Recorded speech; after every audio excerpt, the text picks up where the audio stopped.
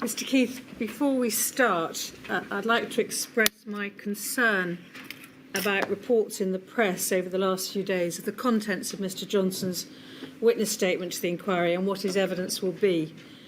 Until a witness is called and appears at a hearing, or the inquiry publishes the witness's statement, it's meant to be confidential between the witness, the inquiry and the call participants. And I wish to remind all those involved in the inquiry process that they must maintain this confidentiality so as to allow the sharing of materials prior to hearings between those most involved in the inquiry process. Failing to respect confidentiality undermines the inquiry's ability to do its job fairly, effectively and independently. Thank you, my lady. Well, my lady, today's witness is Boris Johnson.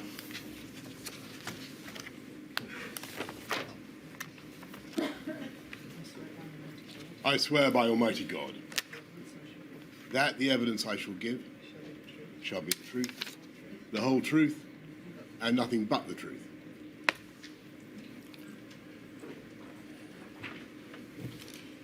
Could you commence your evidence, please, by giving us your full name?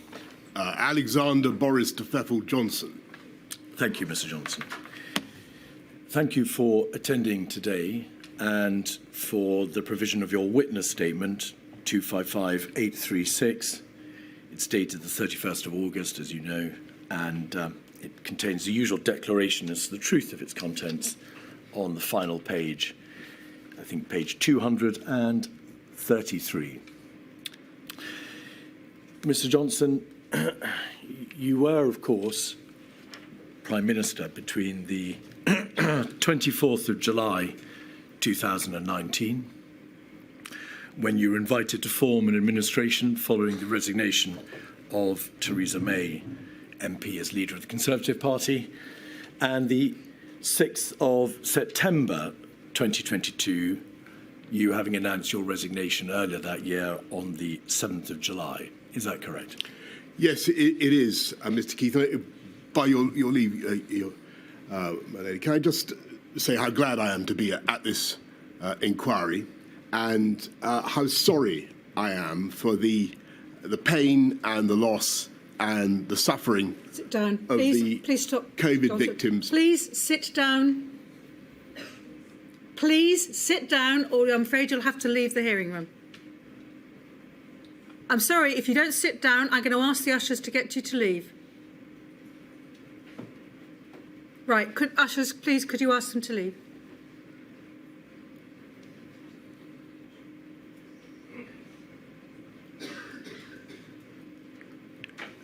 Could I say, by your leave, that I understand the feelings of these victims and their families, and I am deeply sorry for the pain and the loss and the suffering of those victims and their families.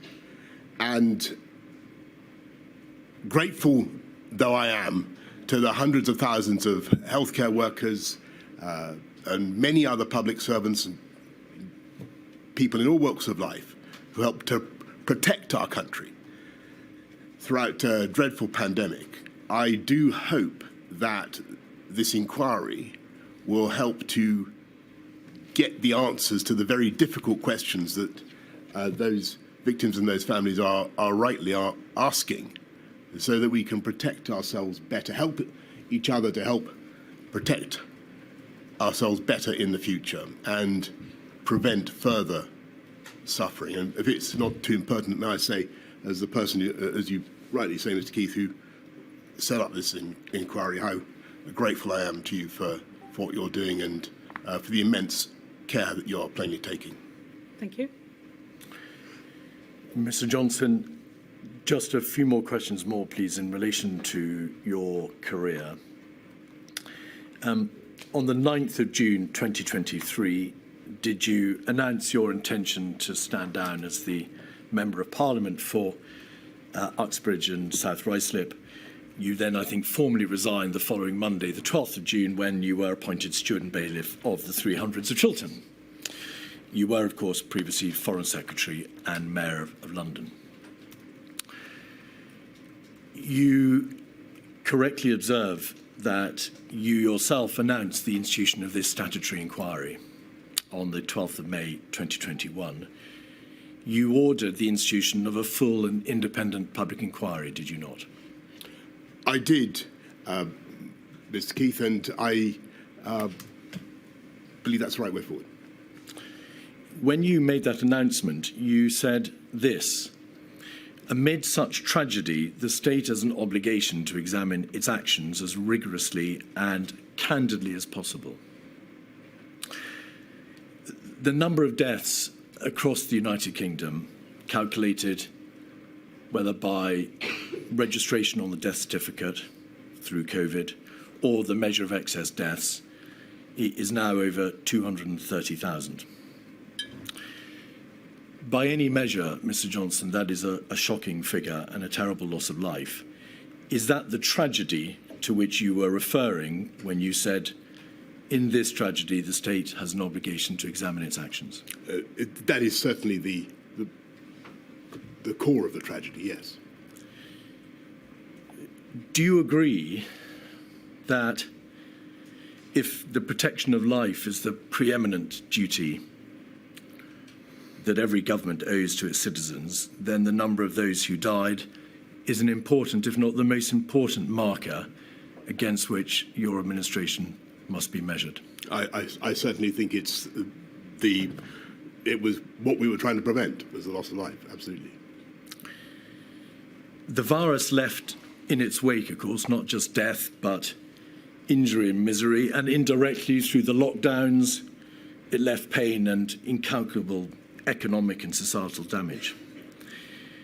Were those and are those impacts which you also envisaged this inquiry would look at when you ordered its institution? Of course. Do you accept, and we may, I think, presume from your opening remarks that you do you accept that the bereaved and those who suffered, of whom there are very many a number, are entitled to no less than an absolutely full and rigorous scrutiny? Of course. When you made that announcement, you also said that this process will place the state's actions under the microscope, and the government would be required to disclose all relevant information. In light of those words, could I just ask you, please, to confirm what your approach has been to the disclosure of your own COVID-related emails, WhatsApps, and notes? I've done my best to give everything of any conceivable relevance. Has that always been your position, Mr. Johnson? Yes. Could we have 265619, please, page 68? This is a WhatsApp between your former Permanent Secretary, number 10, and then latterly Cabinet Secretary, and your principal private secretary, Simon Case, and respectively Martin Reynolds. And the Cabinet Secretary said the Prime Minister is mad if he doesn't think his WhatsApps will become public via the COVID inquiry. He was clearly not in the mood for that discussion tonight. That date, the 20th of December 2021, was just 5 days after you had in fact appointed Milady as the chair of this inquiry. Was there a debate at that time within government as to whether or not your WhatsApps should be disclosed, and if so, whether or not they would become public by virtue of their disclosure in this process? I don't remember the conversation to which the Cabinet Secretary is referring, and I've handed over all the relevant WhatsApps.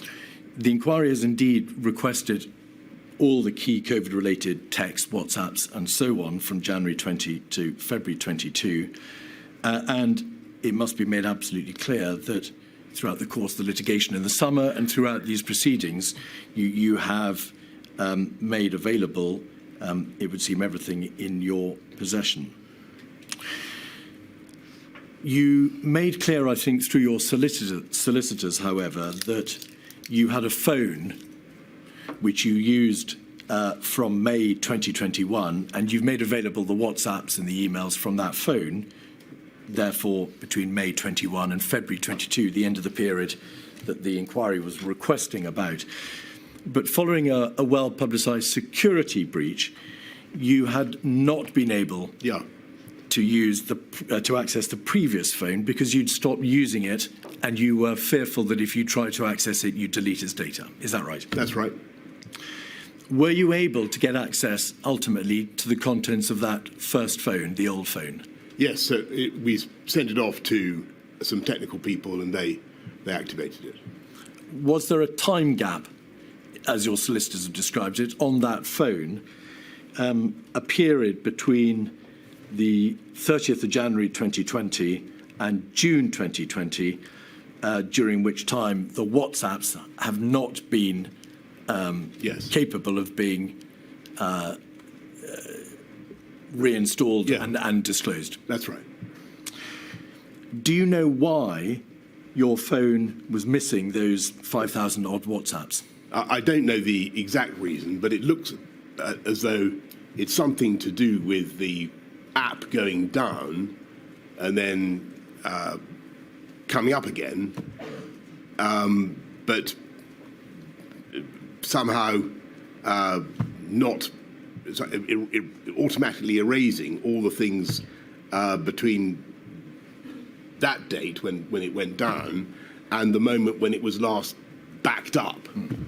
So I can't give you the technical explanation, but that's the best I'm able to give. The technical report that your solicitors kindly provided demonstrates that there may have been a factory reset of the phone at the end of January 2020 and then an attempt to reinstall the contents later in June 2020. May I just ask you this?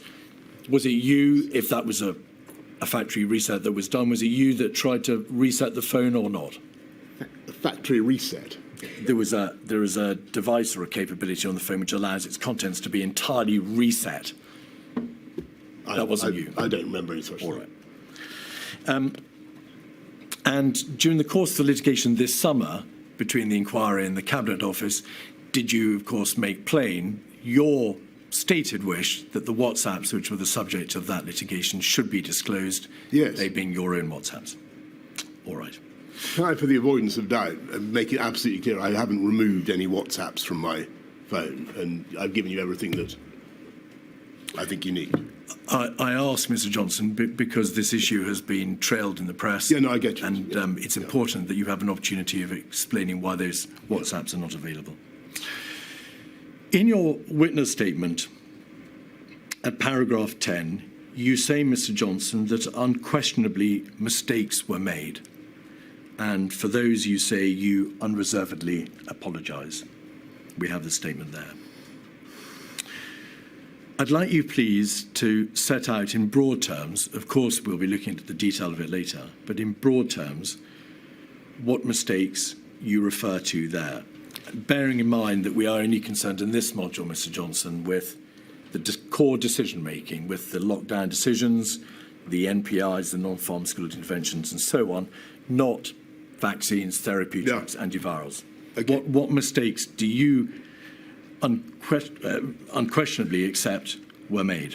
Well, I think if you look at my statement, I point out that we were relying so much on messaging to help contain the virus, and we needed the public to understand the message in as straightforward a way as possible, and they really did, by and large. One problem we had that I mention is that because of the very natural and proper right of the devolved administrations to have their own approach, sometimes there was a bit of so the BBC News would have one message from number 10, then a slightly different one from Scotland or wherever, and that I think we need to sort that out in future.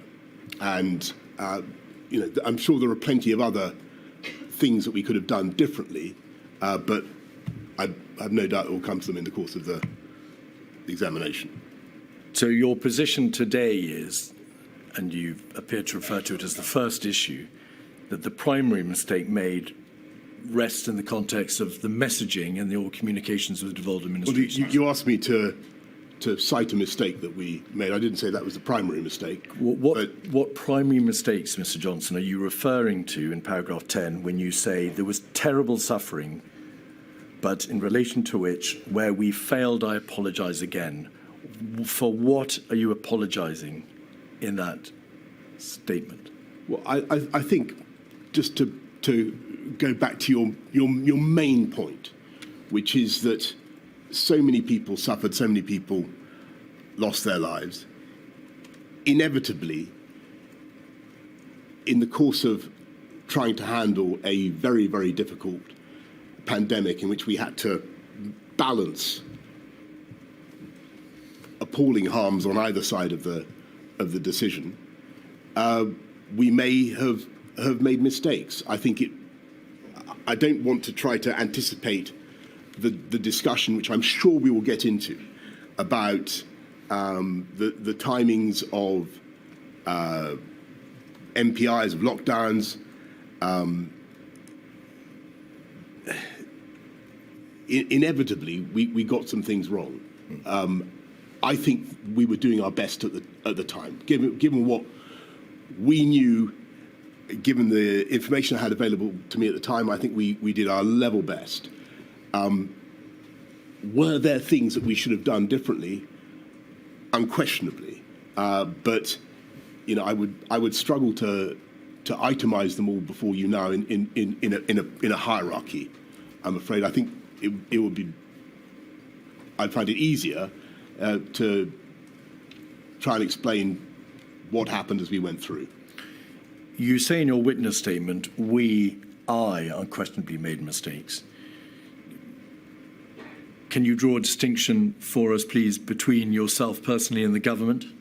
To what extent do you accept personal responsibility as opposed to accepting it on behalf of your administration? So I take personal responsibility for all the decisions that we made. It's obvious, Mr. Johnson, that many of the most difficult and momentous decisions rested upon your own shoulders as Prime Minister. Do you take responsibility for whatever my lady makes of the speed of the government's response in January, February, March of 2020? Of course. And the way in which the various moving parts of the government, the advisory committees, the departments, the agencies and so on responded? Of course. Do you take responsibility for the lockdown decisions, whichever way they went, and their timeliness, whatever my lady makes of them? The manner in which patients were discharged from hospitals into the care sector? Of course. The explosion of the virus within the residential care sector? Yes. The general speed at which the restrictions were eased? Yes. The Eat Out to Help Out scheme? And then, latterly in 2020, the decision not to introduce a circuit breaker in September or October, or to introduce a tier system earlier when the prevalence of the virus was lower, for good or ill. Yes, though we did have local restrictions from a very early day. Did. May I just ask you, please, this question? Also, you refer to mistakes. It's very important that the inquiry understands to what extent it's accepted that there were mistakes, as opposed to an acceptance that, with hindsight, the government could have done better. Do you mean there were failings, things or decisions that you got avoidably wrong, whether because they were the wrong decisions or because your management and leadership meant that the right decisions were less likely to be taken? Or do you mean, with hindsight, you just could have done better? Well, that's a sort of deterministic question, isn't it? Well, it's an important one. I think the answer is that with hindsight, it may be easy to see things that we could have done differently, or it may be possible to see things that we could have done differently. At the time, I felt, and I know that everybody else felt, that we were doing our best in very difficult circumstances to protect life and protect the NHS.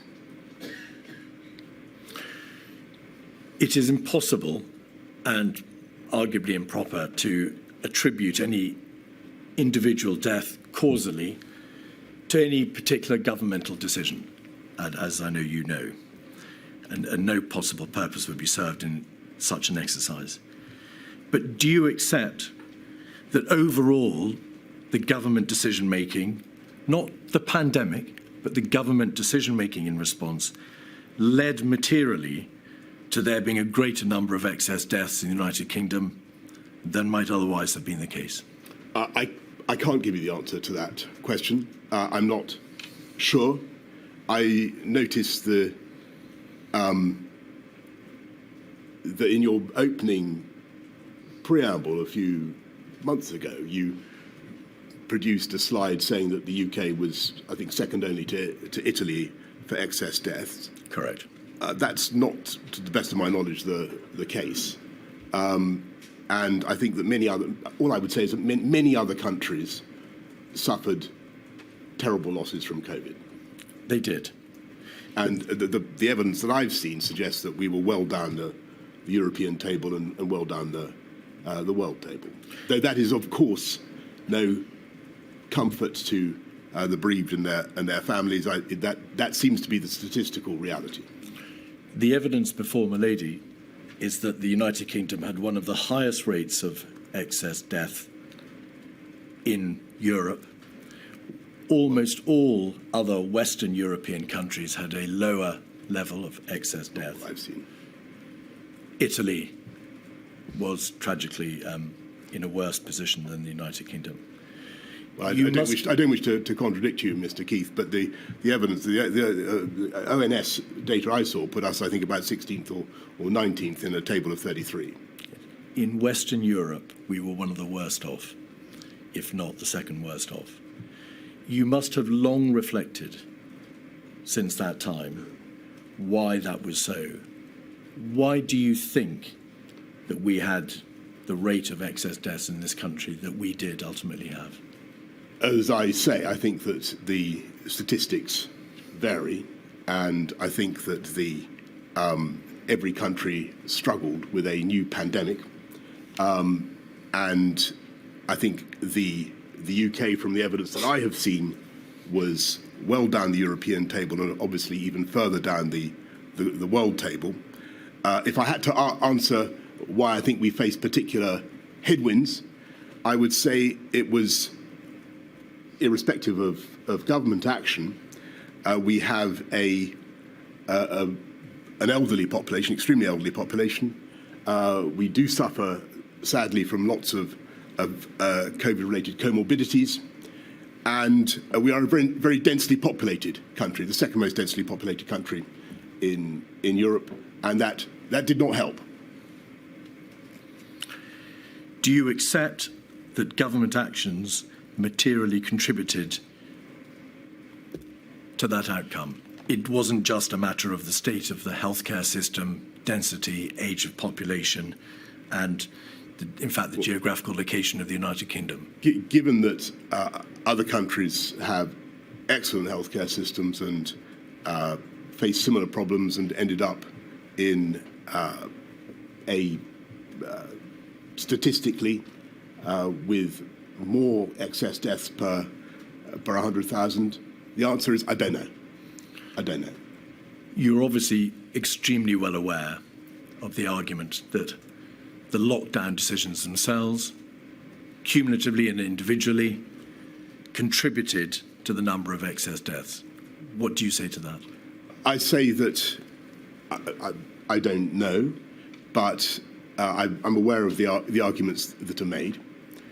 What I would say respectfully to people is that they were very, very difficult decisions, and the issue of the timeliness of lockdowns was clearly one that we considered very hard at the time, and you will have seen from the evidence that there were strong arguments against going too early into lockdowns, especially when it came to that first series of March NPIs. And you'll remember the arguments that were made two arguments against early action, and they were the risk of behavioural fatigue and then the risk of bounce back, or what you've called uncoiling of the spring. And they were made powerfully, and they certainly had a big effect on me. Could you assist the inquiry, please, with something about the nature of the heavy responsibility which rested on your shoulders? It is perhaps self-evident that only the most difficult and momentous decisions come for the Prime Minister. That's correct. Were there any good or easy decisions to be made in this context? No, I can't think of a single. Well, I suppose it was an easy decision to say that we should go ahead with the rollout of both Pfizer and AstraZeneca as soon as they've been approved by the MHRA. But there were no, when it came to the, forgive me, Mr. Keith, but when it came to the balancing of the need to protect the public and protect the NHS and the damage done by lockdowns, it was incredibly difficult. Pause there, please. I do understand emotions are running very high. I do, and I think it's most unfortunate when I have to ask people to leave. But we have to ensure that this hearing is effective, and it's got to be effective not just for people in this hearing room, but for people watching on the online streaming. So please make sure your behaviour is appropriate to a public hearing of a statutory inquiry. Thank you. Sorry to interrupt. No, it's fine. We'll look at the nature of the particular decisions in greater detail later. But broadly speaking, so that we know the lie of the land and we know how you approach these issues, were the majority of the most momentous decisions, the decisions, for example, to impose the lockdowns and social distancing measures and so on, were they decisions that were in practice made by you, yes, even if they were affirmed or endorsed by the Cabinet later, or were they decisions that were entirely open-endedly made by Cabinet? That's a very good question, because I think it was both. A huge number of decisions, because they had to be taken so fast, were funneled up directly to me, but there were also a large number of decisions, and I do think this maybe hasn't come out as much as it should, that were the subject of exhaustive Cabinet discussion. In his witness statement, Michael Gove has said that the wider Cabinet was brought into decisions at times too late and too little. Mr. Javid has said in his witness statement that the Cabinet was designed, in his view, to place Dominic Cummings and the Prime Minister as the decision makers, to centralise power in Number 10. And in his own witness statement, Mr. Cummings has said that the Cabinet was largely irrelevant to policy or execution on account of the leaks, your inability to chair it, and because it was seen by Number 10 as not being a serious place for serious discussion. I don't think that's true. I think there were some really excellent Cabinet discussions about the trade-offs. If I had to make a comment about Cabinet as a whole in terms of the speed of lockdowns, which was what we're talking about, I think it probably would be fair to say that the Cabinet was, on the whole, more reluctant to impose MPIs necessarily than I was. That wasn't true for every member of the Cabinet, but that would be a general comment. The lockdown decision of the 23rd of March 2020 was debated, as you rightly say, at great length on the Sunday, on the Monday by the various bodies, but in particular COBRA. But it was debated in COBRA on Monday the 23rd. A public announcement, we'll all recall, was made that day, that evening, in fact, and then it went to Cabinet on the Tuesday. So in relation to the first lockdown decision, it's obvious that Cabinet debated it after the event. In relation to the second lockdown, that of November 2020, Mr. Johnson, do you recall whether or not that decision was made by a COVID ministerial committee or by Cabinet? I'm afraid I can't remember the sequence there, but just picking you up on the first lockdown, which was actually a sort of crescendo of measures, I'm fairly certain we had a long cabinet call at least to discuss it. Well, we'll look at that in detail later. The inquiry's heard a great deal of evidence, Mr. Johnson, about the way in which your secretaries of state would naturally and permissibly come at the same issue, whether to have a lockdown, whether to ease, whether to have a tier system and the like, from different angles. The Secretary of State for Health and Social Care, understandably, would promote the public health consequences and the need to act in the public health. The Chancellor would frequently promote the economic considerations, but all, it's obvious, were aware to greater or lesser degree of the societal and economic harm that would result from the decisions that you were having to contemplate making.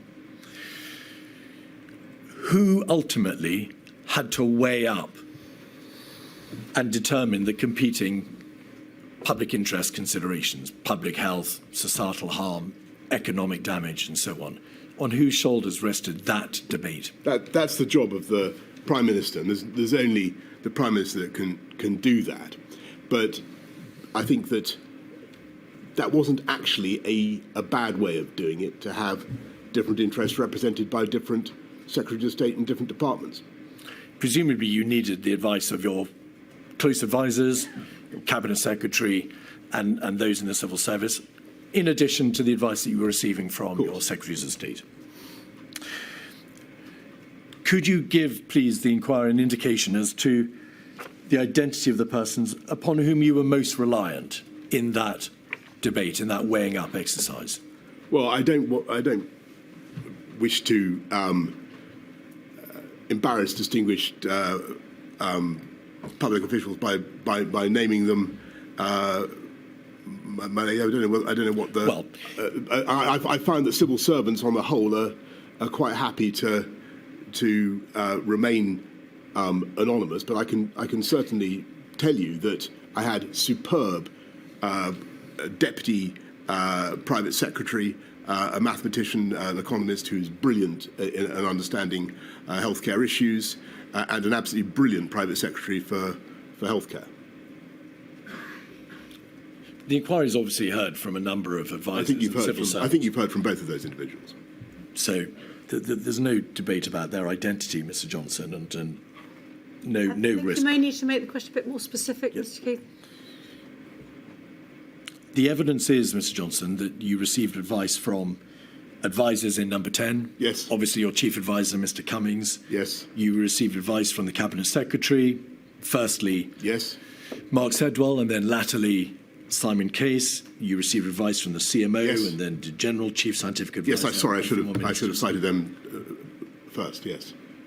It's apparent that on top of the formal advisory structures, the meetings with the CMO and the GCSA, the meetings with the Cabinet Secretary, the meetings with your ministers, you had a profusion of meetings with your Chief Advisor, Mr. Cummings, with your Cabinet Secretary, with your Principal Private Secretary, and so on. There were a huge number of rolling meetings with your innermost group of advisors. And I want to know to what extent, therefore, you came to rely upon them in the ultimate decision-making process. I, of course, relied on the advice I was given, but the way it works is advisors advise and ministers decide, and that was what happened. You received a great deal of advice from the Chief Medical Officer and Yes. the government's scientific chief advisor. They were a vital source of advice, Yes. That's obvious. You were aware that SAGE met hundreds of times, that's to say the Scientific Advisory Group for Emergencies. Did you ever read their minutes, or were you wholly reliant on the CMO and the GCSA to relay to you what SAGE had said? I think I did once or twice look at or maybe more than that. I looked at what SAGE had actually said, and SAGE certainly produced a lot of documentation. But I think that the CSA and the CMO did an outstanding job of leading SAGE and of distilling their views and conveying them to me. The SAGE minutes were described as consensus minutes because they were designed to be read at speed, to be able to get to the heart of the issue immediately on reading them, and to ensure that the advice that was being given would be readily and speedily understood. Did you ever think of calling as a general practice for those minutes so that you could yourself read them? Many of them were only 8 or 9 pages long.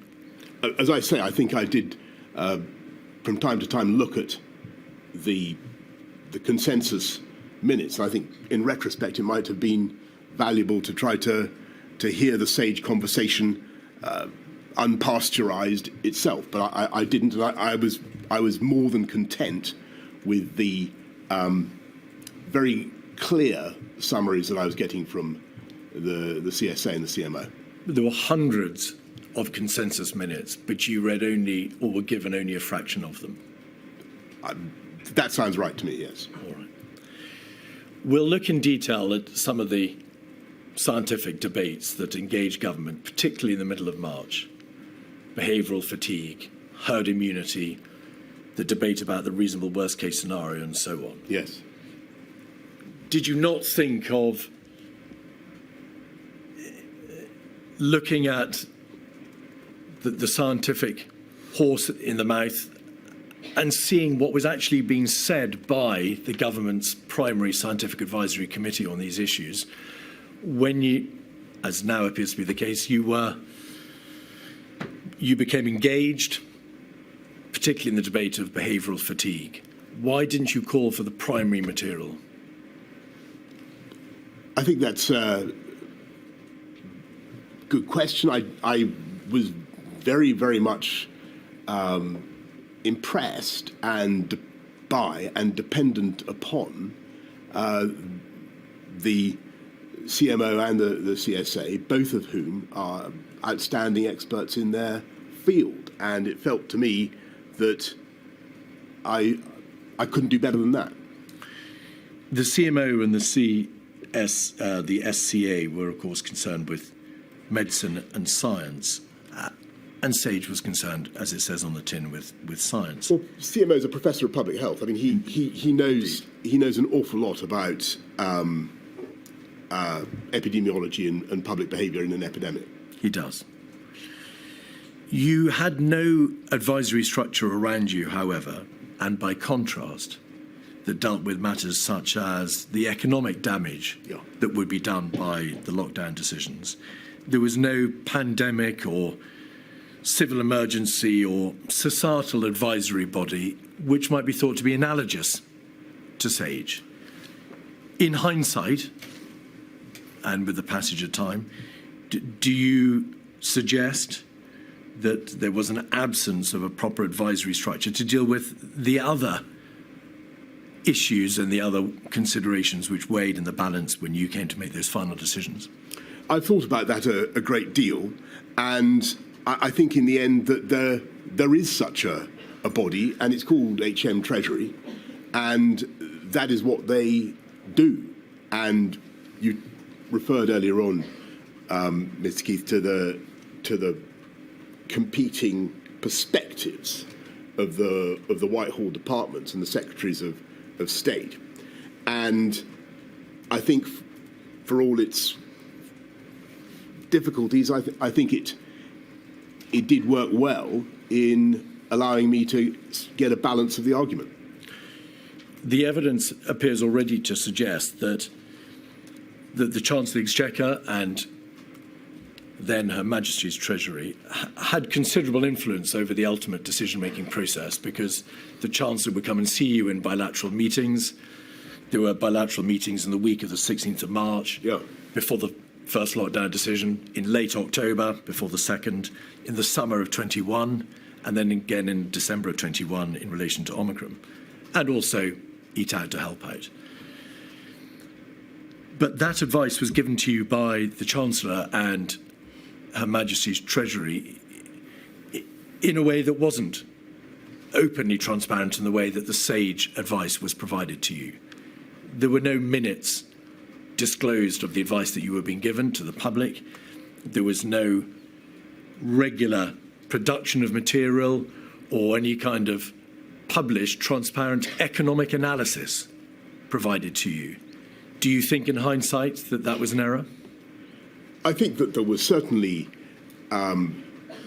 transparent economic analysis of the cost of some of the measures that we were obliged to enact and the fall in GDP, the cost of the CJRS and the other schemes was plain for all to see. That was all public. Of course, what was not public and is not traditionally public is ministerial conversations and discussion between ministers. But again, I think the perspective that I was being offered by the Treasury was a very useful one, just as the perspective of the Department of Health was a very useful one. The material, so that's to say diary entries and readouts of minutes and so on, Mr. Johnson, show that the Chancellor of the Exchequer would, in this difficult context of making the ultimate decisions about lockdowns and easing and tiers and so on, often get the last word by way of a bilateral meeting that would take place just before you made a final decision. And also that the Secretary of State for Health and Social Care was occasionally excluded from meetings when public health matters were being discussed. Were you aware of that? I think that's... I reject that characterisation of what took place. The overwhelming priority of the government was protect the NHS, save lives. That was our objective. And that was where my officials were coming from. That was what we wanted to do. And I think it was important in that context to, there were lots of things we had to do that were very difficult, very costly. And it was right to have endless conversations with the Treasury. This was what we did. You know, of course, that a great deal of evidence has been given to Milady about the operation and the competence of your administration. It needs to be stated absolutely plainly that the inquiry has absolutely no interest in the salaciousness or the nature of Mr. Cummings's linguistic style or the WhatsApps. But it does have an interest, of course, in whether or not his communications revealed an abusive and misogynistic impact. The WhatsApps and the texts shed a direct light on the competence of the government, how well or not the government machinery operated, what you all thought about each other, and what some of you thought privately about the decisions that were being taken. We're going to look in detail at them later, but it's fair to say that in the round that material paints an appalling picture, not all the time, but at times of incompetence and disarray. Can I comment on that? I think Please. that the two things need to be separated out there. I think it is certainly true that this inquiry has, and I'm glad of it, has dredged up a phenomenal quantity of the type of material that would never have been available to any previous inquiry into doings in Number 10, because it's WhatsApp communications of a kind that would not have been possible.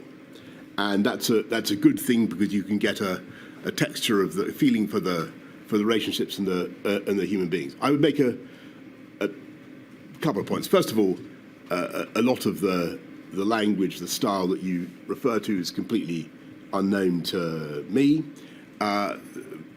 or indeed to anybody else not on that group. I've apologised to one particular person who suffered abuse in that in one of those publicised WhatsApp exchanges. But I would make a distinction between the type of language used and the decision-making processes of the government and what we got done. And I would submit that any powerful and effective government has, and I think of the Thatcher government or the Blair government, has a lot of challenging and competing characters whose views about each other might not be fit to print, but to get an awful lot done. And that's what we did. Your own Cabinet Secretary, Mark Sedwell, he was, of course, asked to move on, and we'll come to that later, in May 2020, described, according to Sir Patrick Vallance, your administration as brutal and useless, and observed that it was hard to motivate people in Number 10 in such terrible times if they were being shot in the back. That would appear to be a reference to the doings, as you say, of Number 10, to the process and the operation of government, as opposed to the atmospherics. Would you not agree? Again, I think that actually what you're looking at in all this stuff is a lot of highly talented and highly motivated people who are stricken with anxiety about what is happening, about the pandemic, who are doing their best, and who, like all human beings, under great stress and great anxiety about themselves and their own performance, will be inclined to be critical of others.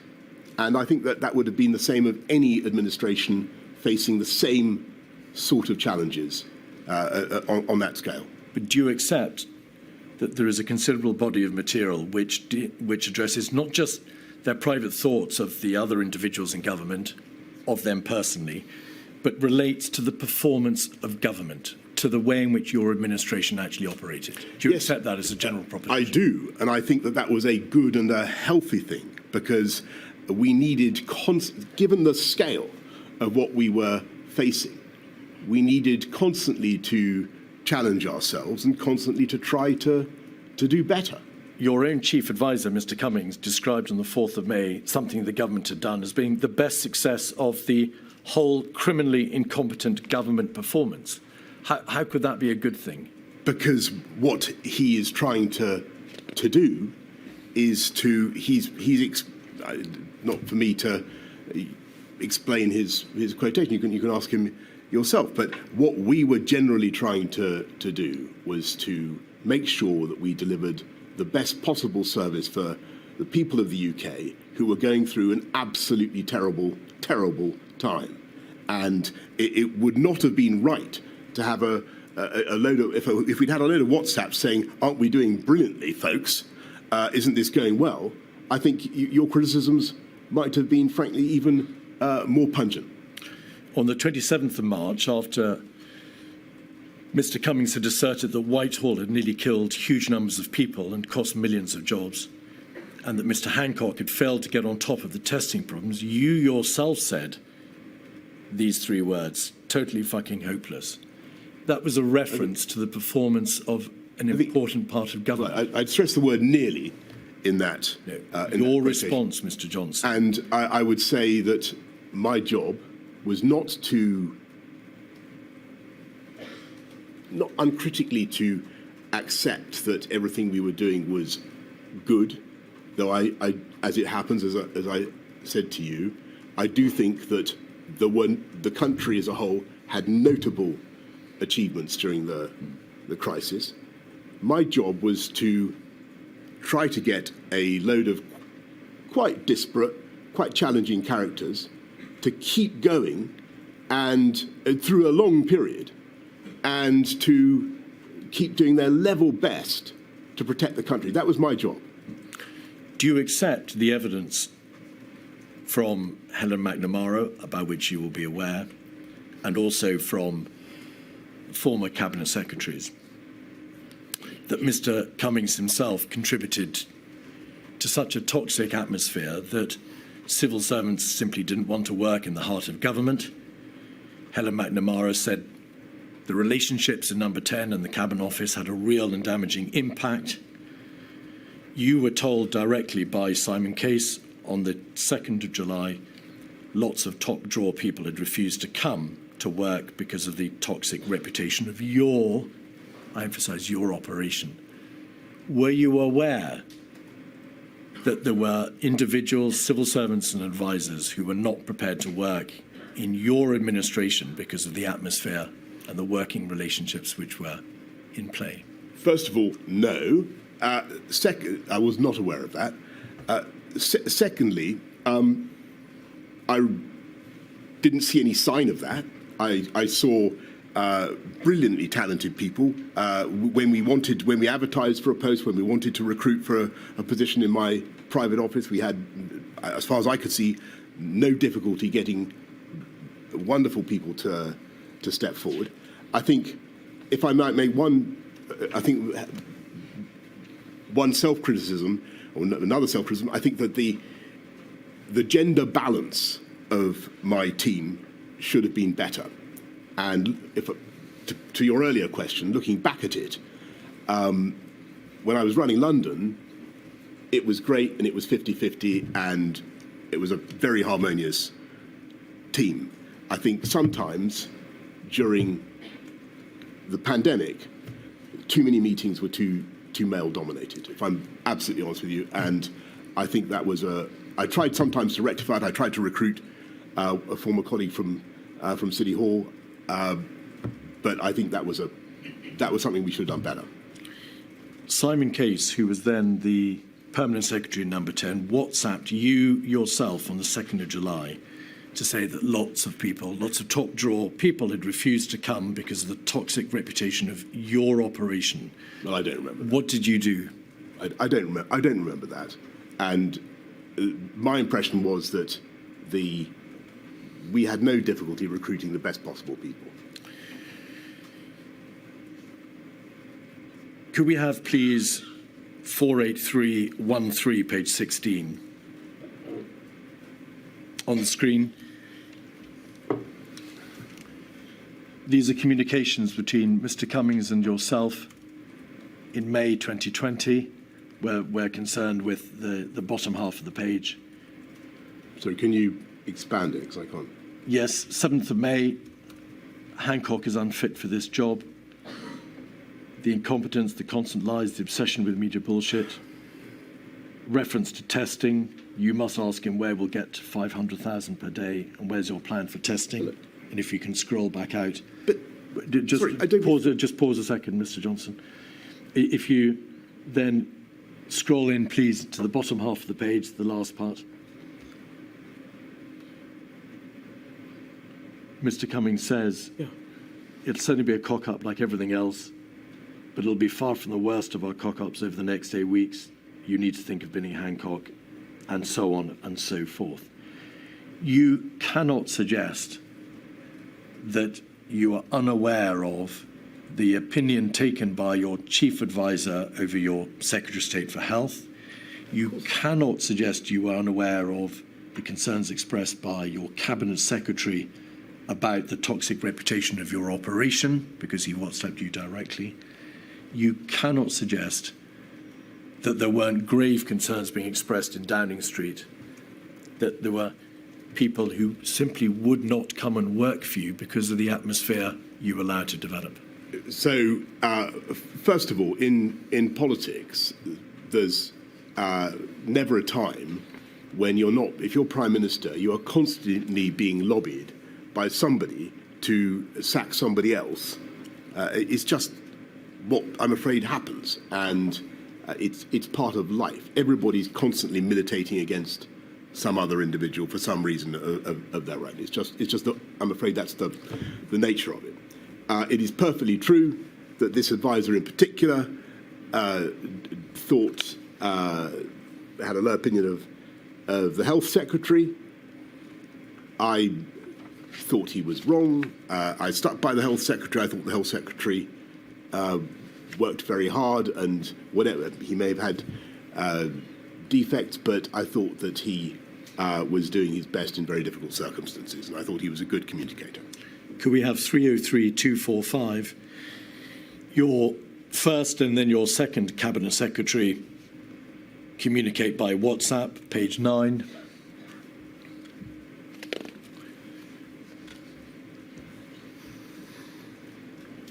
Mr. Case refers at the top of the page to how you have told Mr. Cummings outright to stop talking to the media in his presence. This place is just insane, zero discipline. And then in the bottom half of the page, these people are so mad,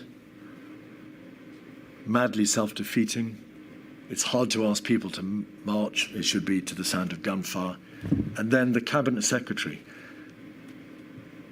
The Cabinet Secretary is the head of the civil service. Is he or she not? I've never seen a bunch of people less well equipped to run a country. That's not a matter of atmospherics or lobbying or part of the general day in, day out friction within government, is it? Yes, I think it is. And I think that as I say, if you'd had the views of the Mandarinate about the Thatcher government in unexpurgated WhatsApps, milady, I think you would have found that they were pretty fruity. It's WhatsApp conversation is intended to be, though clearly it isn't, ephemeral. It tends to the pejorative and the hyperbolical. And I think that the worst vice, in my view, would have been to have had an operation where everybody was so deferential and so reluctant to make waves that they never expressed their opinion, they never challenged, and they never doubted. It was much more important to have a group of people who are willing to doubt themselves and to doubt each other. And I think that was creatively useful rather than the reverse. Some of these senior advisors didn't just lack deference, to use your word, Mr. Johnson. They doubted you, and they doubted your ability and your competence, as you now know from having seen the material. Could we have, please, 273901, page 188?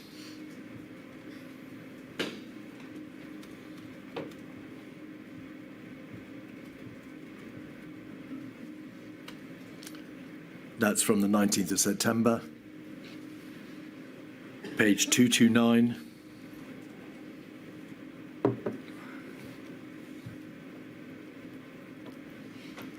There is a reference to leadership position. Would you like me to? Yes, I'm just going to put, because it's right and proper that, and fair that you're asked to give your response to some of the material which has been produced to this inquiry. And then page 245.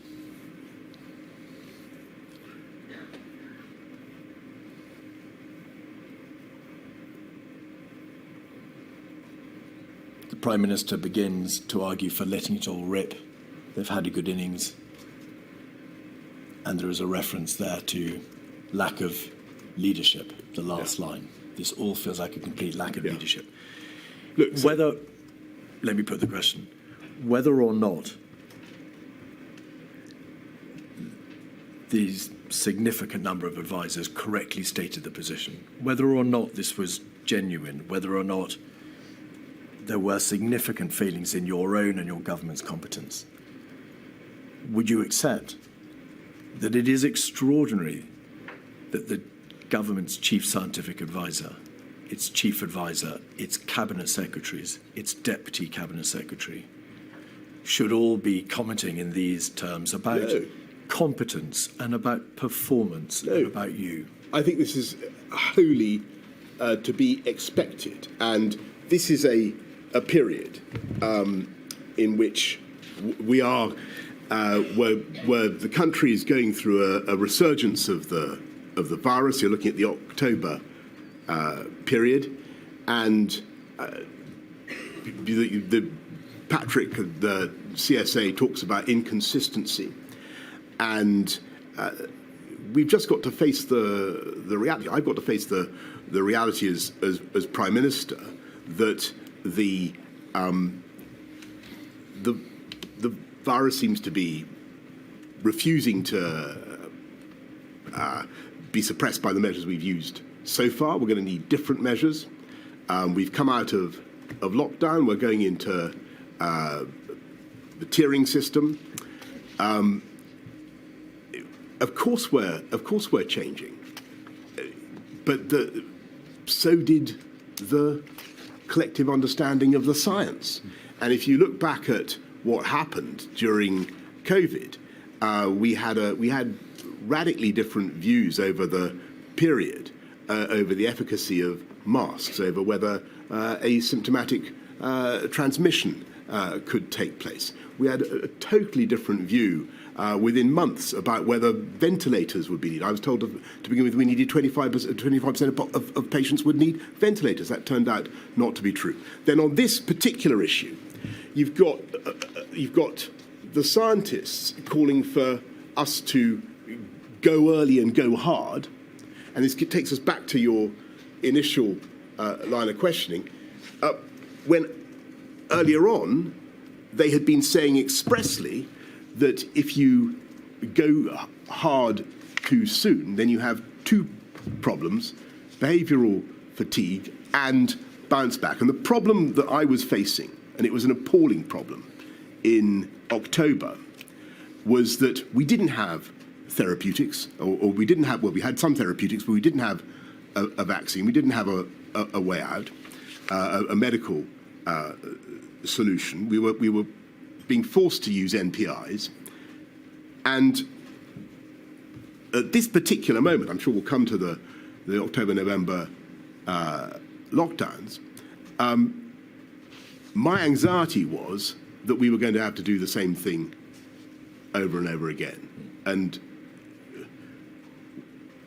I think what those notebooks reflect and what all those comments reflect is the deep anxiety of a group of people doing their level best who cannot see an easy solution and are naturally self-critical and critical of others. All right. It's obvious that these things were said at the time. You say not to you, although I've put to you a WhatsApp which was sent directly to you. And there are obviously others. Well, it's a WhatsApp that claims to have said something directly to me. Well, the WhatsApp has been taken, of course, from the material which you've provided and from, obviously, the phones from other people who were interlocutors to the same conversation. If I may correct you, Mr. Keith, what that WhatsApp was a WhatsApp from the Cabinet Secretary saying that he told me directly something. I don't think I saw the WhatsApp directly to me. Mark Sedwell, on the 2nd of July, WhatsApped you directly to say lots of top-drawer people had refused to come because of the toxic reputation of your operation. I'm sorry. Whether this material indicates a significant failing at the heart of government and in failures of competence, they undoubtedly, well, these opinions were expressed at the time, and you no doubt accept you're responsible for that state of affairs. You must have reflected, Mr. Johnson, long and hard, both whilst in office, in your dealings with Mr. Cummings, and afterwards. Power is exercised, and the way in which government performs at the highest level. Have you reflected upon whether or not the system of SPADs, the system by which you receive advice from your political advisors, needs to be reformed? Have you reflected on the function and powers and the extent of powers of SPADs, or on the competence of the ministers whose advice you accepted? Well, I think with hindsight, there's all sorts of things that you could do differently. I think at the time, I decided that it was best to have an atmosphere of challenge with some strong characters giving me advice, and I valued that advice. Well, with hindsight, you can now see what was going on, and you've had this material for some time. Have you reflected on whether or not the inquiry could, if my lady sees fit, make recommendations about the way in which A character such as Mr. Cummings, about whom some extremely strong views have been expressed, should be in the position that he was. Views on whether or not the Prime Minister had access to the correct and proper forms of advice. Are these not issues that you've thought about? Yes, but I think overwhelmingly that I did have access to the correct and proper forms of advice. And if you ask upon whom I relied for that advice, it was the CMO and the CSA, together with the experts, the officials in my private office. You lost confidence in your Cabinet Secretary in May 2020, did you not? Well, he asked to step aside. Did you lose confidence in your Cabinet Secretary in May 2020? Yeah, he asked to step aside. Did you lose confidence in your Chief Advisor, whom you described as engaging in an orgy of narcissism at the heart of your administration? Well, I think he also stepped aside. Did you lose confidence in those senior advisers, Mr. Johnson, and effectively dispose of them both? Well, they both stepped aside from government, but it was a very difficult, very challenging period. People were getting, as you can see from the WhatsApps, they were getting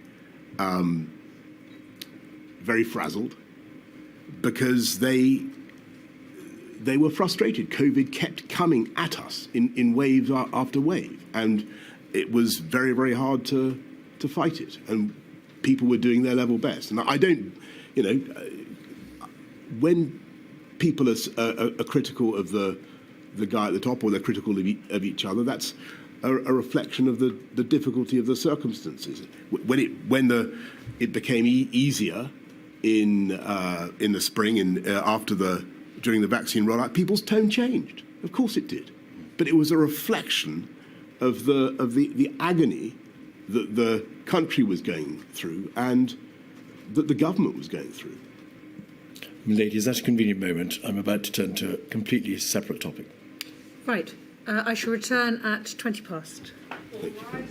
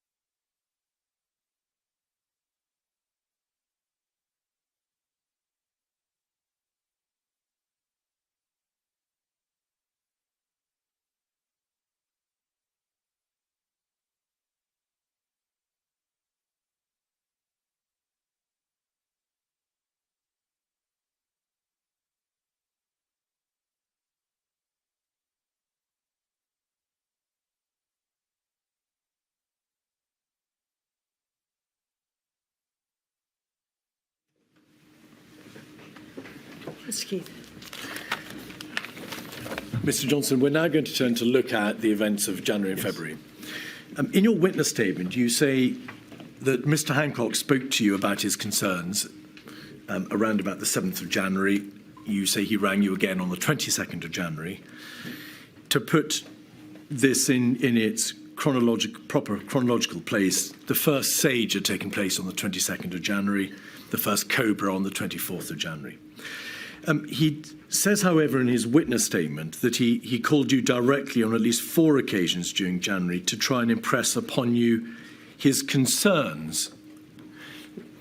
Although he does not say so, the implication is that he was at pains to try to alert you to the problem as he saw it, and he was required to raise the matter with you repeatedly. Do you recall a repeated number of attempts to raise the alarm with you in that way? I certainly recall the conversation on the 7th of January and the context, and I remember thinking about it and saying to him, well, keep an eye on it, and I've set out in my statement my initial instincts about it. I don't, to be frank, remember all those conversations, but it's true that we would have spoken on many occasions because we generally spoke quite a lot. I think that in that period, January really to the end of February, towards the end of February, COVID was pretty much like a cloud on the horizon, no bigger than a man's hand, and you didn't know whether it was going to turn into a typhoon or not. And I certainly didn't. I was unsure, and it became clear much later. The matter was first raised with your Cabinet Secretary, Mark Sedwill, formally on the 21st of January, which was the date, in fact, of the World Health Organization first novel coronavirus situation report.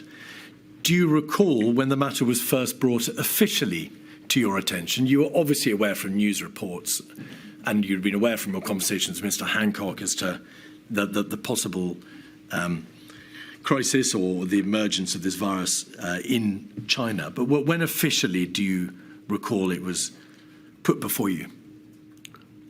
I'm sure it's in my in what I've submitted to the inquiry, Mr. Keith. I think certainly there are cabinet discussions in January and in February, and a crescendo of activity about it. But in government, it wasn't yet being escalated to me as something of really truly national concern. Indeed.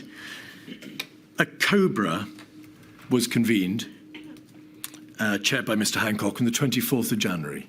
And then he chaired a further COBRA meeting on the 29th of January, then the 5th of February, then the 18th of February, and then the 26th of February. That's right.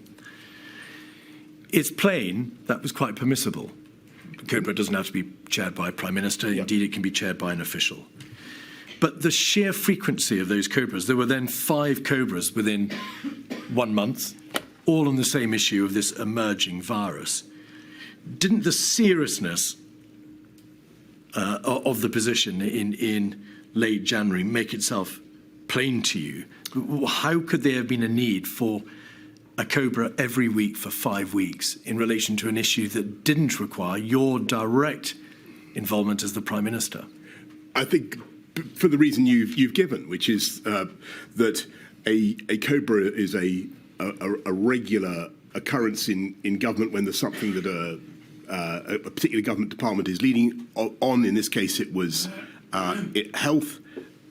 The possibility of a coronavirus pandemic, which was only declared by the WHO on the 12th of March, was not something that had yet been, hadn't really broken upon the political world, certainly in my consciousness, as something of real potential, a real potential national disaster. In that period, end of January, beginning of February, it's not much in the political world. I wasn't asked about it, for instance, at all at PMQs. Were you even aware that Mr. Hancock was chairing COBRAs to deal with a new and emerging respiratory virus on those 5 dates? I think that I was aware that Matt was handling it. I couldn't swear that I was aware that he was handling it in that way on all those particular dates. My instructions to him were to keep me posted, and I would do whatever I could. But by the end of the month, clearly, by the end of February, I'm getting anxious about what we're doing. We'll come there. Did you or do you recall having any debate with your advisors as to whether or not you should be chairing those COBRAs, or whether or not the seriousness of the position required you to chair the COBRAs at the end of January and throughout February? Yes, I think there's an exchange. I remember talking to my private office and saying, this is clearly becoming an issue of national 24th of February. Thank you. Before that date, for the month beforehand, did you think to say to your officials, the Secretary of State for Health is chairing a COBRA now on a weekly basis to do with a fatal viral pandemic, which currently is just spreading? Hadn't yet been declared as a pandemic. It hadn't been declared as a pandemic, but by the 16th of January, it had spread to Thailand and Japan. The scientists in the United Kingdom had reported on the 12% hospitalisation rate. It was clear from the material in government that only a small fraction of the infections in Wuhan were being detected, and there was already evidence of limited human-to-human transmission, all by the 16th of January.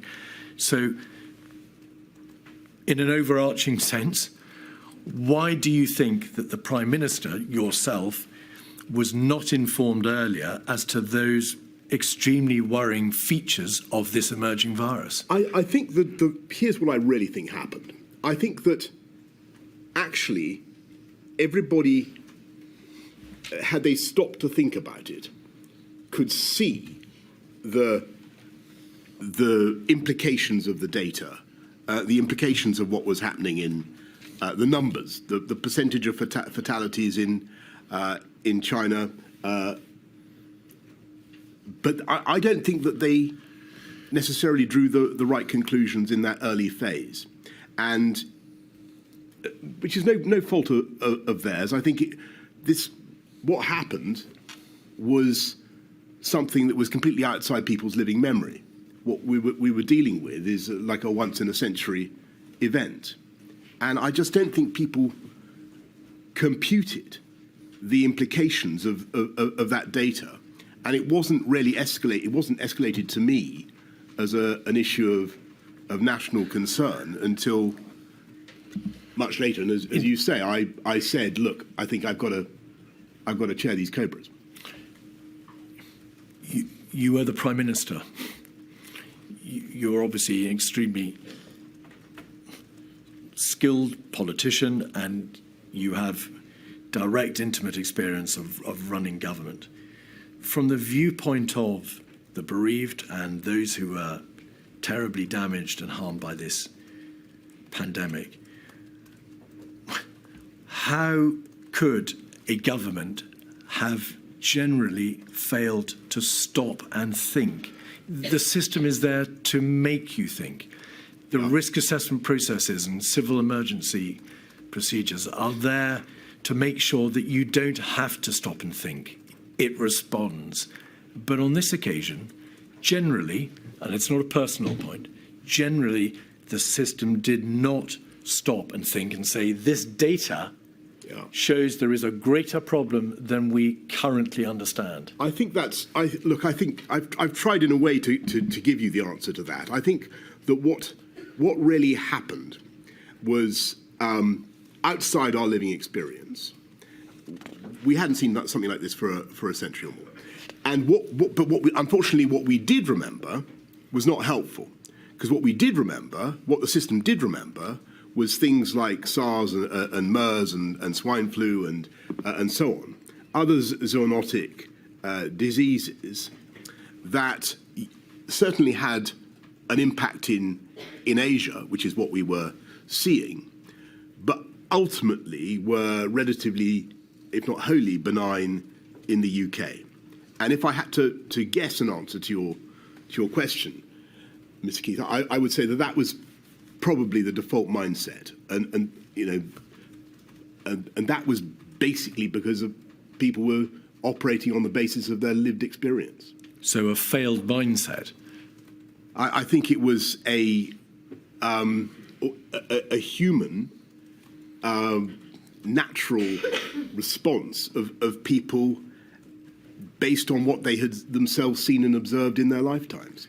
But from the context, from the prism or from the viewpoint of the efficacy and the competence of the government response, regardless of the psychological issues that may have been preying on the minds of its constituent individual parts, that the government failed to wake up, did it not? It failed to understand the significance of the crisis, and therefore it must follow, failed to take steps speedily enough. I think that it would certainly be fair to say of me, the entire Whitehall establishment, scientific community included, our advisors included, that we underestimated the scale and the pace of the challenge. And you can see that very clearly in those early days in March, from late February through to the sequence of NPIs, of lockdowns. You can see that we were all collectively underestimating how fast it had already spread in the UK. We underestimated. We put the peak too late. The first peak too late. We thought it would be in May, June. That was totally wrong. I don't blame the scientists for that at all, but that was the feeling, and it just turned out to be wrong. But the evidence before Milady shows that the scientists, at least in part, were aware by the end of January of the hospitalisation rate, of the fact that the number of infections was being grossly underestimated, that there was self-sustaining human-to-human transmission. They were aware by the beginning of February that there was no effective test, trace, control, isolate system in the United Kingdom. So once the virus spread beyond China and became self-sustaining, there was no effective means of stopping its entry into the United Kingdom. That was all known to the scientists, at least by the beginning of February. Why wasn't it known to the on the test, trace, to ministers? On the test, trace and isolate, on the whole diagnostics question, I think if you look at the evidence, you can see actually that we were being assured, I was being assured that we were in a good place on that until it became clear that wasn't quite right. But I'm asking about the system. Forgive me. I'm asking about the system. If the scientists knew and had the data from which the government could draw the proper conclusions, why didn't the government systemically rise up in light of these alarm bells and do something? I don't wish to say that we were oblivious, because we weren't. And actually, a lot of work went on, a lot of planning, a huge amount of discussion. So I think, I'm talking quite a lot now. So I think the CMO first briefed me about it on about the 4th of February, and we talk about what could happen. SAGE, as you say, is meeting. It's not as though nothing is happening. No, I think that what is going wrong possibly is that we are just underestimating the pace, the contagiousness of the disease, and you can see very clearly from that crucial moment of transition from the 12th to the 13th of March, how radically the scientific appreciation of the situation changed. SAGE on one day was... Forgive me, Mr. Johnson. I'm asking about January and February, where we haven't got to March yet. When did you first become aware that the test and trace system whilst extremely efficient in practice, could not be extended beyond the first few hundred cases, that it was a system designed for high consequence infectious diseases. It dealt with travellers, it dealt with index cases, but it couldn't really be expanded beyond 10 or 20 index cases and 500 or 600 contacts. Yes, you're going to have to forgive me, Ms. Gill. I can't remember exactly when it became obvious that test and trace wasn't going to work, but there came a point quite early on when I think Chris or Patrick said, look, test and trace isn't relevant anymore because of the spread of the disease. I couldn't date that. From which you then, of course, appreciated that if the virus spread outside China and was self-sustaining, and it had already, yes, I'm sorry, that was probably much later in March. All right, you think that was later in March? I think so, but I couldn't swear to it. There was a box note on the 30th of January, 136734. This is an email from a member of your office, Mr. Johnson, to post the private office support team. Grateful if you could include the below in the box tonight. Prime Minister, to be aware the Chinese government granted the permission for the flight to evacuate British nationals from Wuhan, so we're concerned here with repatriation. If we then go over the page, there's a reference to the WHO expected to declare a public health emergency of international concern. And then also to be aware the FCO is drawing down non-official staff across the network in China. The day before, on the 29th of January, there was a Cobra 56226. You weren't, of course, at that Cobra, Mr. Johnson. You've explained how you didn't chair a Cobra until March. If we look at page 5, we will see that the chair, Mr. Hancock, hears from the CMO and Public Health England about the fatalities in China. There was evidence of human-to-human transmission, and Germany had 4 confirmed cases. And then at paragraph 3, the CMO said the UK planning assumption were based on the reasonable worst-case scenario. There were 2 scenarios to be considered. The first was that the spread was confined within China. The second was that the spread was not limited to China, and there would be a pandemic-like scenario with the UK impacted. The second scenario was plausible, but it may take weeks to months. The CMO sets out there in Cobra, and my lady's heard evidence on this, that it was understood that if the second scenario came to pass, there would be a pandemic, because once control had been lost, a viral wave was inevitable. Yes. This is a Cobra that takes place on that day, the 29th of January. The following day, you receive a box note which appears to be solely concerned with repatriation. The question is, why were you, the Prime Minister, not being told directly this is a virus which, if it escapes China, will result in a pandemic? There is information already that it has a very serious fatality rate and a very serious hospitalisation rate. Why was that basic light bulb information not brought to your attention so that you could see the true nature of this emerging crisis? I think that I can't give you the exact reason why that Cobra was not brought to my attention. That detail of the Cobra was not brought to my attention. But I can say that at that stage, I think that even the concept of a pandemic did not necessarily imply to the Whitehall mind the kind of utter disaster that COVID was to become. And if I may, and that may sound odd, but what I'm trying to say is that I think people were still operating they were still thinking about things like a flu, an influenza pandemic, or some of the other diseases that I've mentioned. Well, this material, along with a plethora of other documents, shows that the reasonable worst-case scenario was already being envisaged, and that was a reasonable worst-case scenario which denoted deaths to the tune of 800,000 people. So it couldn't have been unknown to Whitehall. But you say the No, eventuality right. Well, was not aware. I didn't see that figure, and I saw a different figure. I think towards the end of February, by which time our alarm was really truly raised. But I'm trying to give you my best explanation for why people were in the mindset that they were in.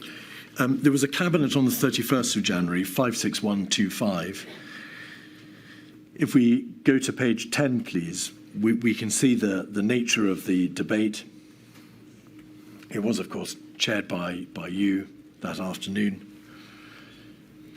And the Secretary of State for Health and Social Care, Mr. Hancock, says 2 cases have been confirmed in the United Kingdom. They had been, of course, confirmed on the 30th and the 31st of January. It was a very serious problem in China, a large number of cases and fatalities.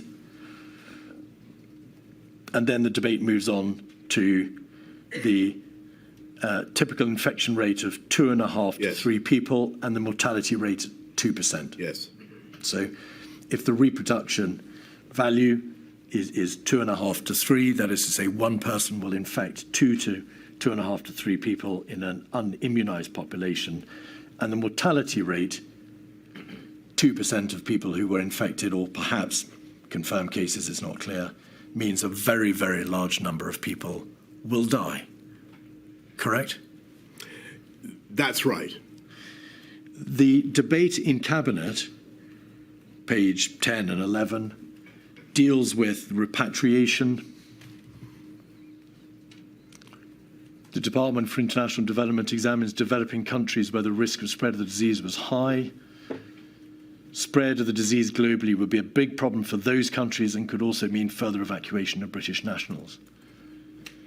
So the debate focuses almost exclusively around the position abroad, the repatriation issue, and despite the reference to the mortality rate, the reproduction figure, and the knowledge which was already in the possession of government that there was confirmed cases outside China with sustained human-to-human transmission, nobody stopped to say this means inevitably a huge number of deaths, a wall of death, and this country, if it escapes China, being overrun by the virus.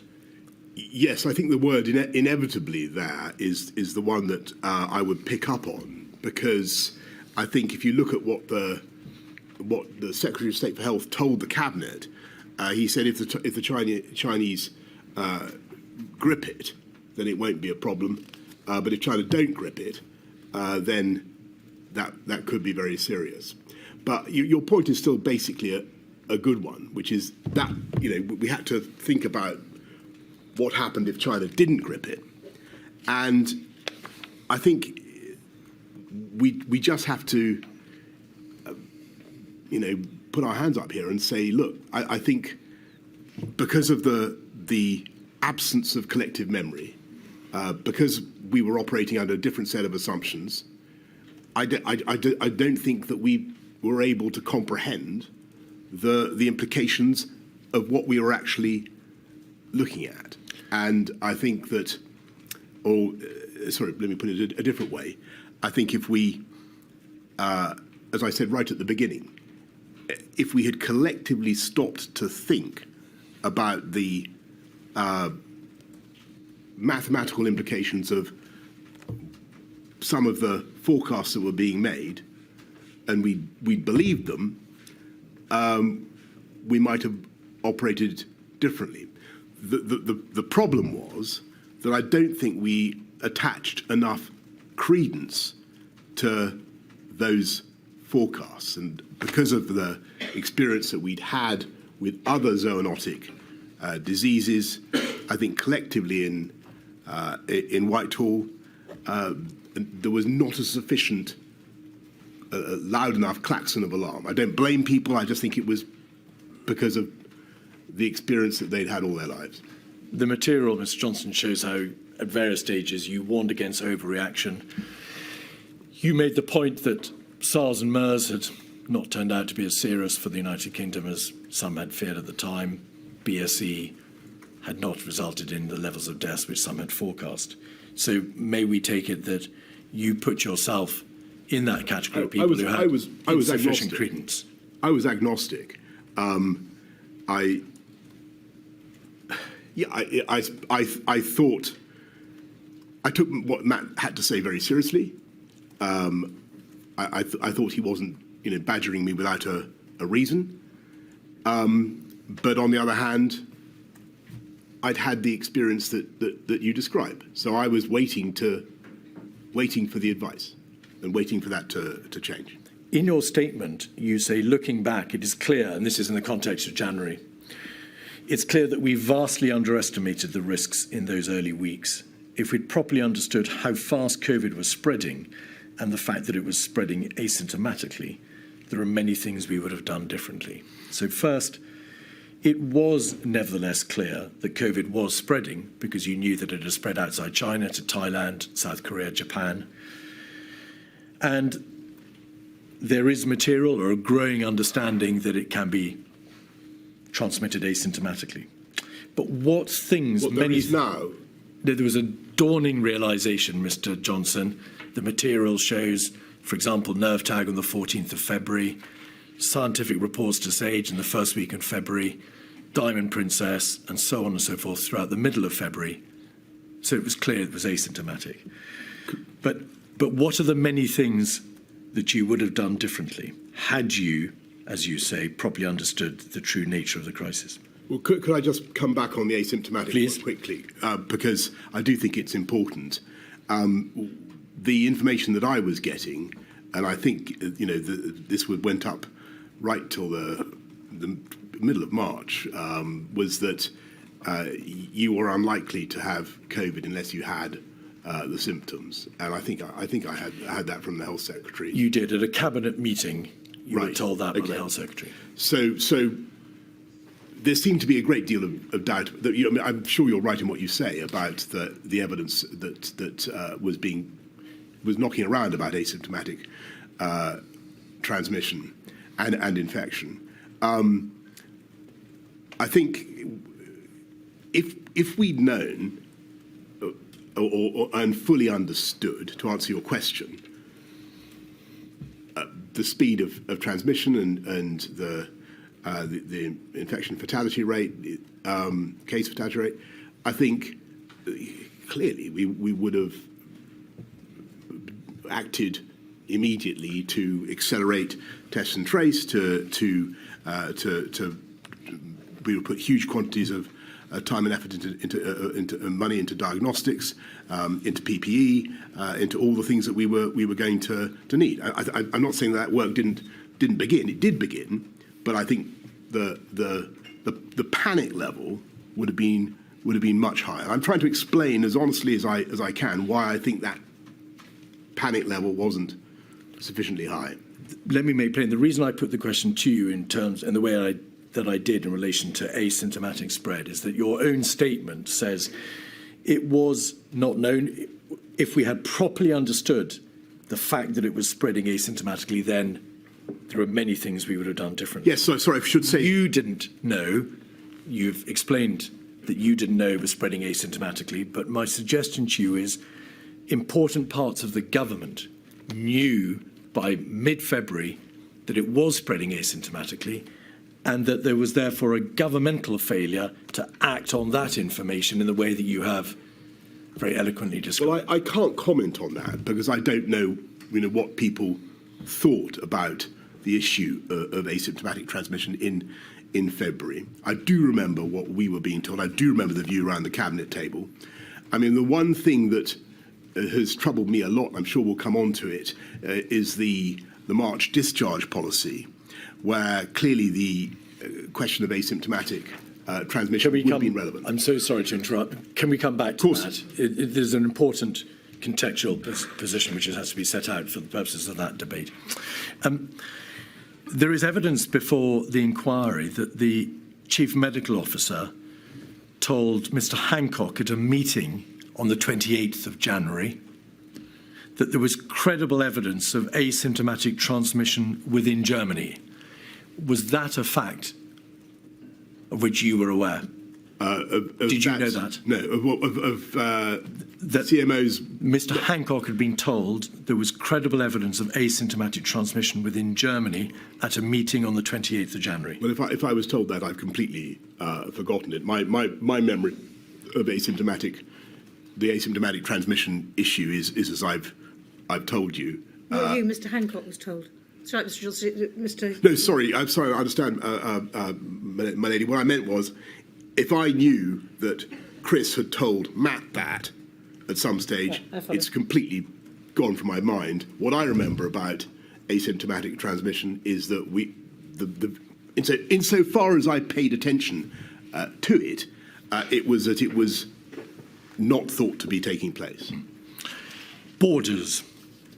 Your statement states that the advice that you got consistently from the CMO, the government chief scientific advisor in SAGE, was that closing the borders wouldn't work. If you close them dramatically or stringently, then, of course, there are very real, intensely difficult practical consequences. And if you just have screening or light touch restrictions, then they may achieve very little. Will you just explain how you received that advice, in fact, consistently from a COBRA, or the time of a COBRA on the 5th of February, through a cabinet meeting on the 14th of February, and through to the end of February? It was consistent advice that you received. Yes, thank you. And that is one of the most fascinating things about the scientific advice during this pandemic and the view about behaviours. Many things changed, as I've said. About, masks, other MPIs were thought they moved up and down in the value that people put on them. But when it came to borders, there was an overwhelming scientific consensus, as far as I understood it, that trying to interrupt the virus with tougher border controls brought you really very little. You might delay by a matter of days or perhaps weeks, but you would not stop the virus from entering the UK. And I think that was, I think a lot of people in the country found that very hard to understand, because I think intuitively we think if you just stop this thing coming in, and it was very important for me to try to understand that point and to try to explain it to the public, because the public, I think, really believe instinctively that you can fix this with tough border control, or often do, and it's a difficult point sometimes to get over. Mr. Cummings says in his statement that you asked rhetorically, aren't people going to think we're mad for not closing the borders? Well, I may well have said something like that, but I think that I think it was a question that people were asking. raised. He also says, Mr. Johnson, that because of your general attitude that COVID was like swine flu, you weren't particularly inclined to challenge the scientific advice at all, to the effect that border restrictions would make no difference. Is that true?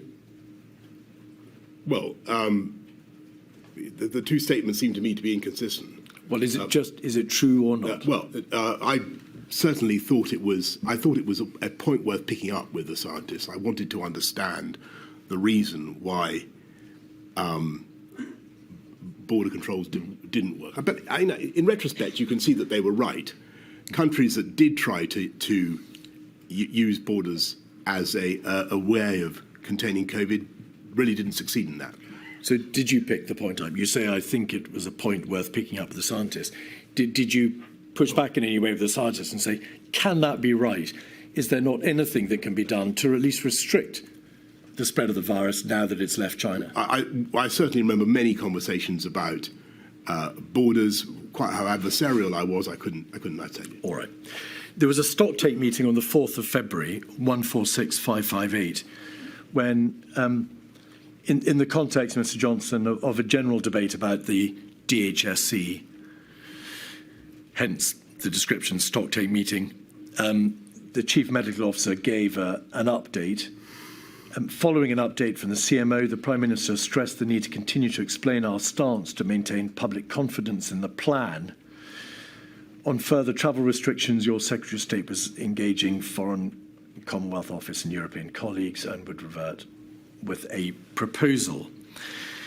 According to the Permanent Secretary, Sir Chris Wormold, Mr. Johnson, and to notes kept by Imran Shafi, your private secretary of this meeting, you were in listening mode. That there was a discussion about possible fatality numbers, but you expressed scepticism about those figures, the fatality numbers, and you noted, they say, that high fatality figures have been given for BSE, bovine spongiform encephalitis, and swine flu. Is that right, that you expressed scepticism about the possible number of deaths?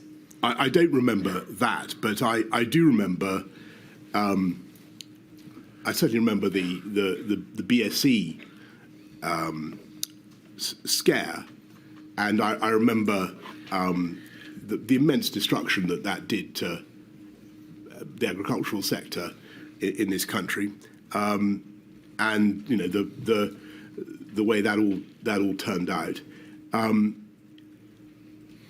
think it would be fair to say that I wanted to probe them on their forecasts and to try to understand the basis on which they were making them. You've described how the Whitehall system, the process of government in Whitehall, failed to have a light bulb moment and appreciate the seriousness of the position. Would you accept that being informed about the possible fatality numbers but expressing scepticism and drawing a false analogy, as it turned out, with BSE, was a lost opportunity on your part to drive the system further forward with rather more urgency than appears to be the case? I certainly would accept that my mindset, like the mindset of, I think, the overwhelming majority of the ministers and officials in Whitehall in that period, Jan to mid-Feb, was not as alarmed as we should have been. That's definitely right.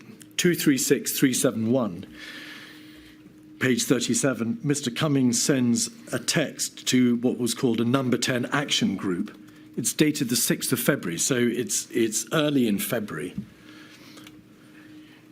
We know that you were party to this WhatsApp group because your name appears at the bottom, Mr. Johnson. Dominic Cummings, we need a briefing on corona tomorrow. Chief scientist told me today it's probably out of control now and will sweep the world. Will be major comms exercise. Sir Edward Lister then refers to the Cobra meeting, which was clear that China is probably losing it. And once it reaches us, not if it reaches us, once it reaches us, it will not peak for 3 months. Dom is right, the comms is key. And then you say, yes, please, need to talk coronavirus comms at 9. Now, putting aside the issue of whether or not what you said about the mindset of government applied to Mr. Cummings, or the chief scientist, you refer there to probably out of control now and will sweep world. Why was there a focus, by way of the singular response to that information, on comms? Why didn't any of you say, well, if this virus is probably out of control now and will sweep the world, bearing in mind the fatality numbers, the IFR, the hospitalisation rate, why did none of you say, we need to take steps now to deal with infection control, prevent the spread, alert the population, we have a major problem, not focusing on communications? Because I think that it's your point about the infection and fatality rate, the consequences. I think that when you read that an Asiatic pandemic is about to sweep the world, you think you've heard it before, and that was the problem. And so I say we need to talk about it, but I think it would be fair to say that the scientific community within Whitehall at that stage was not telling us that I was not being informed that this was something that was going to require urgent and immediate action. But you knew, and I think that although you're right that we could see the mathematical implications of the reasonable worst case scenario. I think the problem was that we didn't think, and this was our mistake, we didn't think that the RWCS was very likely to happen. That was the problem. We'll come to that. So when I get told, anyway, forgive me. But BSE did not have a 2% fatality rate. Swine flu did not have a 2% fatality rate. So when you say there was an institutional failure to realise the seriousness of the position because of prior Asiatic epidemics, or because of BSE or swine flu, the difference was, and it was known to government, was that COVID had a 2% fatality rate, and BSE and swine flu had not. And that is entirely correct. But I think the tragedy is that we were operating, as I said in my statement, on a fallacious inductive logic about previous reasonable worst case scenarios and this one. And this was the one where I'm afraid the worst predictions turned out to be, or almost the worst predictions turned out to be correct. 56137 is a cabinet meeting on the 6th of February, which you, of course, chaired. On page 6, so that the public can understand, Mr. Johnson, that this document, which is minutes of the whole cabinet meeting, has large parts redacted as being sensitive and irrelevant because, of course, Cabinet dealt with many other issues other than just coronavirus.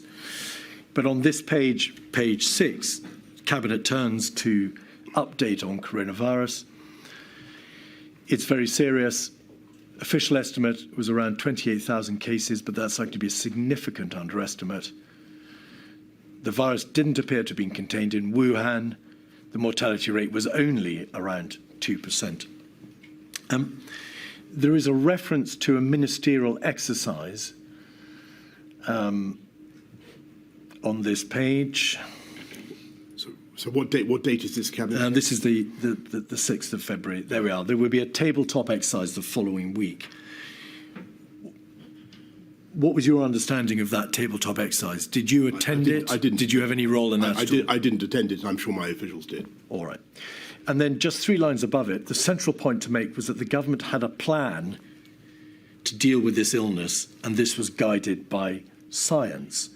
Did you ask in the course of that cabinet meeting, what, bluntly, is the plan? I understood the plan to be, from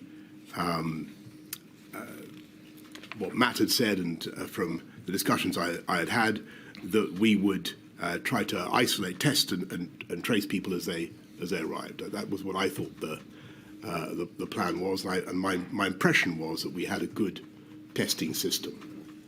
But I don't. To answer your question directly, I can't be confident. I said in that meeting, what is the plan? But that is my understanding of what it was. A week later, on the 14th of February, Mr. Johnson, there's another cabinet meeting and another update, 56138. Page 1, we see the attendees. Page 6, the update on coronavirus.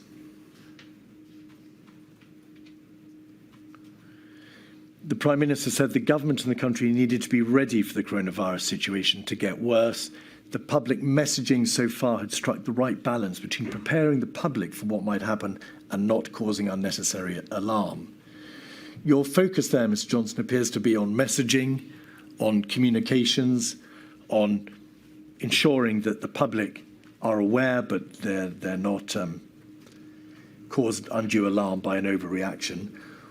Where was the debate at your urging about infection control measures, the practicalities, the nuts and bolts of stopping the virus from spreading irrevocably throughout the United Kingdom, now it had left China? Well, I'm not certain that so first of all, on messaging, the messaging was incredibly important. Messaging, in the end, was the most important tool we had to deal with the virus. I don't think we should deprecate the importance of messaging. As for measures to tackle infection, spread of infection within the country. We've talked about borders and we've talked about test and trace. Borders didn't really offer a panacea. Test and trace, we were sadly not as well prepared as we should have been. So the borders were never going to work. The test and trace couldn't work because it was only for a handful of cases. You've identified no other practical means at the disposal of government to prevent the spread of the virus. Why doesn't somebody say, we have a major problem here? Not only is it coming, but the two measures which you've just identified aren't going to work and will never work. Because for the reason I've given you, which is that although we can see the RWCS and we're seeing these numbers, we are not yet believing, perhaps irrationally, but we're not yet believing that the RWCS or anything like it is going to happen. And that's fundamentally the problem. Page 7, there's another reference to the government's plans. There were plans in place. Top of the page, concluding the government's chief medical officer said that if the virus became widespread in the United Kingdom, there were plans in place. When the chief medical officer told you that, what did you make of it, bearing in mind that if the virus was widespread, it would necessarily have extended beyond the limited test and trace system about which you were beginning to understand something, and the borders have obviously failed. What were the plans, did you think? I think that he's referring there to testing and tracing, but plainly that was inadequate. At a certain stage later in the month, as I think I say in my statement, Chris did brief me about NPIs, about lockdowns and other measures. Indeed. On page 8, you sum up the meeting, Mr. Johnson. You're grateful to the Secretary of State for Health. It was challenging to convince people. Grateful to the Secretary of State for Health and Social Care and his department for their work, and particularly for getting the balance of communications right. There was potential for the virus to have a large impact on the UK's economy. Was it because of the mindset to which you have referred the inquiry that you didn't say there is potential for this virus, indeed a probability now, that it will kill, rather than focusing on the economy? Because I didn't say that because you use the word probability in the sense of, I suppose, meaning an overwhelming likelihood. That was not what we thought, or not what I thought, certainly. All right. But I did think that we were now in a situation, almost certainly, where we were going to have to take a lot of measures to contain it that would be costly and difficult.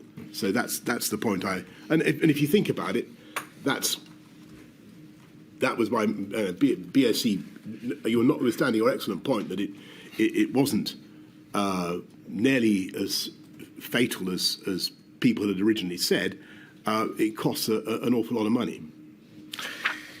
Cobra on the 18th of February was not a meeting that you were present at, but if we could just have up 56227. In broad outline, Mr. Johnson, and we can see this, I think, from page 7, the director of the Civil Contingency Secretariat says to Mr. Hancock, who chaired the meeting, paragraph 7, there was work to be done to create a clear plan of activity. It's not appropriate for me to ask you what was meant by that phrase. Sorry, this is Matt speaking, is it?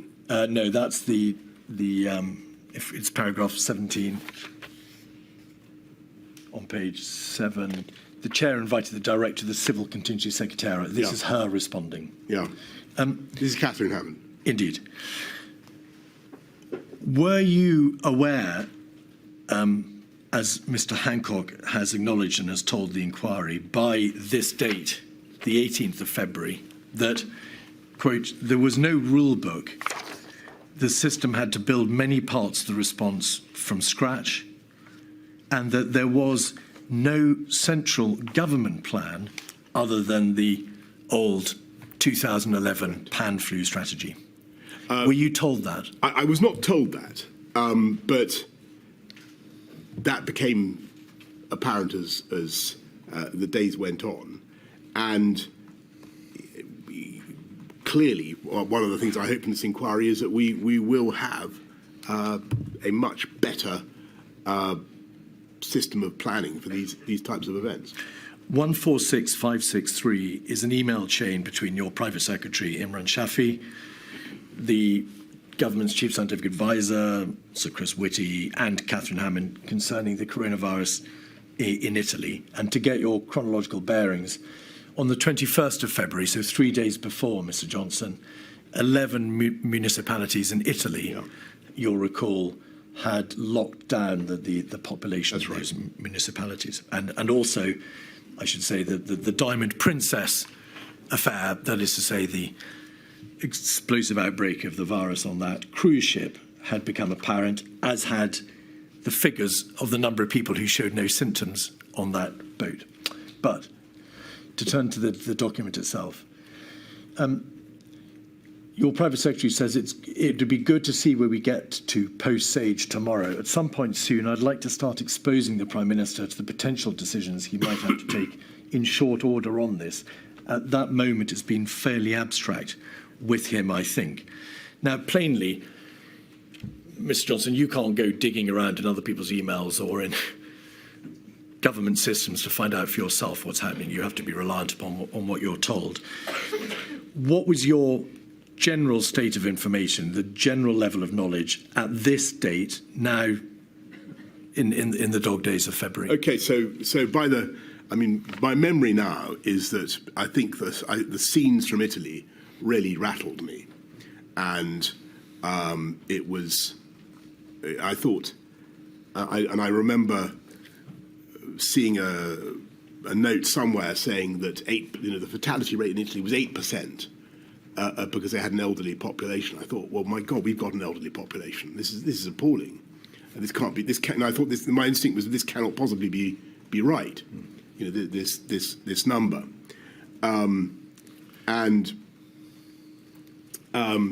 Just so you know, I look at all this stuff in which we seem so oblivious with horror now. I mean, we should have twigged. We should collectively have twigged. Much sooner. I should have twigged. I think what Imran is trying to do here is to get the scientists to take me through the idea of the MPIs and what that would involve. This is the 24th.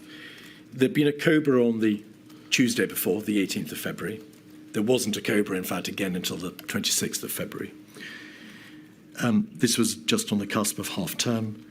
There was no cabinet between Friday the 14th of February and Tuesday the 25th of February, but SAGE and NERVTAG continued to convene. Despite being, as you've said it yourself, seriously rattled by the news of Italy, did the tempo of work on coronavirus nevertheless dip during the half-term break that followed? I noticed that you've been over that period in your previous interrogations in this inquiry, and I hope the inquiry is satisfied that actually there wasn't a long holiday that I took in that. And you personally, well, let me ask you, because I think that there was some misapprehension. You carried on working because you returned to Downing. For instance, on the 18th. If you'll allow me to set out the picture, Mr. Johnson, it may make things a bit easier. You returned to Downing Street 3 times, I think, during that half-term break from Chevening, where you weren't at Chequers. You received a number of notes in your red box. You didn't, though, receive a daily update, I think, dealing with coronavirus expressly or exclusively until your return from the half-term break on Monday, the 24th of February. And the question to you is, in the box returns, the box notes that you did receive, what proportion focused on coronavirus? Well, I can't tell you that. Because I can't remember. But I remember there were certainly conversations going on about COVID with my officials, and in that very period, I rang President Xi of China to offer the UK's condolences for what was happening in China, to discuss the origins of COVID, and to compare notes on what was happening. I also, I think a couple of days later, rang President Trump in America to discuss exactly the same thing.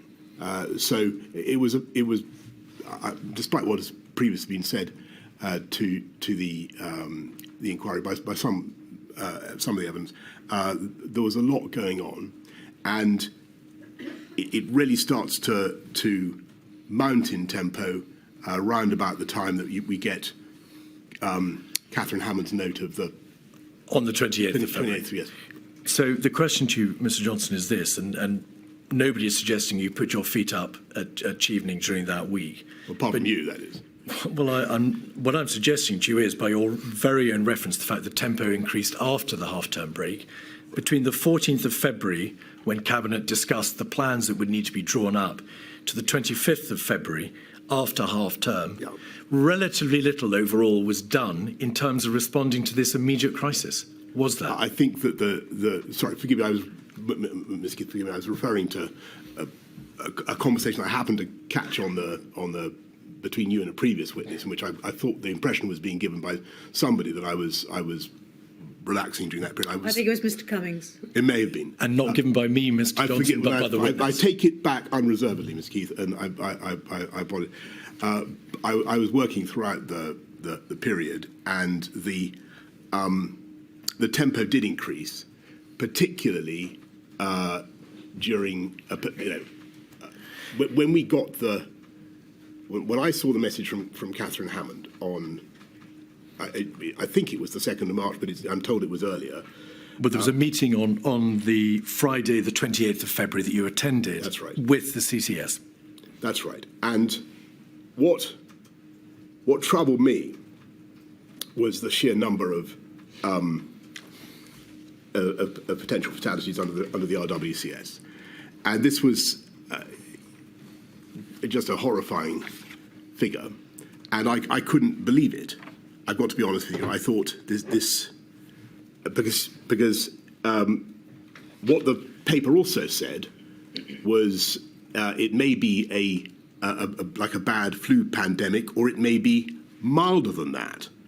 And I thought, well, we have plenty of bad flu pandemics in the UK, and we also have, and if it's milder than that, then it won't be an exceptional thing at all. So why am I also being told that the RWCS is 520,000? Well, that was, of course, a meeting on the 28th of February. But I want you, please, to answer the question about the tempo of work on coronavirus between the 14th of February and the 28th of February, when that paper was produced to you. Would you accept that there was a lost opportunity on the part of government to react with sufficient speed and attention to the nature of this crisis in that 2-week period? For whatever reason, because of the mindset, because parts of government were away, it matters not. Overall, the government took its eye off the ball in that 2-week period by failing to act sufficiently speedily. I think that there were clearly things that we could have done if we'd, and should have done, if we'd known and understood quite how fast it was spreading, but we didn't. All right. And that was the reality. There's a COBRA on Wednesday, the 26th of February, 56216, page 6. This is a crucial moment, although it's not, again, a COBRA that you were present at, Mr. Johnson, but it is a COBRA of the utmost seriousness, because on page 11, the chair, Mr. Hancock, said the reasonable worst-case planning assumptions looked close to becoming the reasonable planning assumptions as cases in Italy demonstrated the need for heightened alertness. Turning that into plain English, what Mr. Hancock was saying was that the government, which had hitherto been working on the basis of planning for a reasonable worst-case scenario, planning for the worst but hoping for a better outcome, had realised that the reality of the scenario identified by Sir Chris Whitty in January, the second scenario, was looking close to becoming the reality. That is to say, the reasonable worst-case scenario was indeed coming to pass. Not there quite yet, but it was looking close. Would you agree that that understanding was a crucial moment?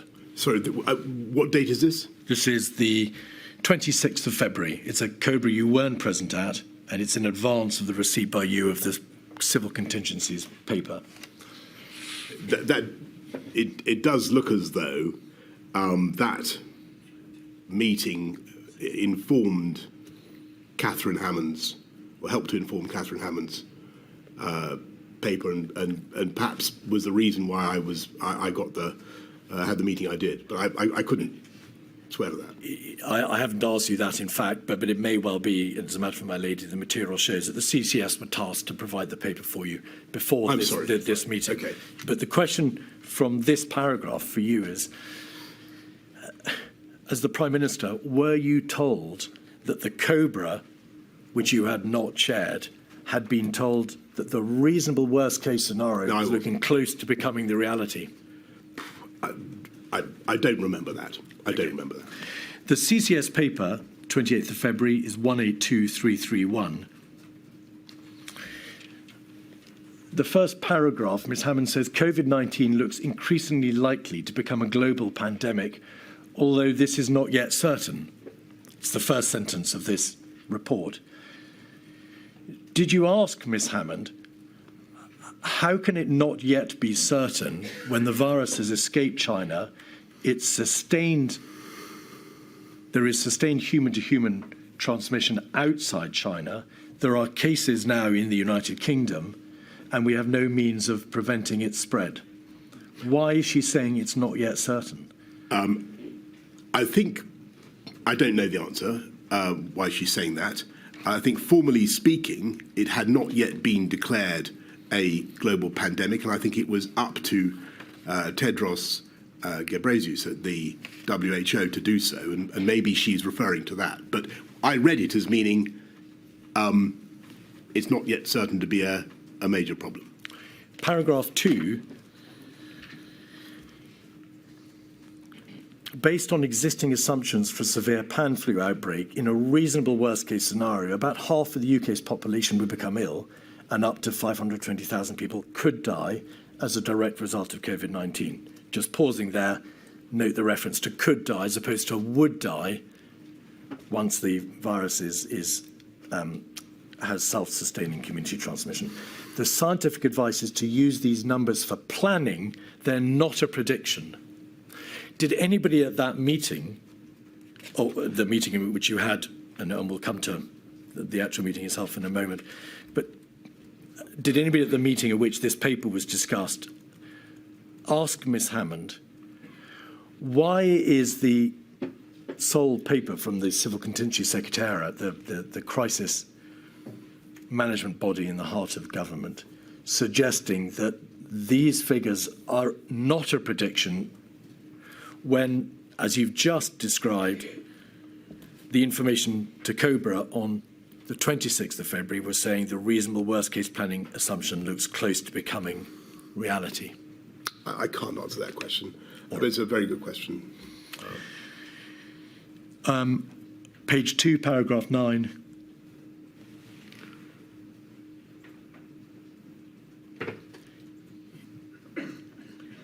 The report says we need to strike a balance between taking precautionary steps and overreacting.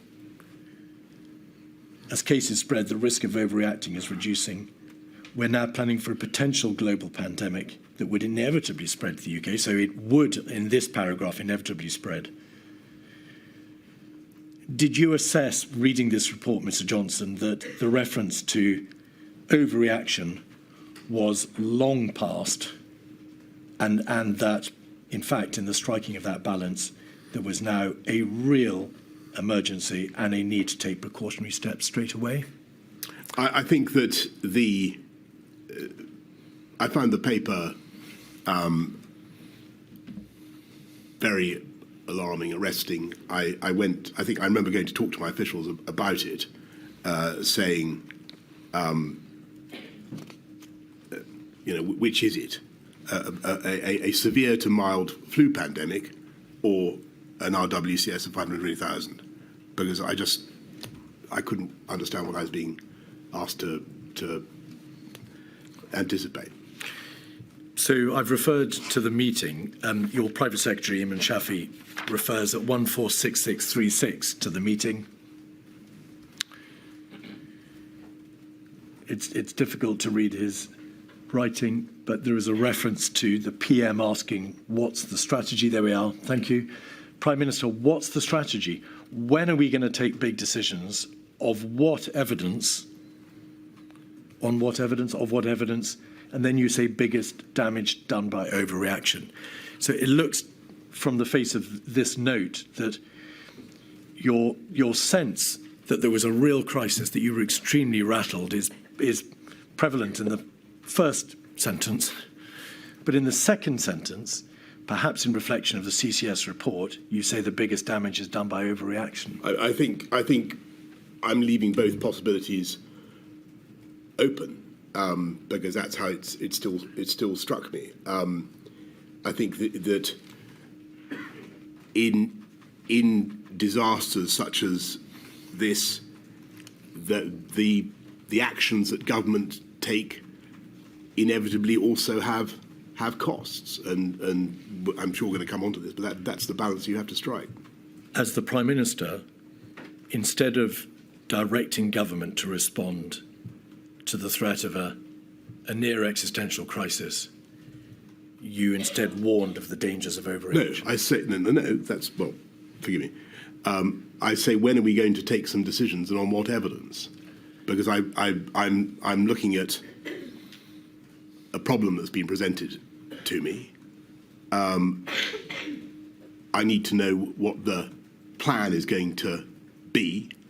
I've told you that I don't like the look of the way it's going in Italy at all, and we need to do something.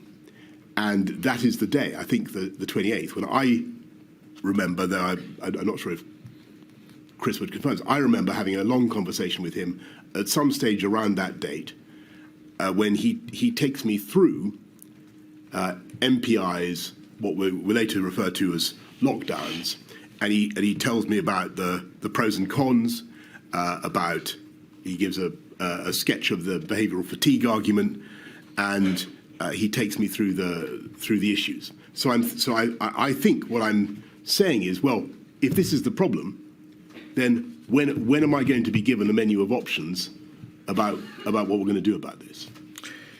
The readout from the meeting, 136750, shows that you called for a major ramp up of OGD, other government department activity on domestic preparedness.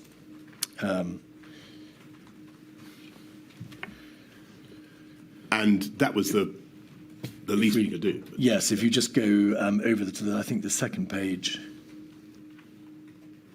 Oh no, there we are. It's the top of the page. Thank you. I missed it. We need a major ramp up of OGD activity on domestic preparedness. We should use the COBRA meeting to land this point with the Secretaries of State. The Prime Minister agreed with the approach to publish an action plan. That's the plan that was published on the 3rd of March, was it not? Contain delay. He'll review the plan itself over the weekend. You read the draft plan over that weekend, did you not? The 29th and 30th of February. The first plan, yeah. 28th of February and the 1st of March. And you agreed with the need for early emergency legislation. And then there's a debate about repatriation. Do you, with hindsight, and I emphasise hindsight, Mr. Johnson, accept that the level of seriousness may not have been sufficiently communicated in this direction from you? Do you say you did enough? I think that I did what I could. I think that the problem is that actually, if you exclude borders and test and trace is not as good as it cracked up to be, and if you're told that we've got ample supplies of PPE, I was finding it hard to conceptualise exactly what we should be doing, except for the MPIs, and that was the only thing that I'd been I've been given, and we had no plan for that. And I don't think the concept of lockdown, or even the word lockdown, had yet emerged. Indeed not. There was a 25th of February SAGE meeting where non-pharmaceutical interventions were debated, but they didn't include lockdown. There was a debate about extreme social distancing in the beginning of March. Lockdown doesn't appear till later. It doesn't. But your answer, Mr. Johnson, is I think the problem is that if you exclude borders and test and trace, is not as good as it's cracked out to be. And if you're told we've got ample supplies of PPE, I was finding it hard to conceptualise exactly what we should be doing. That debate, that realisation on your part that there is no effective border control, the PPE may be deficient, that there is no effective test and trace, scaled up test and trace, isolate contact system, is absent from all this material. That debate simply doesn't take place. There is no general realisation the virus is coming.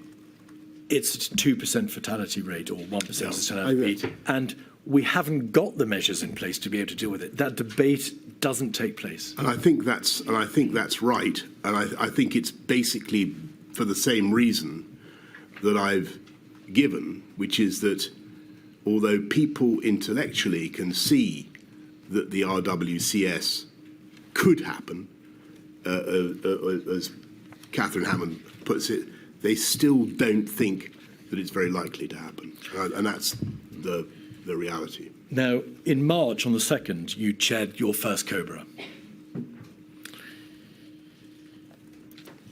56217. If we look at page 5, paragraph 2, we can see that you're told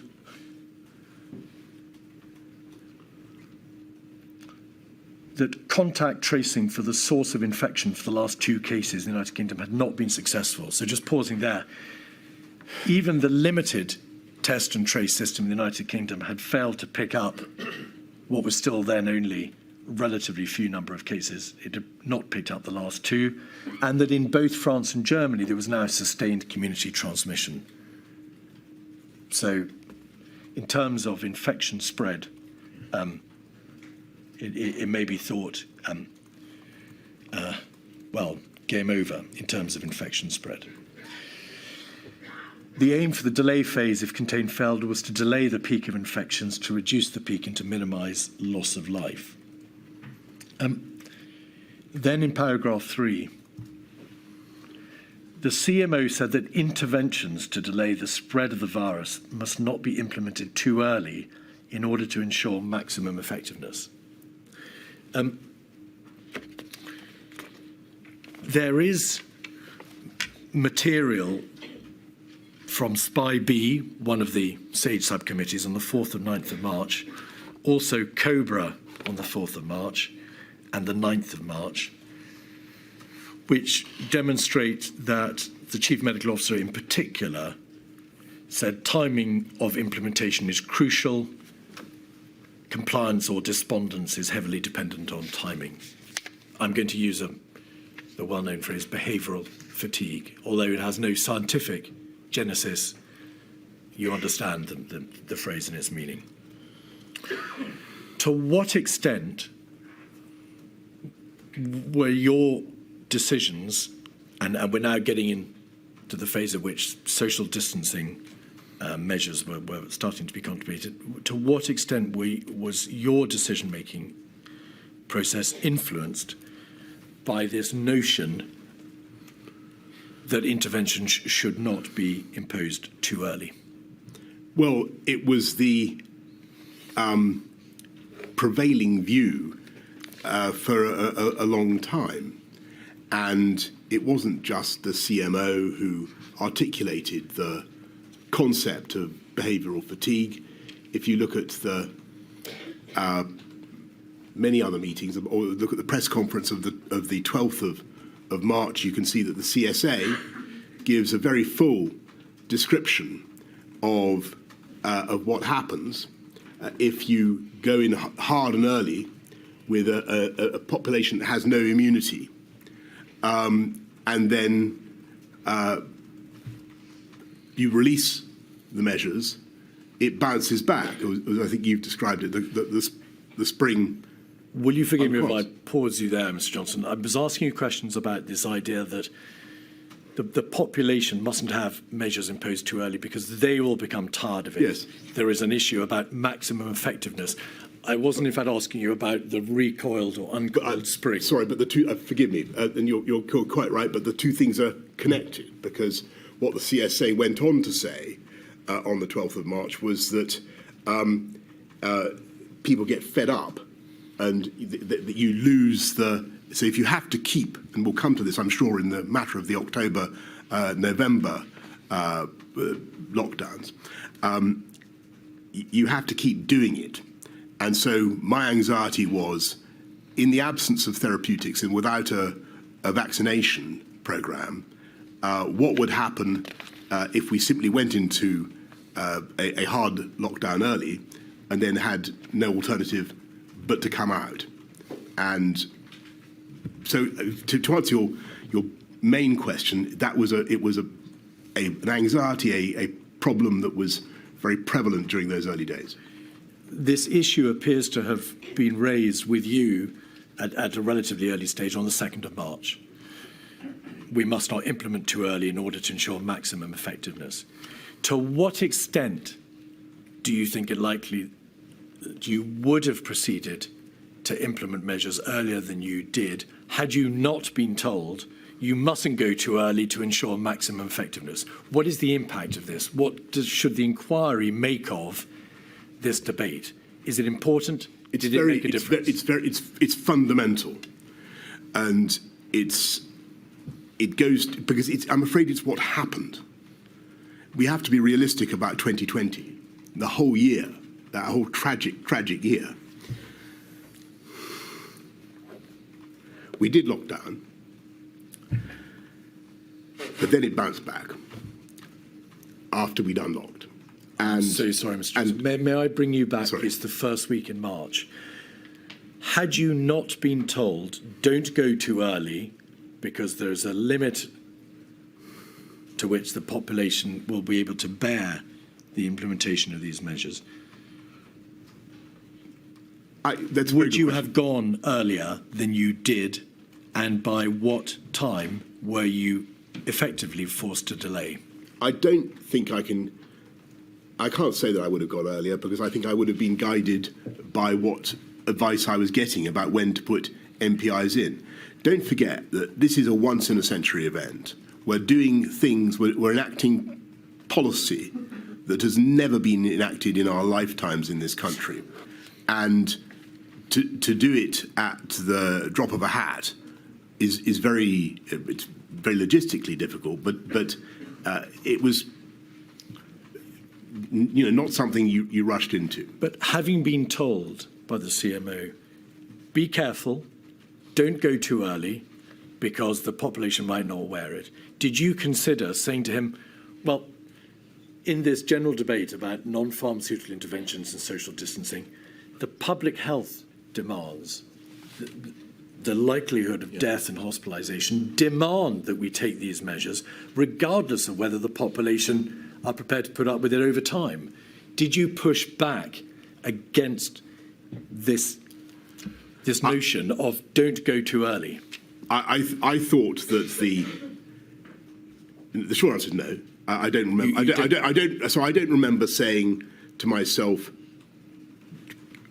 absolutely candidly, I don't remember saying to myself, this is so bad, they must be wrong, I must overrule the scientists, or I must ignore the scientists, I must go. No question of overruling the scientists, So because you were following the science. Correct, forgive me. I must ignore the that's a very important distinction.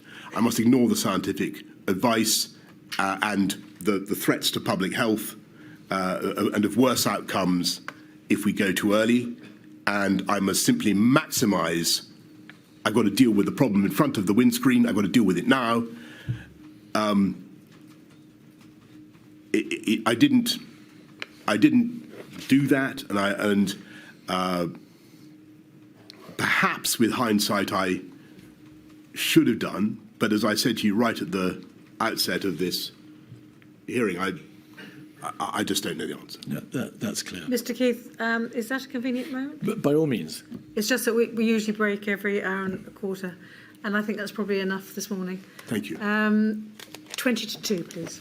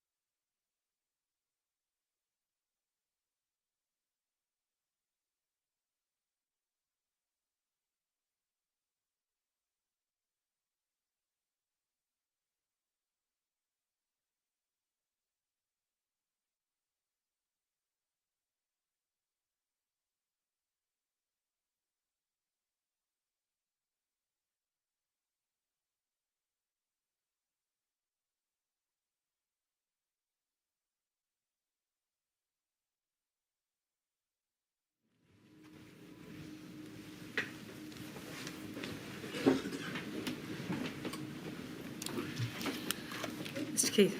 Mr. Johnson, may we start with a WhatsApp message that Mr. Cummings sent to Lee Kane. 48313. This is dated the 3rd of March.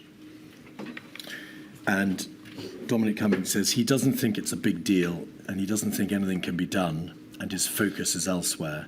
He thinks it'll be like swine flu and he thinks his main danger is talking economy into a slump. There are a number of parts to that message, and I'd just like you, please, to say whether or not you accept that there is any truth in this message, bearing in mind it's dated also the 3rd of March, or whether you think there is a degree of accuracy in it. Well, we've just had the previous day, Mr. Keith, we've just had the Cobra that I've chaired. I think we're planning to deal with something that I actually think, as I've told you, is starting to be an issue of concern to me. I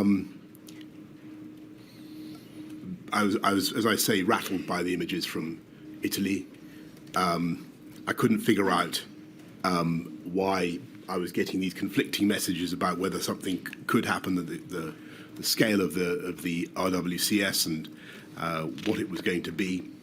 I think the part of the message that is still correct at that point is that if at that point you had asked me what is going to be the lasting damage from this, I still would have probably said it's going to be what we do to fight it, rather than the actual impact of the disease. But I was increasingly concerned about it.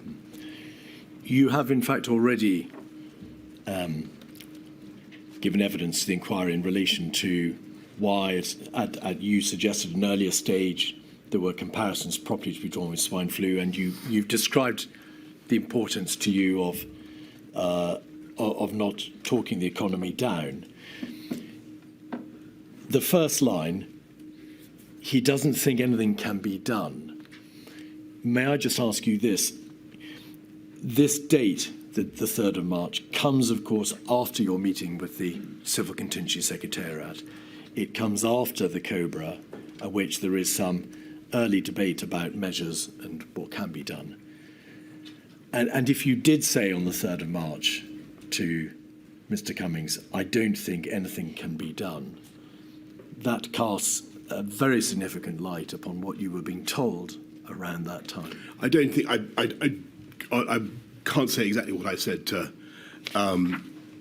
my advisor, nor would I necessarily place too much reliance on his reporting of what I said. But I think my impression was at that time that, because of what we've said about borders, because of what we said about the other measures open to us, that it goes back to the questions I was asking. I couldn't see yet the plan. I couldn't see what. So the NPIs were, to me, and this is probably what Imran is getting at in his email, pretty, far-fetched still in my imagination. I was still gestating that. At a press conference on the 3rd of March, you said that we were, as a country, extremely well prepared. Of course, as it turns out, that was not so.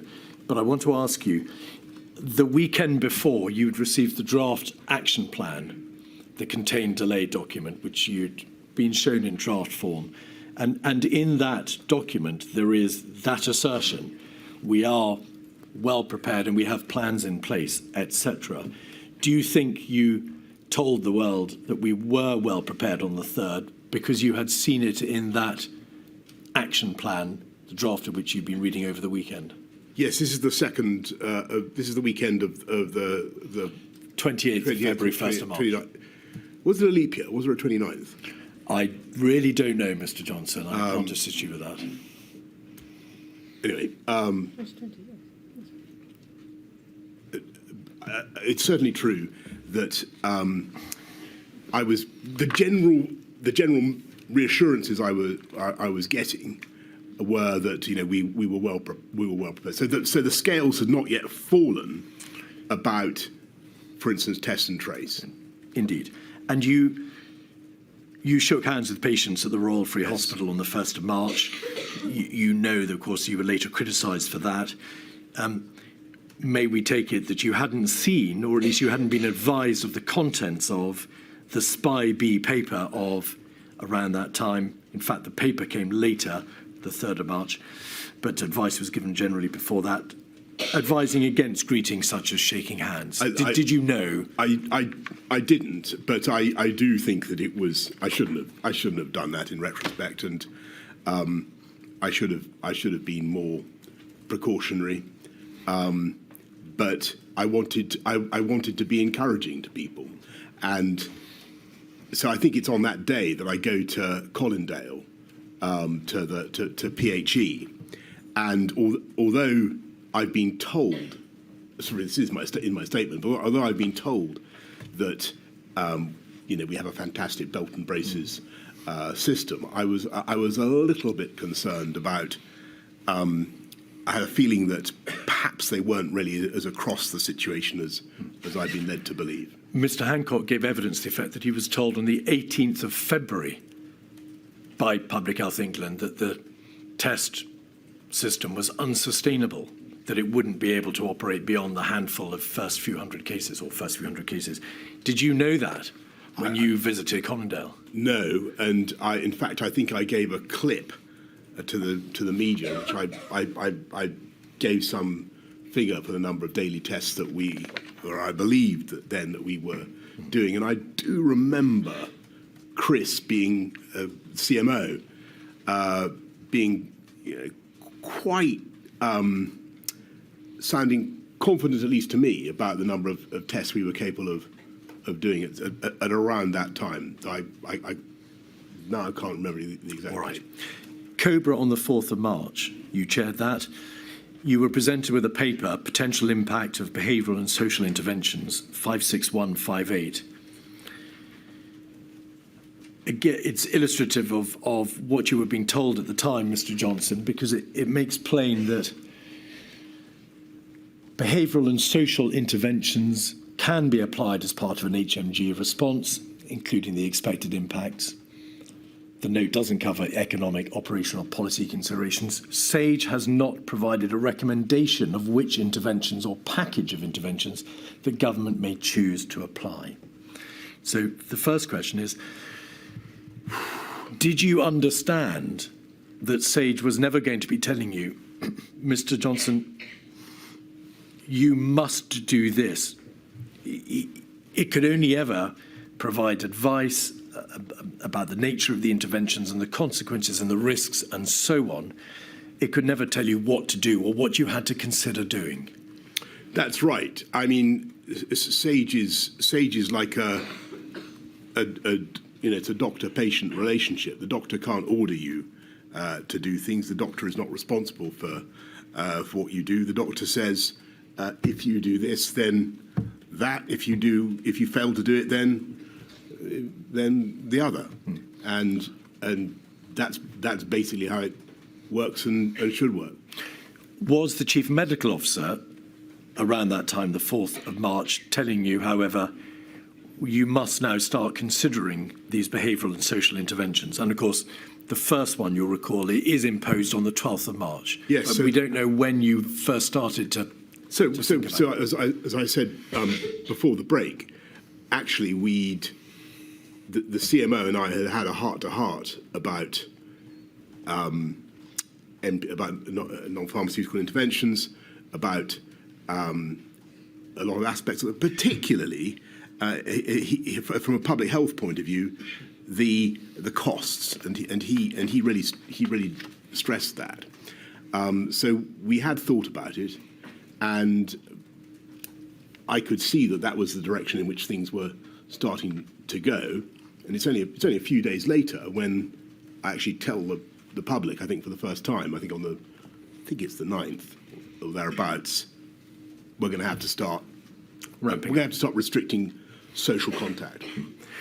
And that answers perhaps my next question, which is, why was there a delay between the first debate between you and the Chief Medical Officer about the possible imposition of these behavioural and social interventions and the 12th of March, when the first really significant intervention was imposed? I think there we have to go back to the earlier conversation that we had about Mindset. timeliness. No, not mindset, but mindliness. Going early. About going early. About the issues that were raised by going hard, going early, which later became the mantra, but which in March the problem was that if you, so I was told repeatedly by both CSA and CMO, you risked bounce back and behavioural fatigue, and yet more behavioural fatigue as a consequence of bounce back. There's a graph on page 2 of this document which shows what the waves, that's to say the transmission of the virus, would be likely to be, depending on whether or not there was mitigation, that's to say intervention, or no mitigation, or moderate intervention. And you can see the different colours of the graph of the lines, Mr. Johnson, depending on whether or not they were very stringent or less stringent. So it was plain to you, wasn't it, that if no steps were taken, there would be a massive first wave. That's the black wave. But if it was reduced to some extent, there would be moderate transmission, the blue wave, and then a more severe intervention would be the high transmission reduction. But to make absolutely plain, if we look at page 5, there was at this stage on the 4th of March no mention of a lockdown as such. There were a range of potential interventions, from stopping large events, closure of schools, home isolation, whole household isolation, social distancing, impact. We can see there on the right. All these things. But no lockdown. No, and that's quite right. So this is the sort of the double hump graph that really became very influential in all our thinking, and indeed is what, I'm afraid, tragically, is more or less what happened. But the measures that we could take to depress the first curve, first wave, were all very much couched with caveats about timeliness and not going at the right moment. And it's right to say, isn't it, that and so the wording that the Chief Medical Officer used with you and spoke in Cobra on the 2nd of March must not be implemented too early was with reference to interventions, plural. Yes, and if I could offer a suggestion as to what was really going on, I think that, and this is clear, we simply didn't realise how fast the disease was spreading, and if you remember, the predictions were that the peak was going to come in mid-May or June, I think, and it was really well in advance of that. If we go back to page 2 and the graph, you can see that it's put there in terms of spring, summer and autumn. Yeah. But there was no suggestion on that graph that the peak of the black unmitigated wave would be the end of March or the beginning of April. That's correct. Speeding up now, because we're coming now to the final decisions in March. WhatsApp messages from Mr. Hancock, or rather his WhatsApp group, the WhatsApp group he shared with Mr. Cummings and Mr. Slack, suggests that around this time on the 5th of March, they debate telling you to stop saying business as usual. Did you recall that debate with them? I don't, and nor do I even remember saying that, but using the phrase. But I think what I might have said is, until such time as we tell you to do X, Y, Z, it's business as usual. But I don't remember that debate. You've described the genesis of the herd immunity debate. may I just please show you a WhatsApp entry or WhatsApp communication from the 14th of March, so running forward a bit to the weekend at which there was a distinct change in strategy. Yeah. If we could just look at the 14th of March, 7:17 a.m., so I think it's page 3 of 48399, we can see I'm not sure that's the correct document. 48399. Oh, yes, it is. Oh, yes. Thank you very much. So just to put in its context, Mr. Johnson, over the weekend at which there was a change in strategy, there were repeated conversations between you all, of course, but you raised at this point the point of the impact of a herd immunity debate. And you make the point further down the page, I think it's at 649, 39. Yes, here's the problem with the herd immunity argument. So just very shortly, you've described to the inquiry how the herd immunity debate arose at the beginning of March, the 5th of March. It appears that you were still debating, or your advisors and you were still debating, the full meaning of and the nature and the extent of the herd immunity debate as late as the 14th of March. It appears to have trundled on as a bone of contention for weeks. Can I think I can understand I'm looking at this for the first time, but let me try to explain what I think this is about. What happened on the 12th of March was that there was a press conference in which we were trying to deal with I had to level with the public and say, I'm afraid a large number of people are going to lose their loved ones before their time. And it was a pretty grim press conference. And in that discussion, we were asked about how the way through. And I think Patrick said the idea was to flatten the curve, suppress the virus, with some measure of herd immunity by September being, I think, a good outcome, was what he said. And I think he also said something to the effect of, it might not be, you need to suppress the curve, but not, it might not be necessary to stop everybody or even desirable to stop everybody getting the virus, because again, you might want some measure of herd immunity. Anyway, that was the moment when people all pricked up their ears and say, are they trying to allow this thing to just pass through the population unchecked with a view to establishing herd immunity, which was not what we wanted, not what Patrick meant. And we had to do quite a lot of work to clear it up, because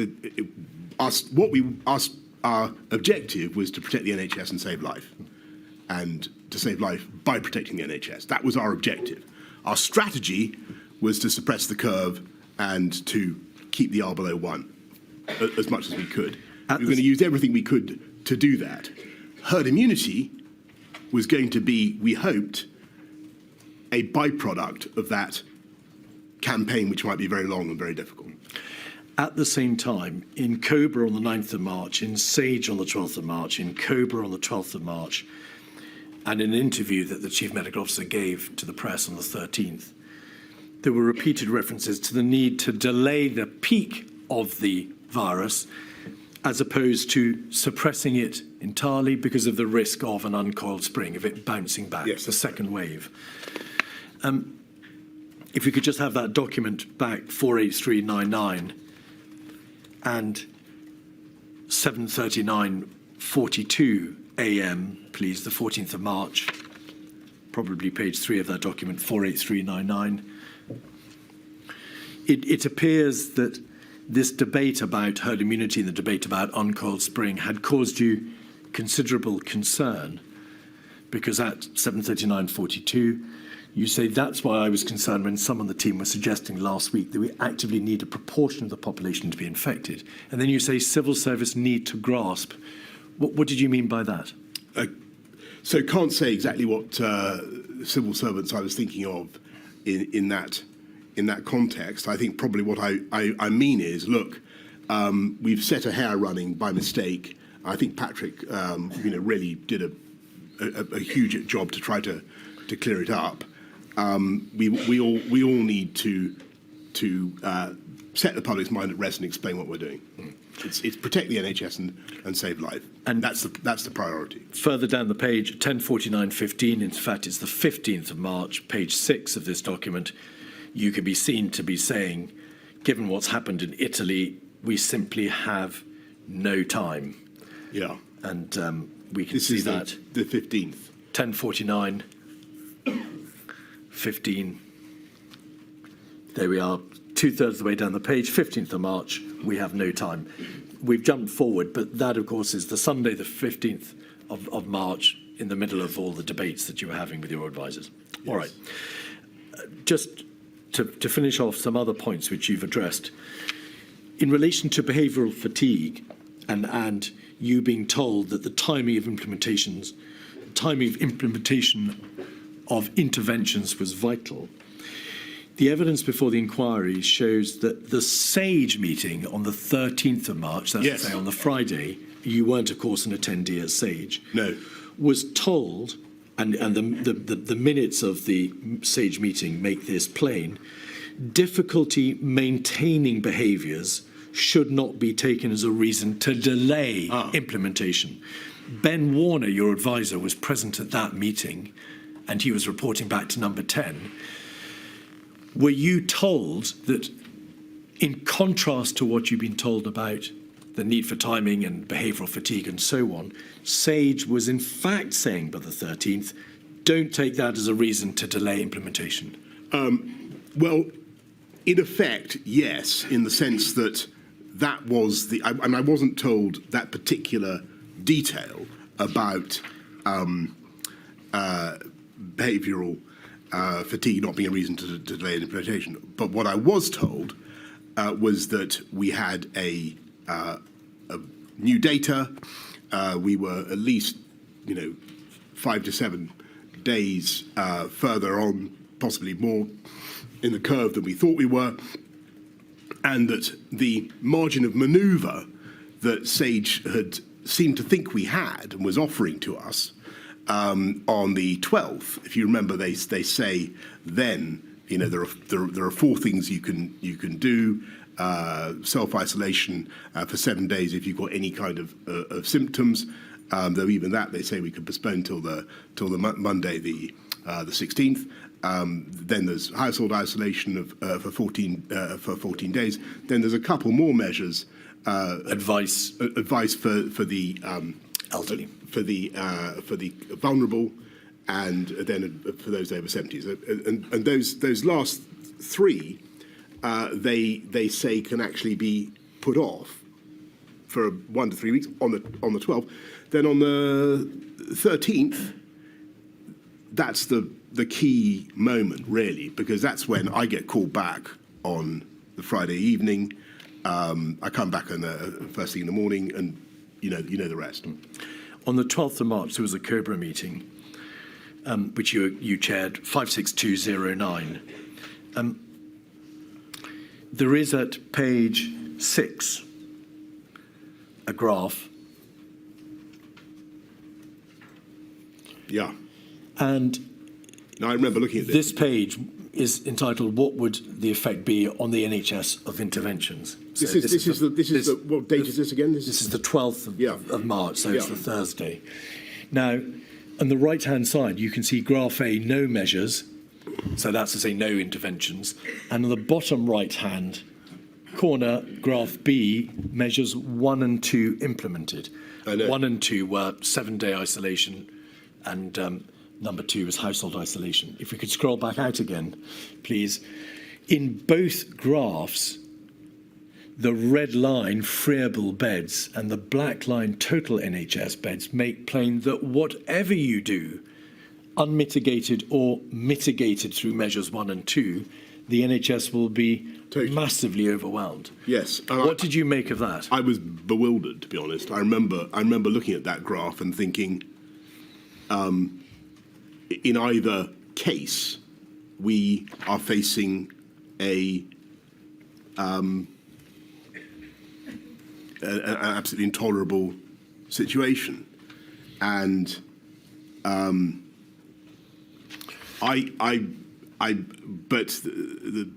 although I clocked it, I thought, well, there must be a reason why we're not being told to go urgently. Maybe that reason is all the things that we've discussed. So I have to admit, and I think I say in my statement, that I think at this point there is a certain amount of incoherence in our thinking, because that graph makes it clear that things are going wrong, and that is cleared up the following day. You didn't yourself ask, firstly, what can be done to bring the blue part of the chart below the black line? Why are we talking in terms of these modest measures, which may or may not even be imposed this week, when we've got to bring the blue part below the lines? I didn't. And secondly, why didn't you ask, why are you presenting me with this and at the same time telling me we mustn't go too early with interventions? Well, because I'm afraid, listening to the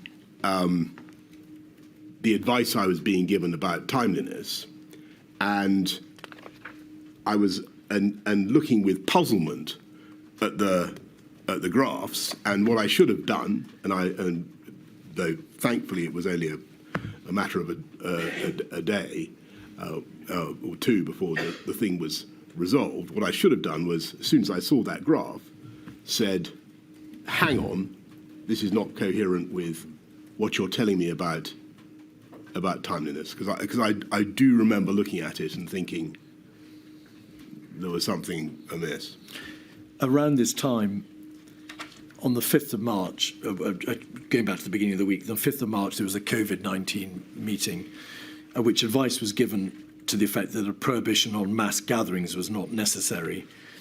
Did you, throughout that week, as you had, in fact, during earlier weeks, receive advice that, for epidemiological purposes at any rate, there was no need to shut mass gatherings, sporting events?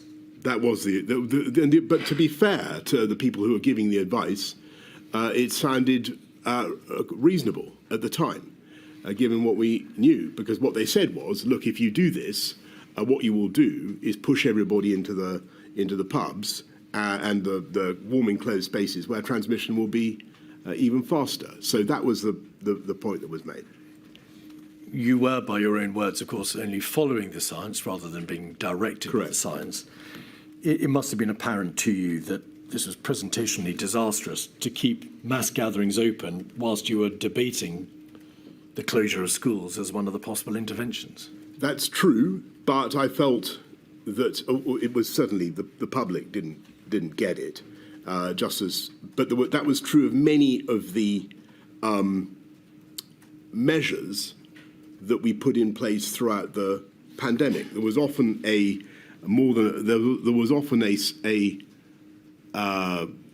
gap between the public conviction about something and the scientific certainty about the effectiveness of that measure.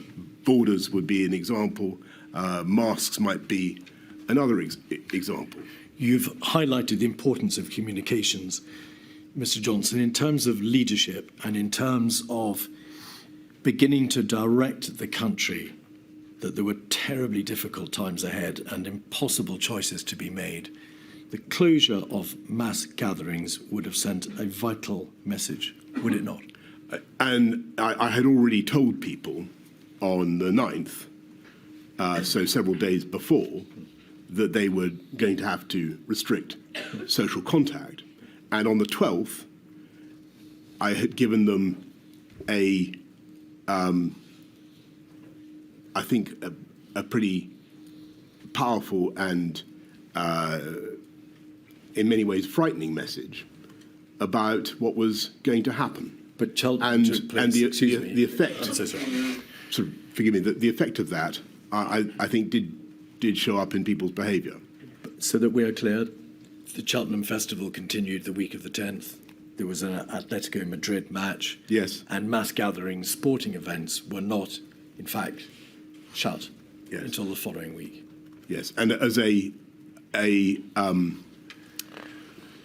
with hindsight, as a symbol of the government's earnestness, rather than just as being guided by the science, we should perhaps have done that. And I agree with you. And no doubt that was in accordance with your own libertarian instincts. Well, at every stage, I was weighing the massive costs of what we were doing to people's psyches, to people's life chances, to the whole. When you talk about an economy, you're talking about people in all walks of life who suddenly can't get to do the thing that they need to do to earn a living, and it's what we were obliged to do was very, very destructive for a lot of people who were least able to bear the costs and least able to manage it. Over the weekend of the 13th, 14th of March, there was what has been described by a variety of witnesses as that change in strategy. And it matters not for these purposes, Mr. Johnson, whether it was an acceleration of the existing plan, a change in strategy, or a redirection. There was, on any view, a significant change. It's plain from the evidence, but obviously the ultimate decision is for my lady, that there were a number of individuals who were pushing for change. Mr. Cummings, with his colleagues, Ben and Mark Warner, and also Helen McNamara and Imran Shafi, all met on the Friday night, and with Mr. Cummings' whiteboard, they worked out that immediate, much more stringent measures were required to prevent the NHS from being overwhelmed. During the course of that week, the days before that weekend of the 14th, 15th of March, it's obvious from data being provided to Number 10, we've seen part of it in that memo to Sage, showed the likely impact on the NHS. Why wasn't the lead government department, the DHSC, responsible for public health, pushing you harder during that week to introduce the more stringent changes? Why do you think that department, it appears from the evidence, was still trying to go for the squash the sombrero, part mitigation, herd immunity route, as opposed to recognising we must have suppression? We've got to stop this now before it's too late. I think probably. So my memory of it is slightly different from that account, or maybe it might be the same. But what I felt happened was that we were in a state now when we knew we had a massive problem. We knew we were probably going to have to act in ways that we hadn't bargained for and didn't, and were still being developed. We still thought we had a bit of time, but not very much, probably. And that was what the scientific guidance seemed to say. And if you look at that long paper by Sage on the 12th, you can see that. And I quoted a bit of it. My impression, and I may be wrong about this, but my impression was that on the 13th, the radical change that you refer to is really one about the timeliness thing. And what I think Sage saw, and this is what was conveyed to me by CMO and CSA, was that the virus was now spreading much more rapidly in the UK than they had bargained for. And therefore, we had to accelerate. And so I think that it was a confluence of opinion, but the people I talked to on the Saturday morning were the people you'd expect. It was Chris, Patrick, Imran, Stu, my other advisors. So I wouldn't want to. I wouldn't want to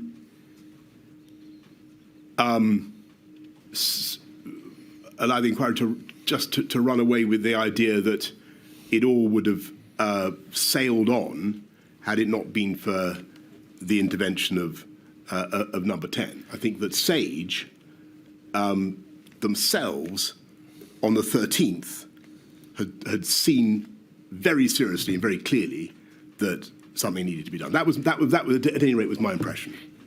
Until Saturday, the 14th of March, when Mr. Cummings presented his whiteboard in the middle of numerous other meetings and talked about Plan B. Until that point, no one in the DHSC has said, we're off the mark, we've gone wrong, we've got to accelerate and impose more stringent measures, did they? My impression is that the critical moment was indeed, as you say, that SAGE meeting when I think that a number of scientists, epidemiologists, looked at the data and said we are. I'm afraid we're off the pace here. And I think that was what happened. In his evidence to this inquiry, Mr. Hancock said that on that Friday, the 13th of March, he called you to tell you that there needed to be an immediate lockdown. Do you recall that call or not? I'm afraid I don't, but it's been a long time. In his witness statement, Mr. Cummings says at page 49, during the course of the Saturday, quote, the Prime Minister asked reasonable questions, including, why aren't Hancock, Whitty, Vallance telling me this? Do you recall that discussion? I remember them being there, but I might be. There was a meeting, well, there were four meetings. There was a meeting with Sedwell, Vallance, Whitty, then a meeting with Cummings, Reynolds, Shafi, Lister, Whitty, and a host of others. Then a follow-up meeting yourself with Mr. Cummings and the Warners. Then a second follow-up meeting, and then another meeting. You had a lot of meetings that day. Yeah. At one of them, Mr. Cummings says you turned to him and said, why aren't Hancock, Whitty, Vallance telling me this? Do you recall that debate? I think I don't recall it, but what's certainly possible is that I was alluding to. I was looking with, dismay at what was happening, dismay about what we were going to have to do, and reflecting that, this was not the message. I'm conjecturing. This is not the message that I've been having from them in the past few days. You don't recall? I don't recall saying that. All right. Let's have a quick look at one of the papers, the briefing on the COVID response that was put before you on the Saturday, 183889. This is the document which sets out the current plan and the proposed alternative plan. Briefing on COVID-19 response. There's a variant on the graph that you saw before, but you can see at the bottom of the page, current plan. If you could scroll back out again, we can see current plan and alternative plan at the bottom of the page. And in summary, is this correct, Mr. Johnson? Throughout that weekend of the 14th and 15th of March, there were multiple meetings. A variety of different people pushed for different speeds of intervention. We can see from the WhatsApps that some people said, go now. Other people said, we've got to move fast. But there was, in any event, a very real understanding that more had to be done, more stringent measures had to be imposed, and Cobra would have to consider all that on the Monday when it next convened. Yes. My impression was that what Ben Warner and others were doing, and I don't know about the differences in views, but what they were doing was trying to take the SAGE meeting of the previous day and really give to me the logical consequences of that. But only you could decide the strategies, and you decided, did you not, by the Sunday night when you called Sir Patrick Vallance and Sir Chris Whitty to another meeting, you decided that the alternative plan would have to be followed, and you gave, as we'll see in a moment, a number of directions as to what needed to be done. Yes, I mean, it was absolutely clear by the Saturday that we had to act, and we were out of time. The inquiry needs to ask you this: to what extent did you appreciate by the Sunday night that a lockdown decision, a stay-at-home mandatory order, was inevitable? It obviously wasn't imposed until Monday, the 23rd of March, and during the course of the week, there were a great deal many complex, extremely complex operational issues to circumnavigate, a shielding system having to be built effectively from scratch, getting hold of data from the NHS. We can see there were real issues about the preparedness of the Cabinet Office around that time, from Mr. Cummings' WhatsApps that refer to cab off being terrifyingly shit, no plans, totally behind the pace. Was it a question, A, of you deciding that there had to be a lockdown, but that time would be needed to put it into place, or B, you would start the arrangements which could accommodate a lockdown, but that decision wouldn't then be taken for another week? I think that looking at the graphs, I was reconciled, or getting increasingly reconciled, to the fact that we were going to have to do a huge amount more to suppress the virus. And I, just to get back to an earlier point, this was not something we'd done for a country that had been through. It was hard to get one's head round. The legal complications were enormous. How to do it, as you rightly say, Mr. Keith, that all that needed to be worked through. We had started the bill a long time ago. I mean, 5th of February we start the coronavirus bill. But I think my state of mind then is I'm now more or less in virus fighting mode. I'm thinking we this is there's absolutely nothing. We've got to throw that. We've got to sort this out. And so there's then a series of things that we do leading up to the 23rd. But you weren't entirely in virus fighting mood. If we look at 273, 872, page 55, we can see part of the seemingly perennial debate in your own mind as to what should be done. Mr. Cummings asks Lee Kane if you could just scroll into that screenshot. Get in here, he's melting down. Yeah. Richie saying bond markets may not fund our debt. He's back to Jaws mode. I've literally said the same thing 10 times and he still won't absorb it. I'm exhausted talking to him. I've had to sit here for 2 hours just to stop him saying stupid things. Mr. Johnson, you would be inhuman, perhaps, if you hadn't, in that terrible week, oscillated and backed and veered in your own mind about what had to be done.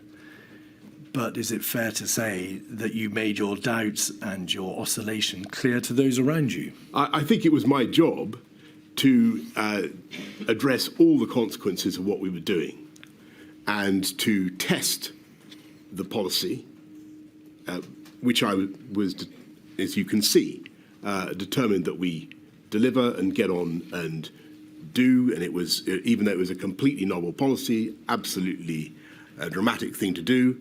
What he's referring to here is a conversation with the Chancellor, where I'm talking about the downsides, I'm talking about the costs, and how negligent it would have been, totally negligent, not to have had such a conversation, not to have gone through with the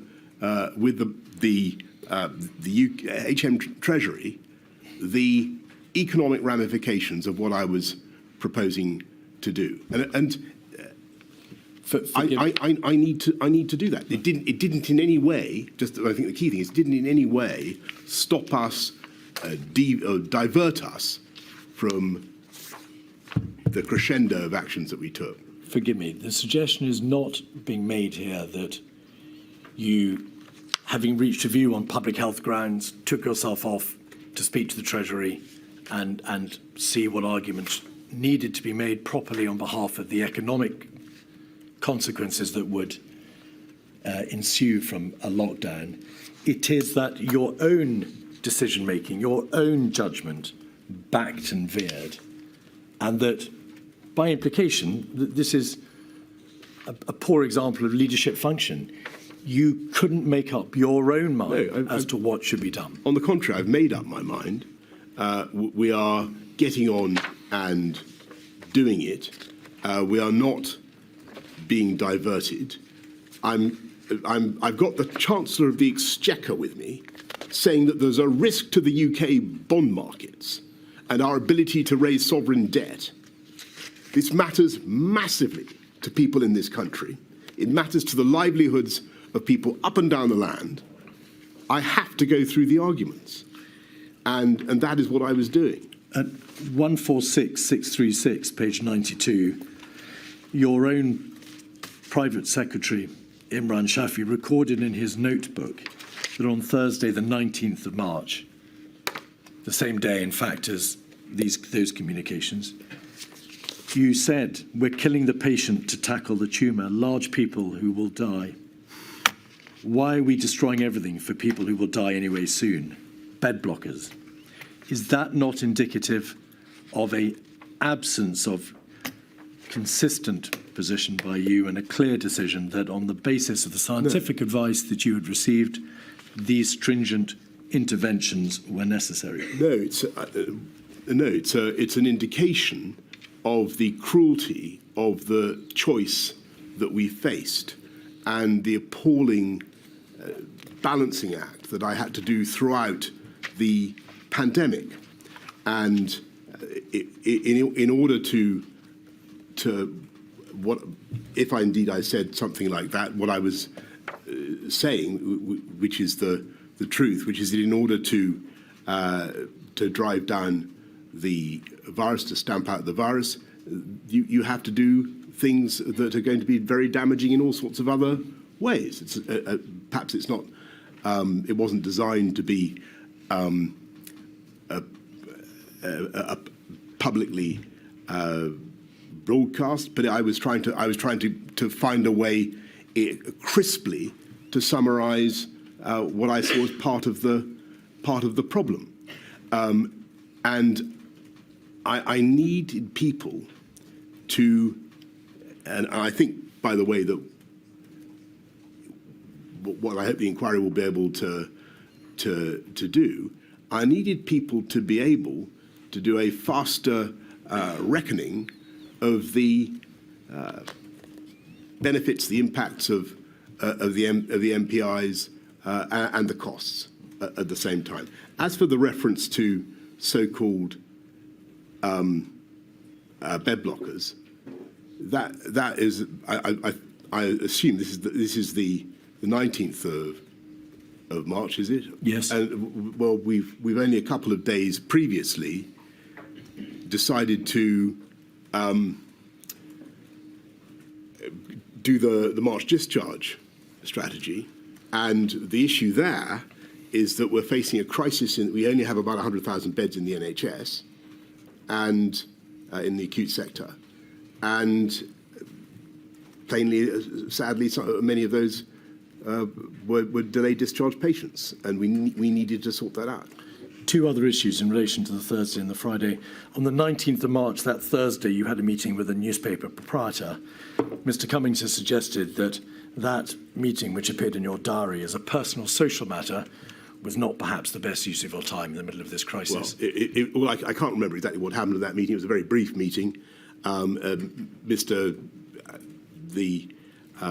newspaper proprietor in question doubtless wanted to know about what was happening to London and why and the way he owns and indeed the whole country and wanted to be informed, and I wanted him to be supportive.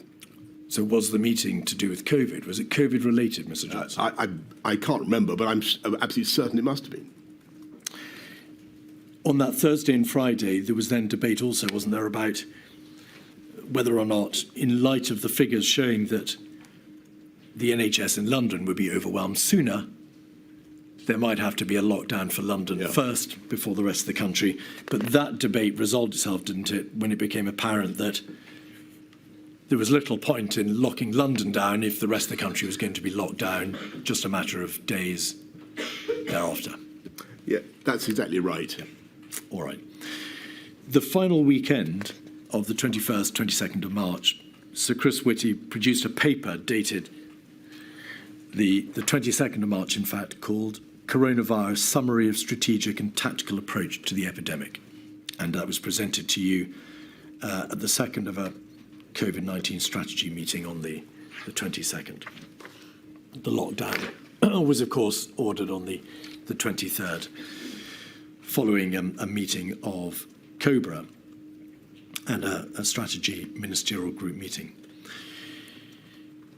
The material put before you, Mr. Johnson, over that weekend shows that whilst there were some positive trends, the level of compliance by the population in relation to the measures which had previously been imposed on the 16th and 20th of March failed to reach the necessary 75% required to have some degree of certainty that the R number could be brought below 1. Is that a fair summary?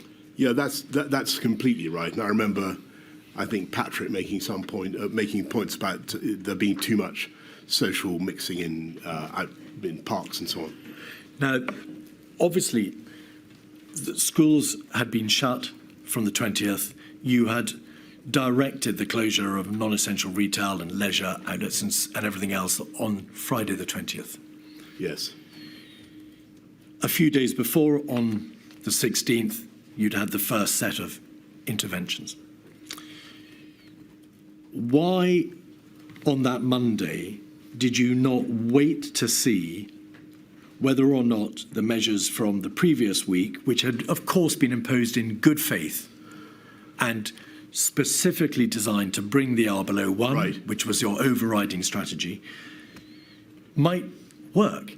Why didn't you wait to see whether or not those measures would, over the course of that week, start to bring R down below 1, as you had fervently hoped and properly believed they would when you'd imposed them the week before? I think that by this stage, for the simple reason, the scientific advice was starting to become much more precautionary, and I think that I sensed from what I was being told about the effectiveness of the previous messages that we had to do more. And looking at the shape of the curves that I had seen, I thought that we'd run out of wiggle room, and I thought we had to do what we could. There was no hard data, of course, as to when the NHS would be overwhelmed. You are not in the position of being able to ever to being given hard data as to when that would be, because you were in the context of a epidemiological exponential curve. And nor was it. You could not know exactly how many additional deaths would be spared if you took the measures on the 23rd of March, as opposed to waiting to see whether the measures from the 20th would work. You just weren't in that territory. And that being so, why didn't you wait to see whether or not the previous measures should be allowed to work? You say, looking at the shape of the curves, I thought we'd run out of wriggle room. I sensed more needed to be done. That was a very, and this is the suggestion to you, a very uncertain foundation upon which to order the ultimate sanction, the mandatory stay-at-home order. I accept that. I think that, and I'm troubled by the decisions that I took for all sorts of reasons, and none of them, as we said at the beginning, were easy. I've been, the government clearly, from some quarters, gets criticised for going ahead with a lockdown, and as we were discussing earlier, the very word lockdown doesn't really appear in government vocabulary until the 14th. But we did it completely on the 23rd. I think it was really a measure of my anxiety about the curve. It seemed to me that I no longer had the luxury of waiting. It was over. We had to what I was hearing from the scientists, my sense that probably they were right to be doubtful about the efficacy of the measures. I had a hunch that might be correct. I couldn't know. I thought we could know. I thought we were out of time, and we had to do everything that we could, and so that's why we went to. We closed schools on the Friday. We closed non-essential retail, and then we do the stay at home on the Monday. But on the Friday, when you closed the schools and you shut the retail, you weren't at that stage. You hadn't at that stage already determined that there would be a lockdown on the Monday. That decision was only made in light of the information over the weekend about levels of compliance. I think that that's correct, isn't it? I think that's probably true, but I think that my general sense of where we were likely to be going had changed, and I thought that we were going to have to do whatever it took. 56213, page 4, is the relevant part of a meeting of COBRA. The COBRA decision, the COBRA meeting that took place on the Monday, after you had given the directions on the Sunday night. COBRA considered whether or not that additional social distancing measure, that is to say, a mandatory stay-at-home order, should be imposed. This meeting took place at 5 o'clock on that Monday. If you look at the current situation update in the first 3 paragraphs, you will see a reference to the figures for compliance being positive in part. For social distancing measures, the figures were positive and showed there'd been an encouraging drop in footfall, but in some areas these were not where yet at a level that was acceptable.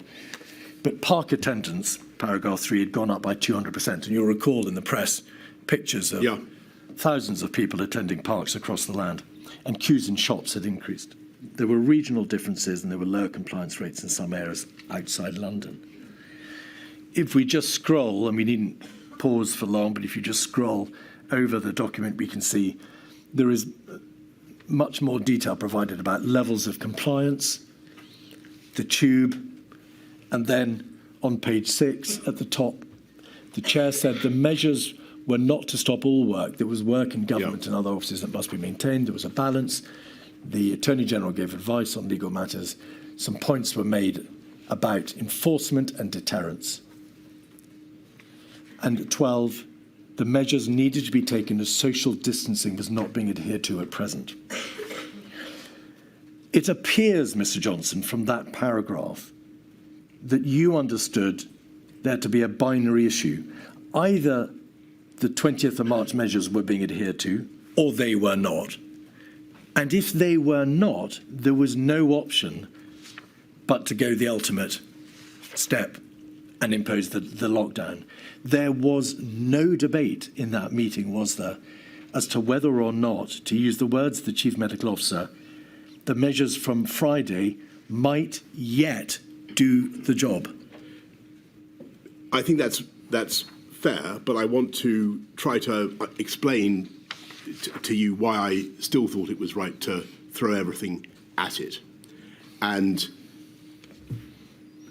the basic reason is that I had seen from the events of the last, which we've discussed extensively, of the last 2-3 weeks, that we'd systematically underestimated speed, underestimated prevalence, and we didn't have any other shot. We didn't have the systems to control the virus that, perhaps I believed earlier in the month that we did. I didn't know what other tools I had as Prime Minister to protect large numbers of people from this virus, and I felt fundamentally that I was out of time. And what I believed in the previous week was that we still had some wiggle room, because that seemed to be what I was hearing. I might have been wrong, but I took the view on the Sunday and Monday that we were just out of time, and the thing was too big and the curve was too aggressive. The inquiry has put this proposition to Sir Chris Whitty and also to Mr. Hancock. Did you act because, in effect, you were told by the Chief Medical Officer and the government's chief scientific advisor that the nature of the exponential growth was such that, regardless of the actual number of NHS places, regardless of any data that might indicate that the NHS would be overwhelmed or when it would occur, and regardless of the number of additional deaths that would be caused if you didn't act, the nature of the exponential growth was such that huge numbers of additional deaths and collapse were inevitable at some point, and you simply couldn't gamble that they would not eventually occur. Is that the nub of it? I took very seriously, and I listened very hard to Chris and Patrick, and it felt to me as though they were basically saying that the UK was now in a position where we had to do everything we could to restrain contact, and that was our best shot at protecting the NHS and saving life. And so that was what I did.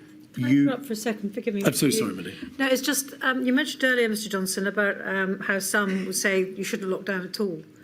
When you did decide that we had to lock down, did you consider the arguments that say you should never go that far and impose that kind of level of draconian restriction on the liberty of the population? Did you consider the argument against lockdown, or did you? I did, and I mean, I didn't.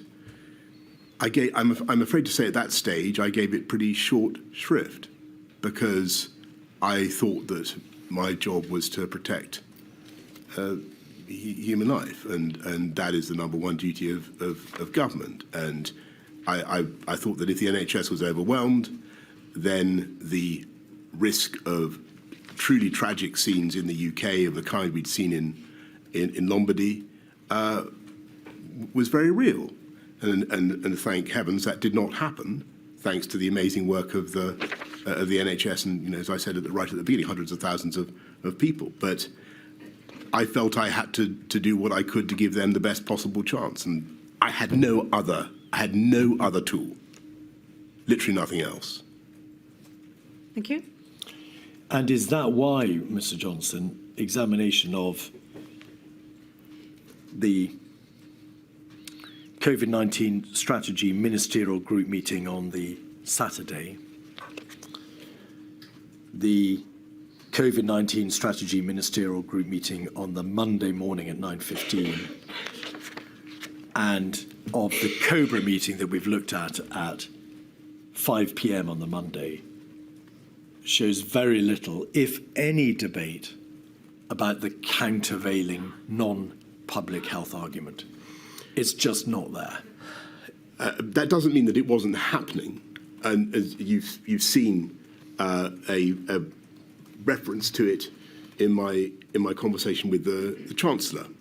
There was a huge amount of thought going into it, but the higher objective had to be saving human life. And it is perhaps not surprising, but within 3 days of that momentous decision, 48399, page 17, having seen an article in the press, and it's a matter entirely, of course, for my lady, you ask the extremely salient questions, although I now can't see them. If we could scroll back out. Yes, please, if we could scroll back out, please. I must say I agree with every word of this week's Spectator, perhaps. Cover story by Professor John Lee. We have no idea how many COVID deaths are truly additional. When COVID fatalities are recorded, we have no idea whether it's merely present or actually the cause of death. We have no idea what proportion may have had the disease asymptomatically already.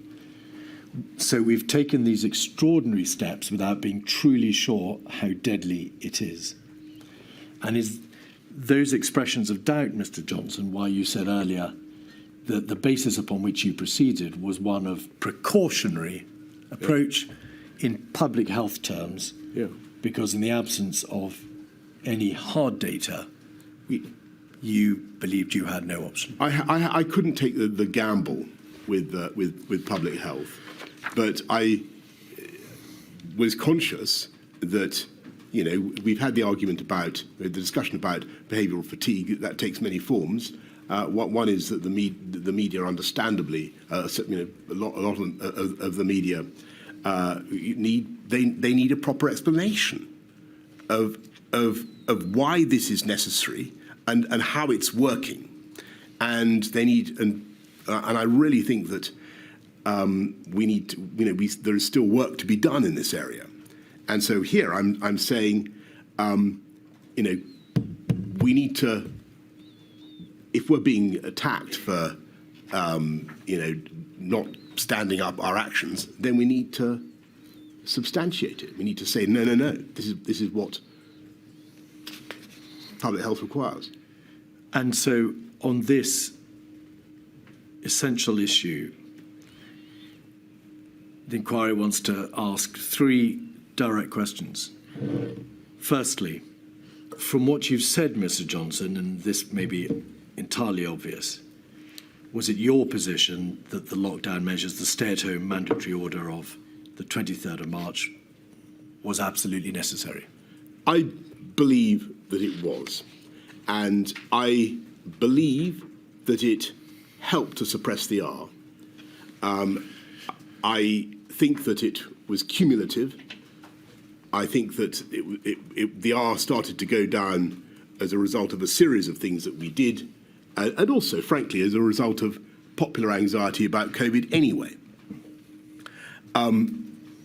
But I've got to tell you, in all honesty, I find it difficult to quantify the impact that those measures had.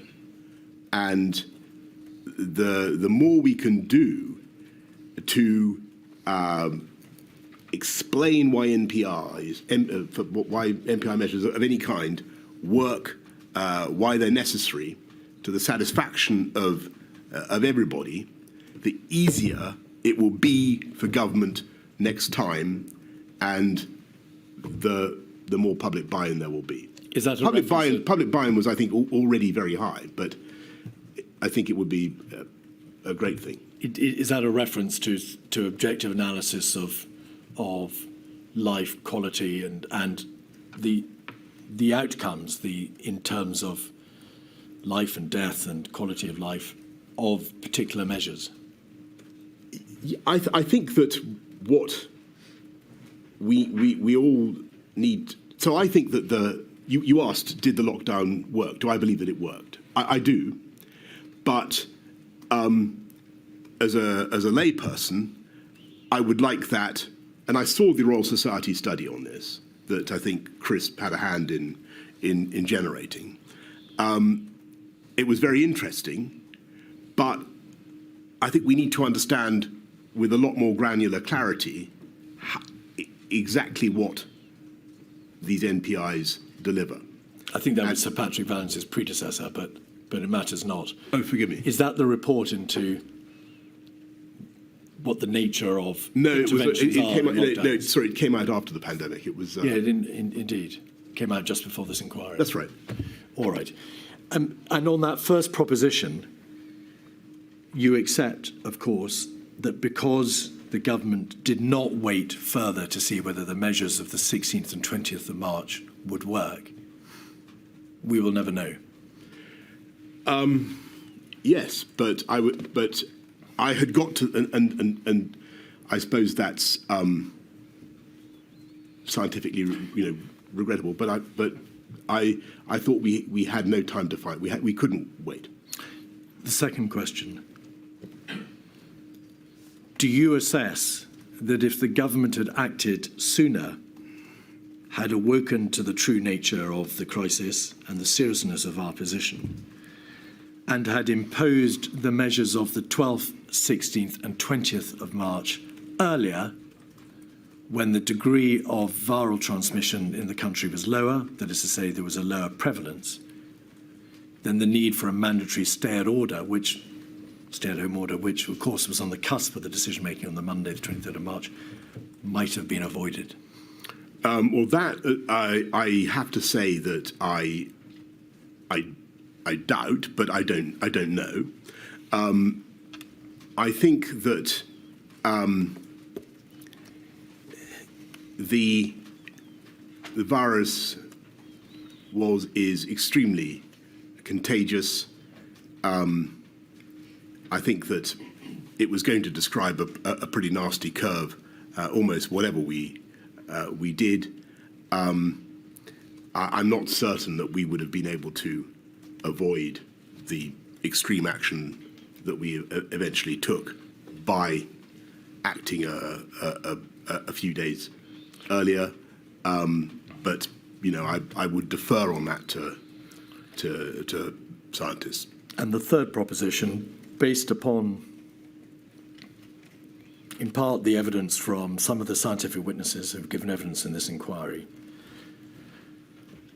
on the premise that the lockdown was necessary on the 23rd of March, was it nevertheless imposed too late?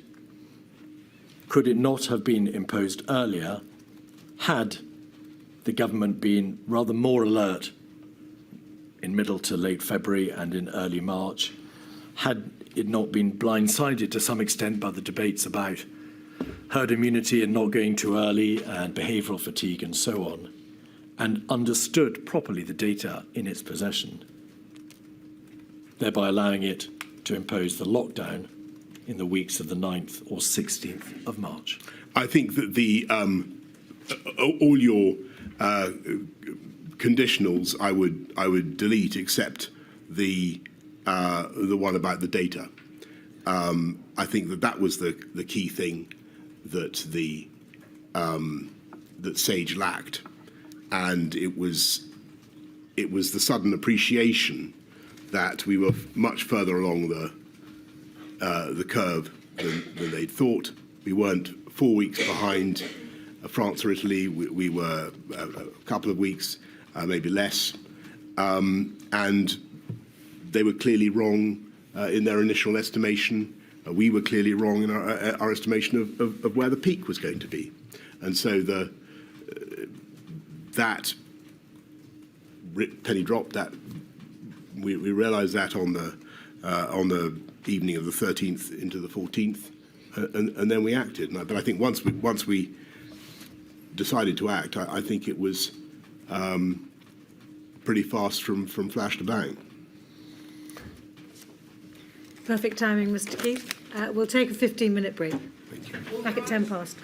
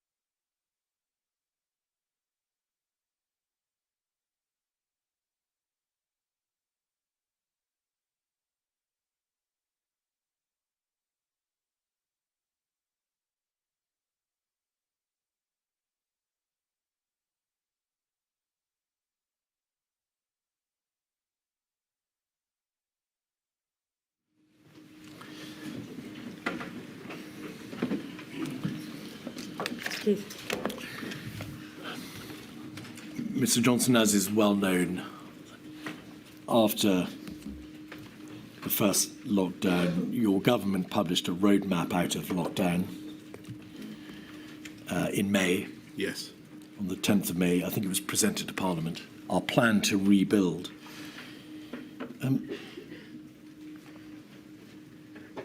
You make plain in your statement that you were extremely keen to reopen schools. Was that because you felt that keeping children out of school was arguably one of the greatest harms of the lockdown? Absolutely. You addressed the nation on the 10th of May and you included an instruction that those who could not work from home should be actively encouraged to go to work. So, to use your words, work from home if you can, but you should go to work if you can't work from home. The witness statement from Mr. Sunak expresses how he was frustrated that there was, as he sees it, over-compliance with the stay-at-home messaging. And he believes that the possibility, or rather the likelihood that many people would ignore the active encouragement to go to work and not go to work had an exacerbation of the exacerbated the economic impact of the lockdown. In your communications with your colleagues on this subject, did you in July say this? In July 2021, looking back to 2020, yes. I arguably cocked it up last time with finger wagging to everyone to get on and do some work. Do you recall saying that, expressing regret a year later that you had got the work from home if you can, but go to work if you can't work from home message wrong? I think that it was a very difficult time as we came out of, I mean, the whole thing was unbelievably difficult, but as we came out of lockdown in the summer of, early summer of 2020 for the first time, that some areas remain under a lot of restrictive measures, I felt strongly that the people had made such a sacrifice to get the R down that we must try to allow people some freedom, and I wanted the the benefits of the exertion, as it were, the effort to get the R down to be felt throughout the country, for people to be able to do things again. And I think it's probably true that I wanted to see people back back at work, and I think that psychologically, emotionally, a lot of people were in a very different place, and they felt that they'd seen a terrifying pandemic. They were still very apprehensive, and they didn't want government lecturing them about what to do. And so that's probably what I'm getting at. Was the speed of the release very hard to gauge? Very. In Sir Patrick Valence's diaries, 273901, at page 66, he describes you as being very bullish and wanting everything to be released sooner and more extremely than we would. By we, he means the scientists. And then page 92, in the context of a meeting with the Prime Minister, actually having a discussion about letting it rip. 624, on the 12th of July, Prime Minister still wants to push opening too fast. And if you just pause there, then on 94215, which is a WhatsApp group extract between yourself and Mr. Hancock in the top team group on the 15th of July, you say, I was calling because I'm very worried about winter. Yeah. We've gone fast on releasing lockdown. I'm getting no traction on doing what's needed to protect the NHS. Cases in track and trace are starting to rise. Of course, that's dated the 15th of July, by which time the NHS track and trace system was up and running. So may we presume from these messages that it was very difficult to decide whether you were going too fast, whether you were wanting to reopen, let it rip, to use your words, or whether or not, in fact, you were going too fast and then becoming overly concerned or concerned about the winter and the rise in cases. Yes. Well, so first of all, on this, the WhatsApps with Matt here, I think you've got to remember that this is a cabinet minister also thinking about his budget. If you read that carefully, you can see that what he's really saying is he needs more money, which is what all secretaries of state rightly do in their messages. So that's part of the conversation. But clearly, the issue was that I think I always realised, and certainly nobody disagreed with me, that when we came out of lockdown, when we went into lockdown, as Patrick said in that first important press conference on March the 12th, you can push it down, but with an unimmunised population, it will bounce back. And so I always knew that throughout the summer we were basically in remission, as it were, and that the thing would come back. And it was a very difficult judgment to make. You said that the last WhatsApp in the top team group there on the page on the screen may be reflective of a Secretary of State being concerned with money. Isn't that your wording, or have we misread this? This is you saying I'm very worried about winter, and him saying what's the evidence on rising new cases, or is it the other way around? We can't tell from the wording. I may be totally wrong about this, but I read that as being Matt in the green to me. All right. Saying we can take a risk on releasing lockdown, or we can take a risk on not building up the NHS this winter. And what he's really saying, like all good secretaries of state for health, is give us the money, and that's what I understood partly. But also what he's saying is the cases are rising, and that's, and that was no particular surprise to me. The question in the summer autumn is what's the tactics? The objective is still protect the NHS, save lives. Do we have any new tactics now? And it was apparent to the government and to you personally, of course, that cases started going up. At a relatively early stage, they plateaued, of course, but they came right down after the lockdown, then they plateaued for a while, but they started to go up in July. So well in advance, in fact, of the Eat Out to Help Out scheme, well in advance of September, October. That's exactly right. And contrary to, our hopes in the early phases, certainly by the end of May, beginning of June, there is a very small percentage of the population has antibodies. So you're looking at a huge number of people who are still potential COVID victims, and that's very, very difficult. And in fact, the percentage of the population that had been immunised by virtue of infection was very, very low. It was around about 6 or 7%. That's exactly right. All right. And that, of course, was therefore dispositive of the arguments about herd immunity. Correct. Because, in fact, very few people were immunised by virtue of infection. You've got it. As it happened. All right. Now, to divert to a completely different subject, the devolved administrations, please. In your statement, you say that the interests of the devolved administrations did not always align with England's or the United Kingdom's interests. That's an inevitable part of a devolved system. Yes. Was that a nod to the fact that the United Kingdom powers were constrained by public health legislation, the Coronavirus Act, Public Health Act, Control of Diseases Act, but on the ground, this public health crisis was a devolved issue because it was for each devolved nation to determine its own course in terms of the public health measures it took. Did it matter ultimately? There has been a great deal of evidence given about differences of approach in terms of presentation, debates about whether or not politically one or more devolved administrations took a different route or took a different route for political reasons.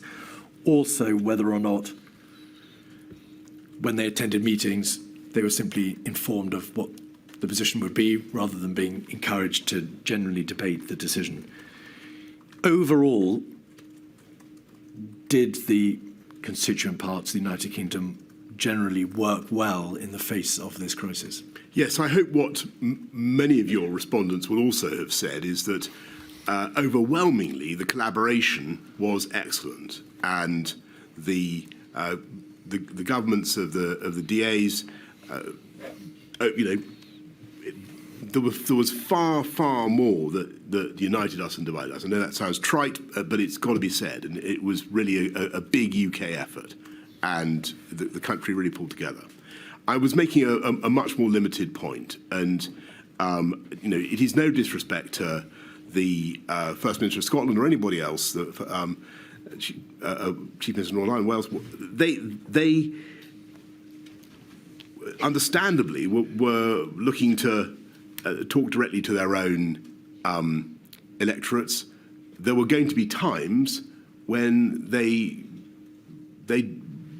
differed from the main UK government message, and I thought that was sometimes at risk of being confusing at a time when we really needed to land messages simply. And I could see, and people were endlessly playing back, oh, but Scotland says this, England says this, Wales is doing a firebreaker, circuit breaker, and so on.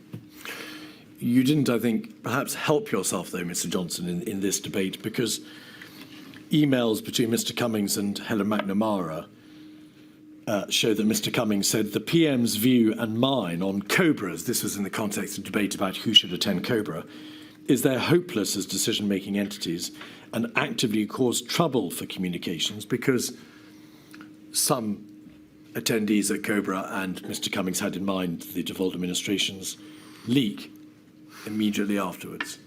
Well, was that your view? I think that sometimes that was the case, and that was, in my view, a problem.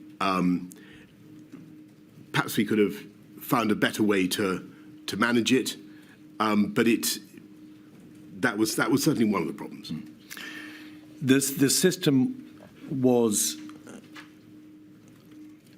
understood not to be working particularly well in terms of the government structures, the systemic structures at the top, and in relation to the relationship of the DAs, because there was the series of the 4 ministerial implementation groups between March and May, and they were then done away with and replaced by COVID-S and COVID-O.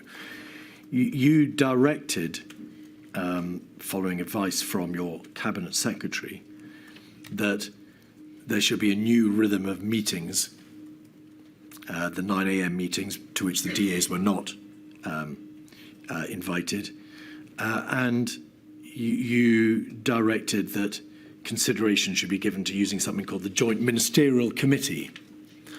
But the Joint Ministerial Committee was never used, was it, for the purposes of meeting with the DAs? I think that first of all, I think the Cobra's had the problems that we've identified. There was a problem with messaging, and I think that was a serious problem. I think that in future there has to be some way of having a joined up, a UK pandemic response, and how you get to that, I've got an open mind. I see a lot of my colleagues are against the Civil Contingencies Act. I'm happy to defer to them on that point. I wonder whether you could amend the 1984 Public Health Act so as to have an exemption for pandemics. It just seems to me that something needs to be done to fix this, whilst taking account of the legitimate concerns of the DAs, their legitimate desire to be involved and to contribute. But we need to find a better way to get a single message. There was a body called the Review of Intergovernmental Relations. I think it reported in January 22 so just at the end of the pandemic, Yes. just the end of the crisis, which recommended that the Prime Minister of the United Kingdom should meet with the heads of the devolved governments on a regular basis. But that came later. Yeah. During the crisis, you ordered that Michael Gove, the Chancellor of the Duchy of Lancaster, should chair regular meetings with the devolved administrations. But there were difficulties, whether or not, in setting up that structure. It took time for those meetings to be arranged. Do you recall that? I don't recall the delay, but I do remember asking Michael to do it. I think he was ideally placed to do it. I think he did a very, very good job of working with the DAs. That didn't stop some of the raggedness that I've talked about. If I had my time again, with hindsight, I think it's an area where I would have tried, even though I was very pushed for time, I would have tried to spend more time with the DAs and really try to bring them with me. But I'm afraid it may just be that I'm overestimating my ability to get a consensus. I think there was always the risk of divergence. Well, you may, with respect, be misrepresenting your true views, because in your statement you said it is optically wrong in the first place for the United Kingdom Prime Minister to hold regular meetings with the other DA First Ministers. I happen to think that's also true. They can't both be right. Well, I think that sometimes you can do things that you think are constitutionally a bit weird if it will help the general cause of fighting the pandemic. Let me summarise. I think that there's an issue. It's not a huge issue. Nothing like as big as many of the other issues that the inquiry needs to look at. But we do need to sort it out. We need a better way to get a unified message for the UK. Mr. Johnson, you didn't try very hard, to use your words, to bring the DAs with you, because you took the view that optically it was wrong to be seen to be meeting with their First Ministers, because it might look like a kind of, to use your words, mini EU. You asked the Chancellor of the Duchy of Lancaster, Michael Gove, to chair the meetings instead. And you made it quite plain to the First Ministers of the devolved administrations that you had taken the view that they were prone to leaking from the COBRA meetings and also prone to taking decisions in this public health crisis for nakedly political reasons. Well, I'm not certain that I said that to them in so many words, but maybe you've got some evidence that I did. I certainly thought that was a risk, and from time to time, I felt that the coherence of the UK message was being undermined, and there's got to be a way to fix it. I thought Michael did an excellent job. I sometimes wonder whether I could have done more in that respect myself, but frankly, I doubt it. There were obviously divergences of approach, both in relation to the substantive responses to the crisis, tiers, fire breakers, circuit breakers, and what was done in relation to schools and so on. And there were also differences, whether or not in relation to public communications. So the messaging across the United Kingdom wasn't always pointing in the same direction. Ultimately, did it matter that there were those differences of approach epidemiologically, or that in terms of communication, you were not all singing from the same hymn sheet? I think it did matter. I think that clarity and unity of message was very important. Data. Plainly, the United Kingdom government was, where it could, taking decisions in relation to what should be happening in each of the four nations of the United Kingdom. as I say, not directly in public health terms, but obviously it was trying to apply an allied or a unanimous approach. Did you feel that you, as the Prime Minister of the United Kingdom government, had sufficient data, sufficient scientific advice as to what the position was on the ground in each of the other nations epidemiologically? Well, I think that when the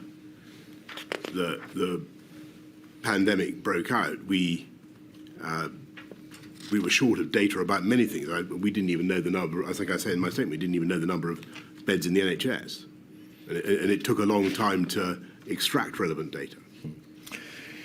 There was a general continuing concern raised with you because Ms. Sturgeon wrote to you in September 2020 about whether or not the devolved administrations were receiving enough financial support in order to be able to enable them to put into place the public health measures that they had ordained.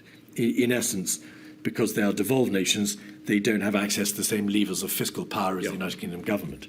How was that issue resolved, or did it continue throughout the crisis?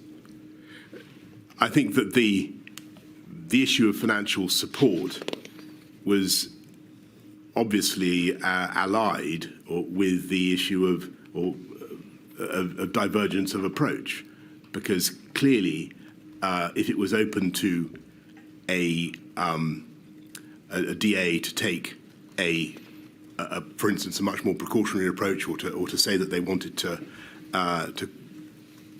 do X, Y, Z policy that would be more expensive, then that was something that we were going to, that the whole of the UK Exchequer was going to have to cover. Now, that it wasn't that I wanted unity of message for that reason, but that was certainly an extra complication. In his statement, Michael Gove says, in the early stages of the response, there were occasions when insufficient notice was given to the devolved administrations of decisions that were likely to be taken. And in her witness statement, Ms. Sturgeon says, I believe both that communication should have been better, and more importantly, that the devolved administration should have been integral to that decision-making. Would you accept, perhaps with hindsight, that the decision-making process, insofar as it involved the DAs, was not as good as it might have been? I think some form of integrated decision-making that doesn't leak is what you're after. Local government. It would seem that in March 2020, there was a deliberate decision within Downing Street not to invite the Mayor of London to meetings until the 16th of March.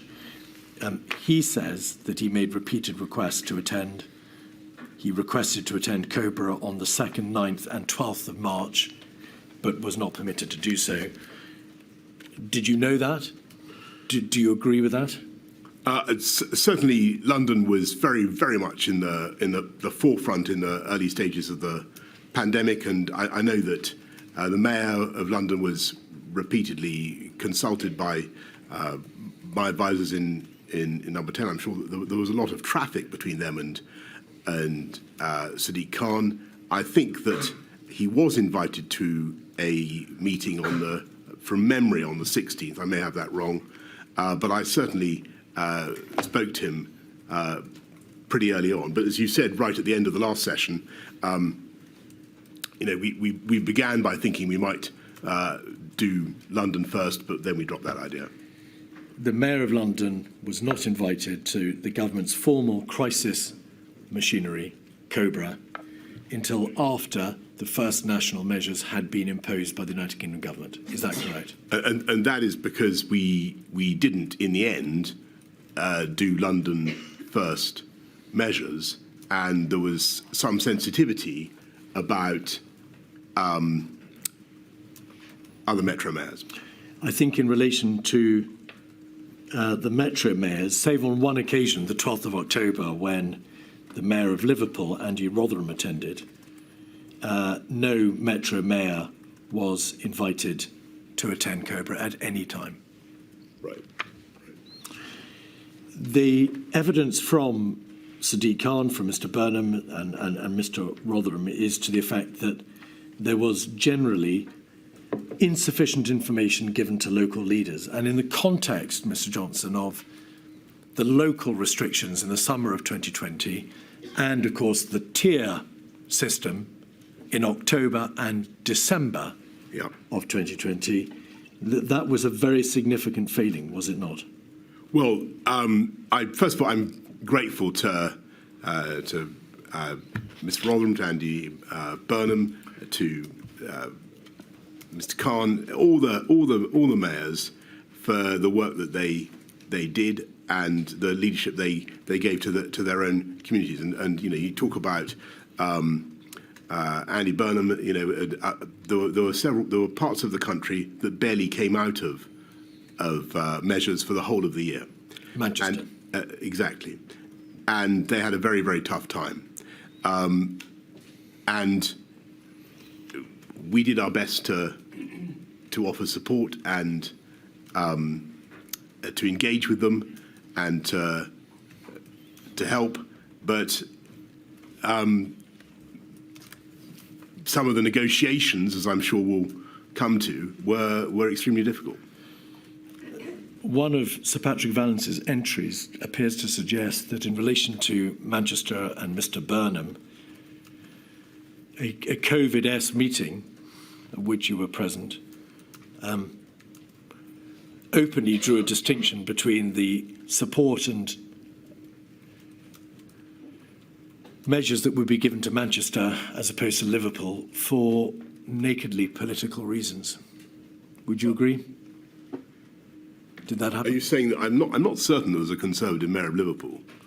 No, it's that a view was taken upon the nature of the local leadership in Manchester, and a view was taken about how cooperative it was being. Oh, I see. And therefore, Manchester would be treated differently Right. to Liverpool.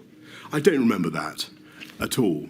I think that Liverpool certainly was the people who were heroic in trying to get mass testing going, and again there was terrific hardship because of the lockdowns, but they made they were vital to the campaign to get mass testing going.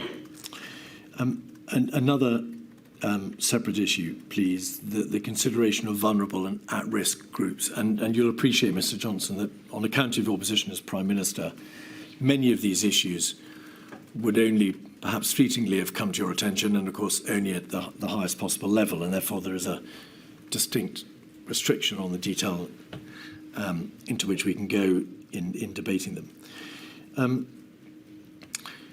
Helen McNamara, in her statement, makes this general point that across the advice and discussions in the Cabinet Office and in the heart of government, there was a striking absence of humanity or perspective about how people or families actually lived. And her sense was that the group of people in your inner coterie and in the Cabinet were a most homogenous group of people. Yeah.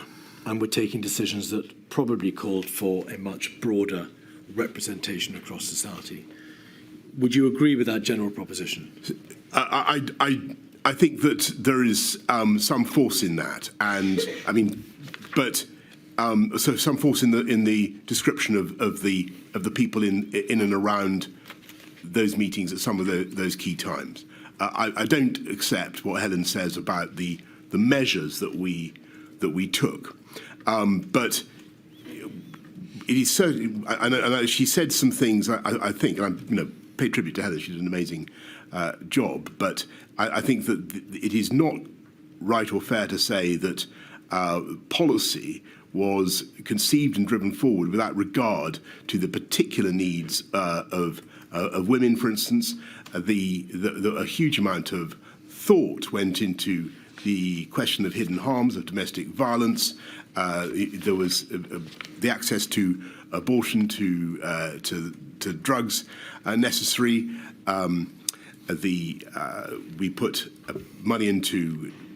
We had a domestic violence bill, as you may remember, in I think March 2020, which goes through the Commons very fast. We put money into ISVAs and IDVAs. We set up a helpline. We have a system whereby victims of domestic violence can identify themselves without risk of exposure by going to certain premises. We were very, very alive, and I was personally very alive to this issue. So I was surprised when she said that, because I know how much she cared about it, and I believe that we did a lot on that. On the broader question about leaving aside the issue of gender, I think there was and this needs flipping the other way around now. I think sometimes we didn't think hard enough about the impact of lockdown on different groups. And sometimes, frankly, it was easy, or much easier, for people with professional jobs to sit out the lockdown than it was for others, whether they're in the hospitality sector or whatever. And a lot of people who were on lower incomes really had a pretty tough time of it. And so, and I think that it was vital to focus on those people and to do everything we could to help them through lockdown, but also to realise that lockdown was hitting those groups particularly hard. And for me, that was a reason why you had to be so careful about going back into a national lockdown in October, November. It's necessary to distinguish between September. The first lockdown and the second one, of course. Yeah. But Milady asked you earlier, to what extent did you consider the economic arguments against lockdown? And you said you had to give them short shrift. May we take it that on account of the speed with which the government had to act in that week of the 16th and 23rd of March, relatively little consideration was given by the government to the impact of lockdown similarly? I think a huge amount of consideration. I think a huge amount of consideration was given by the government to the impact of both lockdowns, and we thought about it extensively. I think not the general impact, Mr. Johnson, but forgive me. By reference to your earlier answer, the needs of individual sectoral groups, for example, but by no means limited to black people or BAME sectors. It wasn't something that was at the forefront of the government's consideration in that week. So both lockdowns were at the forefront of our consideration in their diverse impact, but also COVID was a subject of consideration because of what appeared to be its diverse impact. And as I'm sure you know, we commissioned a lot of work into the way COVID seemed at first to be striking particular communities harder. But that wasn't apparent till April. At the 16th and the 23rd of March, there was great consideration given, of course, to shielding and to clinical impact. Yes. But there was relatively little, if any, consideration given to social impact upon the disproportionate way in which a national lockdown might impose itself and might impact upon various sectors in society. That's correct, isn't it? Well, where in the notes and the minutes that you've been shown to is there open debate about the likely impact on the vulnerable and at risk of the national lockdown that was imposed on the 23rd of March? I think that you can find, well, I couldn't point you off the top of my head to any particular text, but what I can tell you is that the whole time we were thinking, look, who gets hit when you close non-essential retail and you close hospitality and you stop people moving around? The relatively affluent professional classes are probably going to be better placed to cope with this than others, and you will find that there are large numbers of black minority ethnic community members represented in those sectors who were particularly disadvantaged by the lockdowns. Yes, and so whether or not you can find any mention of this in the material you've looked at, I know that this was one thing that we were thinking about as a particular reason for being anxious about the effect of lockdowns. there was a general consideration at a generic level of the impact of lockdown. There was a clinical and financial consideration of those who needed to shield. There was a broad understanding that if the R rate could be brought below 1 and prevalence reduced, that would be for the greater benefit of all. But it wasn't until April and the first few weeks of May that the information started to come to light that members of the black and minority ethnic communities were suffering more, that the lockdown was having a greater and disproportionate impact upon them. That's correct, isn't it? I don't remember exactly when it came to light, but it was intuitively obvious that it was going to happen, and it was one of the reasons that I was very cautious about going back into a national lockdown. That's later, of course. And to be fair, you it's one of the reasons, a review. Put it the other way around, it's one of the reasons I was keen to see if we could get moving again. Right. And you instituted a review. We've heard evidence that Kemi Badenoch MP carried out a very extensive review over a number of years. I think over 2 years. There were perhaps, or maybe a year, there were 4 quarterly reports. That's right. You were, I think, less sympathetic to the needs of those persons suffering from long-term sequelae, that is to say, suffering from the condition known as long COVID. You questioned for quite some time whether or not that condition truly existed, and you equated it to Gulf War syndrome repeatedly. Okay. Is that fair? Not really, no. But can I just come back on that and say, first of all, the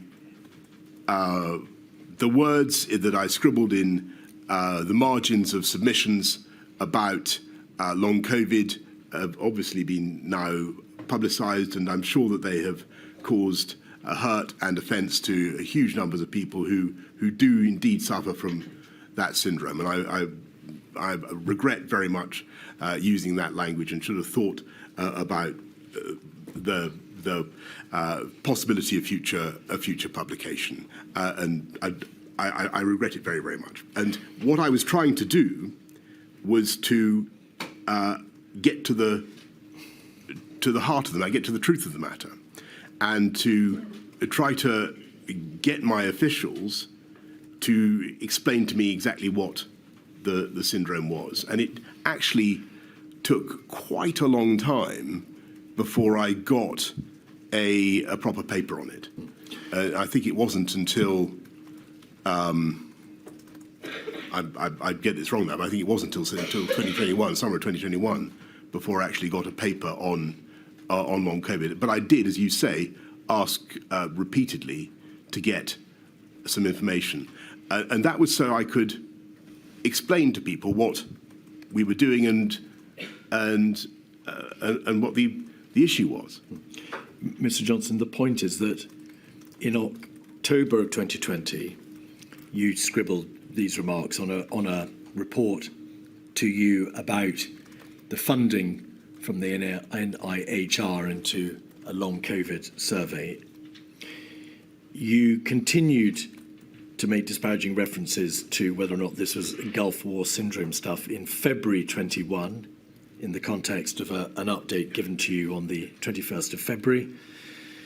And then still later, in June 21, so 9 months or so later, you were still questioning whether or not long COVID was to be equiparated with Gulf War syndrome. So it's not that it's not that the challenge against you is you took a position on long COVID in the absence of a proper clinical understanding or advice from your advisors.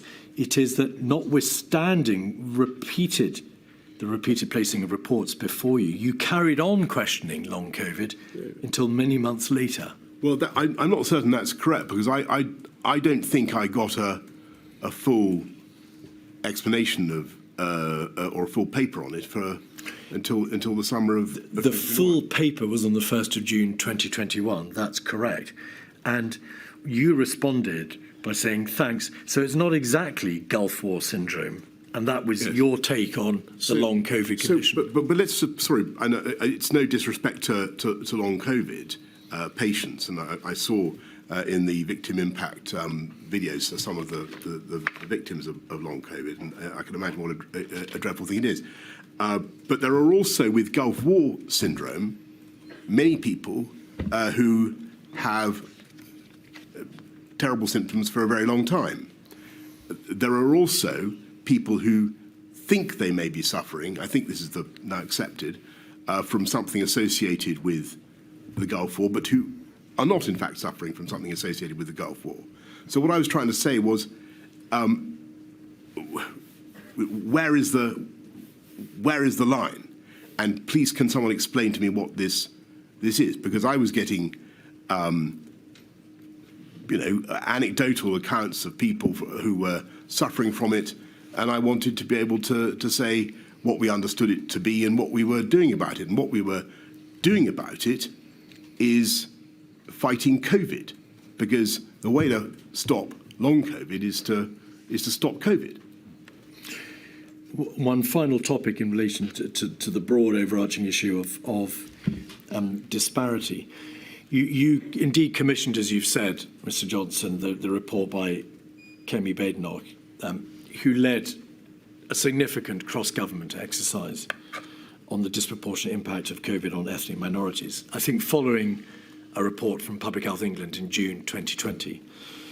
Do you happen to know why it was that report, that work done by Kemi Badenoch, didn't cover disabled persons?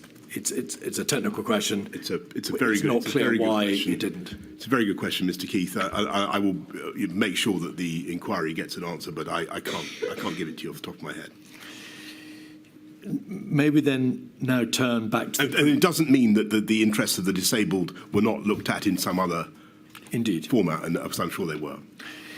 Now, returning to the chronology and having, just for the moment, put to one side those overarching but general issues. Mark Sedwill, you said earlier that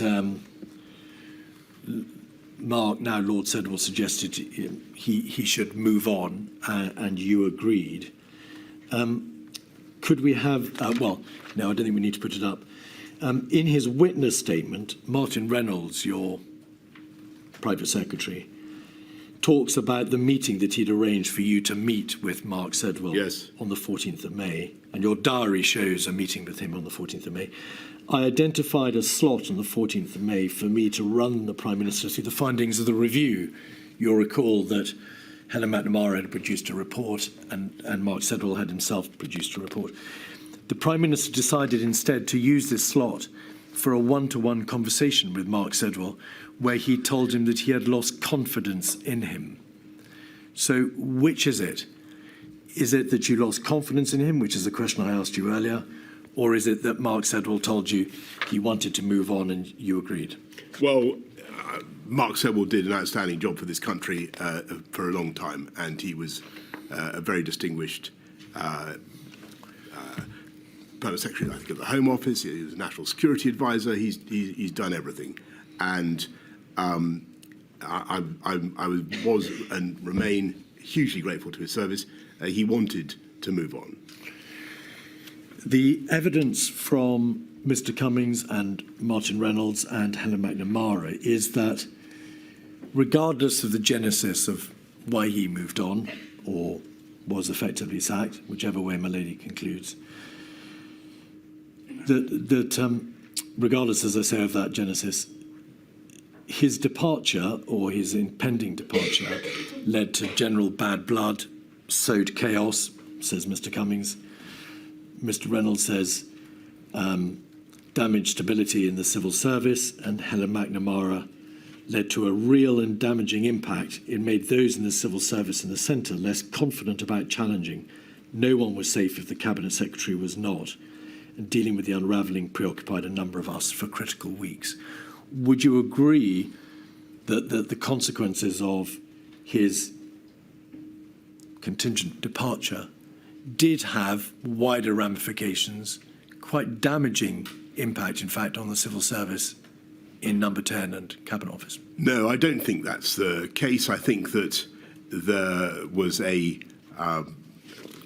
fantastic array of talent in the civil service, and they did a very good job. I think that what did matter in that period, and the thing that was getting us all down, was the knowledge, creeping or otherwise, that this thing was coming back, and we needed to deal with it, and it was going to be very hard, and we needed to get organised to do it, and that was, I think, the thing that made people scratchy.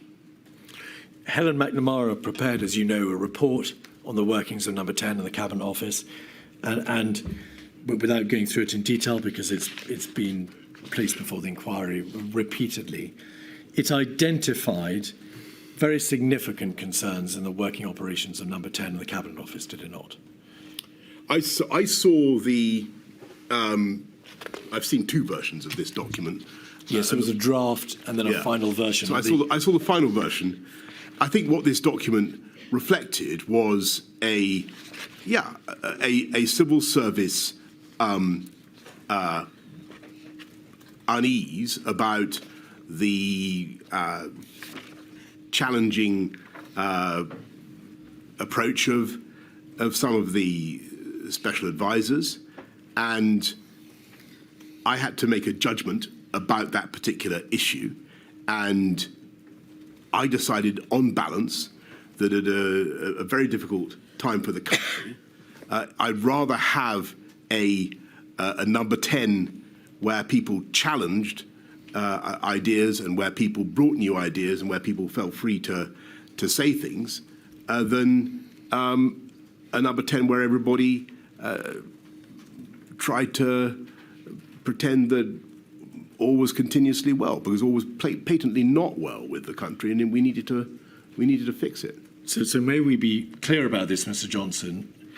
If your concern was that there had been a civil service unease about the challenging approach of some of your special advisors, and you plainly mean Mr. Cummings there, your response was not to support the civil service and deal with Mr. Cummings.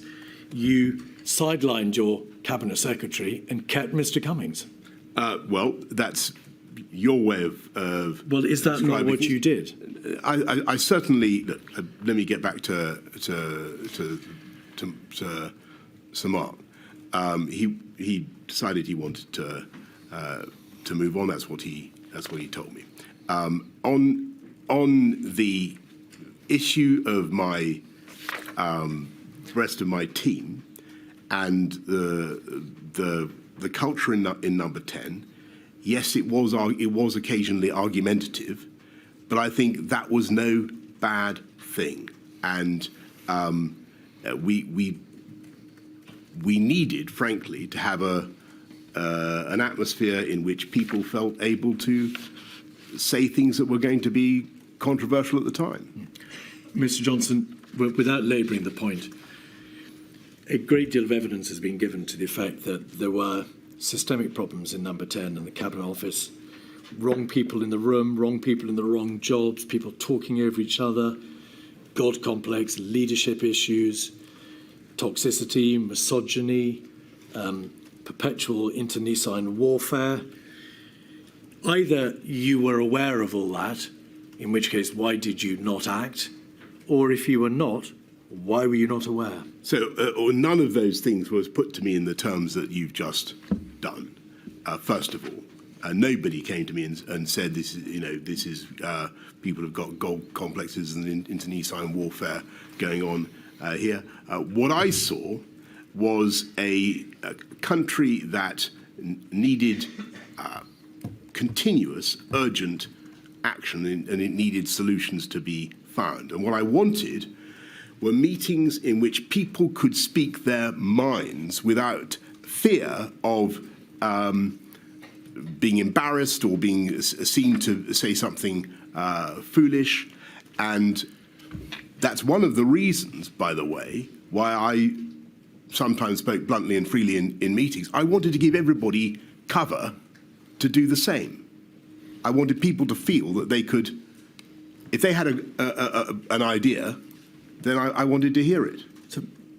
Sorry, can I just interrupt? I'm sorry, Mr. Keith, I appreciate it. Can you hold that train of thought, whatever it was? Mr.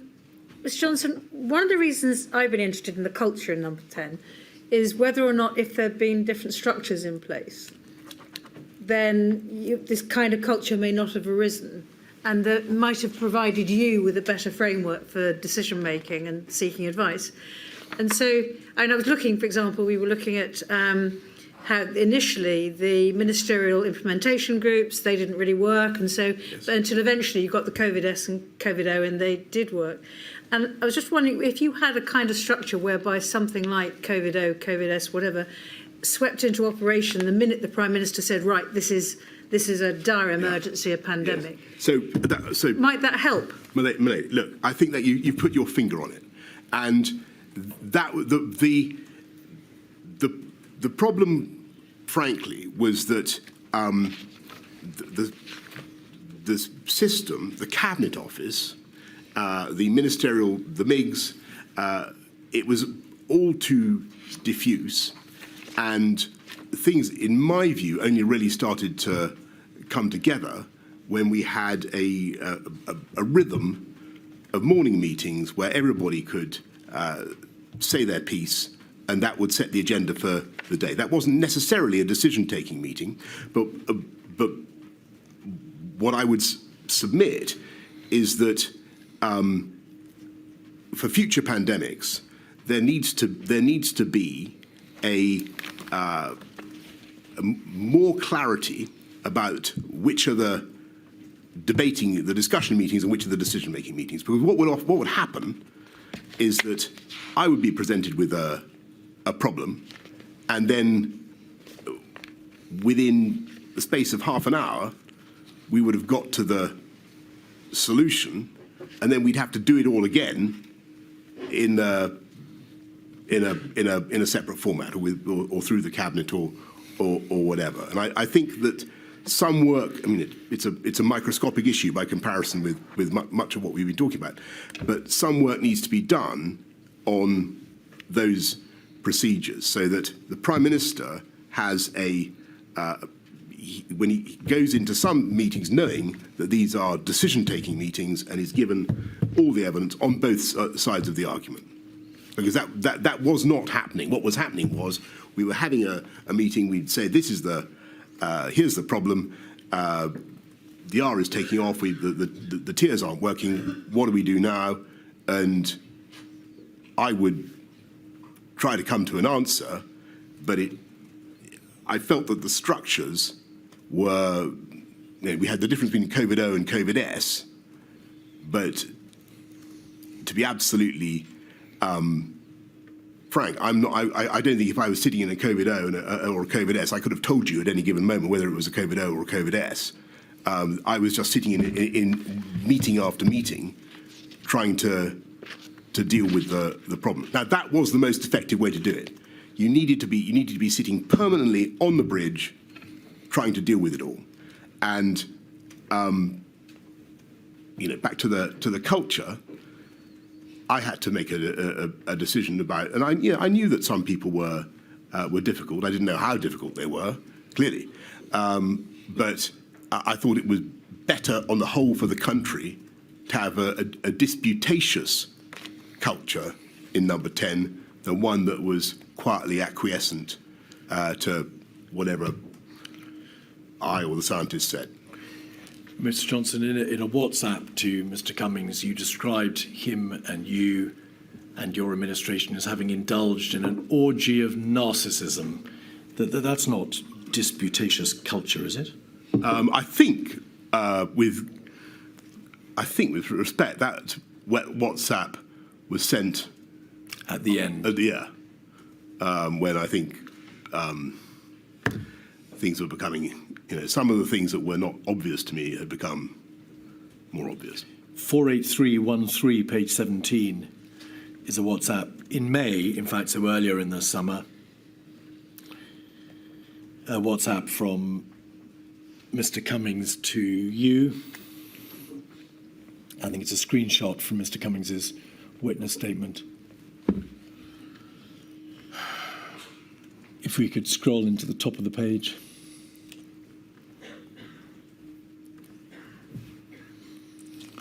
If Hancock texts really coming to meetings number 10, please just ignore. We urgently need to have meetings without him. That's Mr. Cummings. And then this, all too recognisable, we need to rebuild the government from top to bottom. We need to take over the Cabinet Office and run the whole thing. Yeah, this is me on the left, is it? Well, that was my question.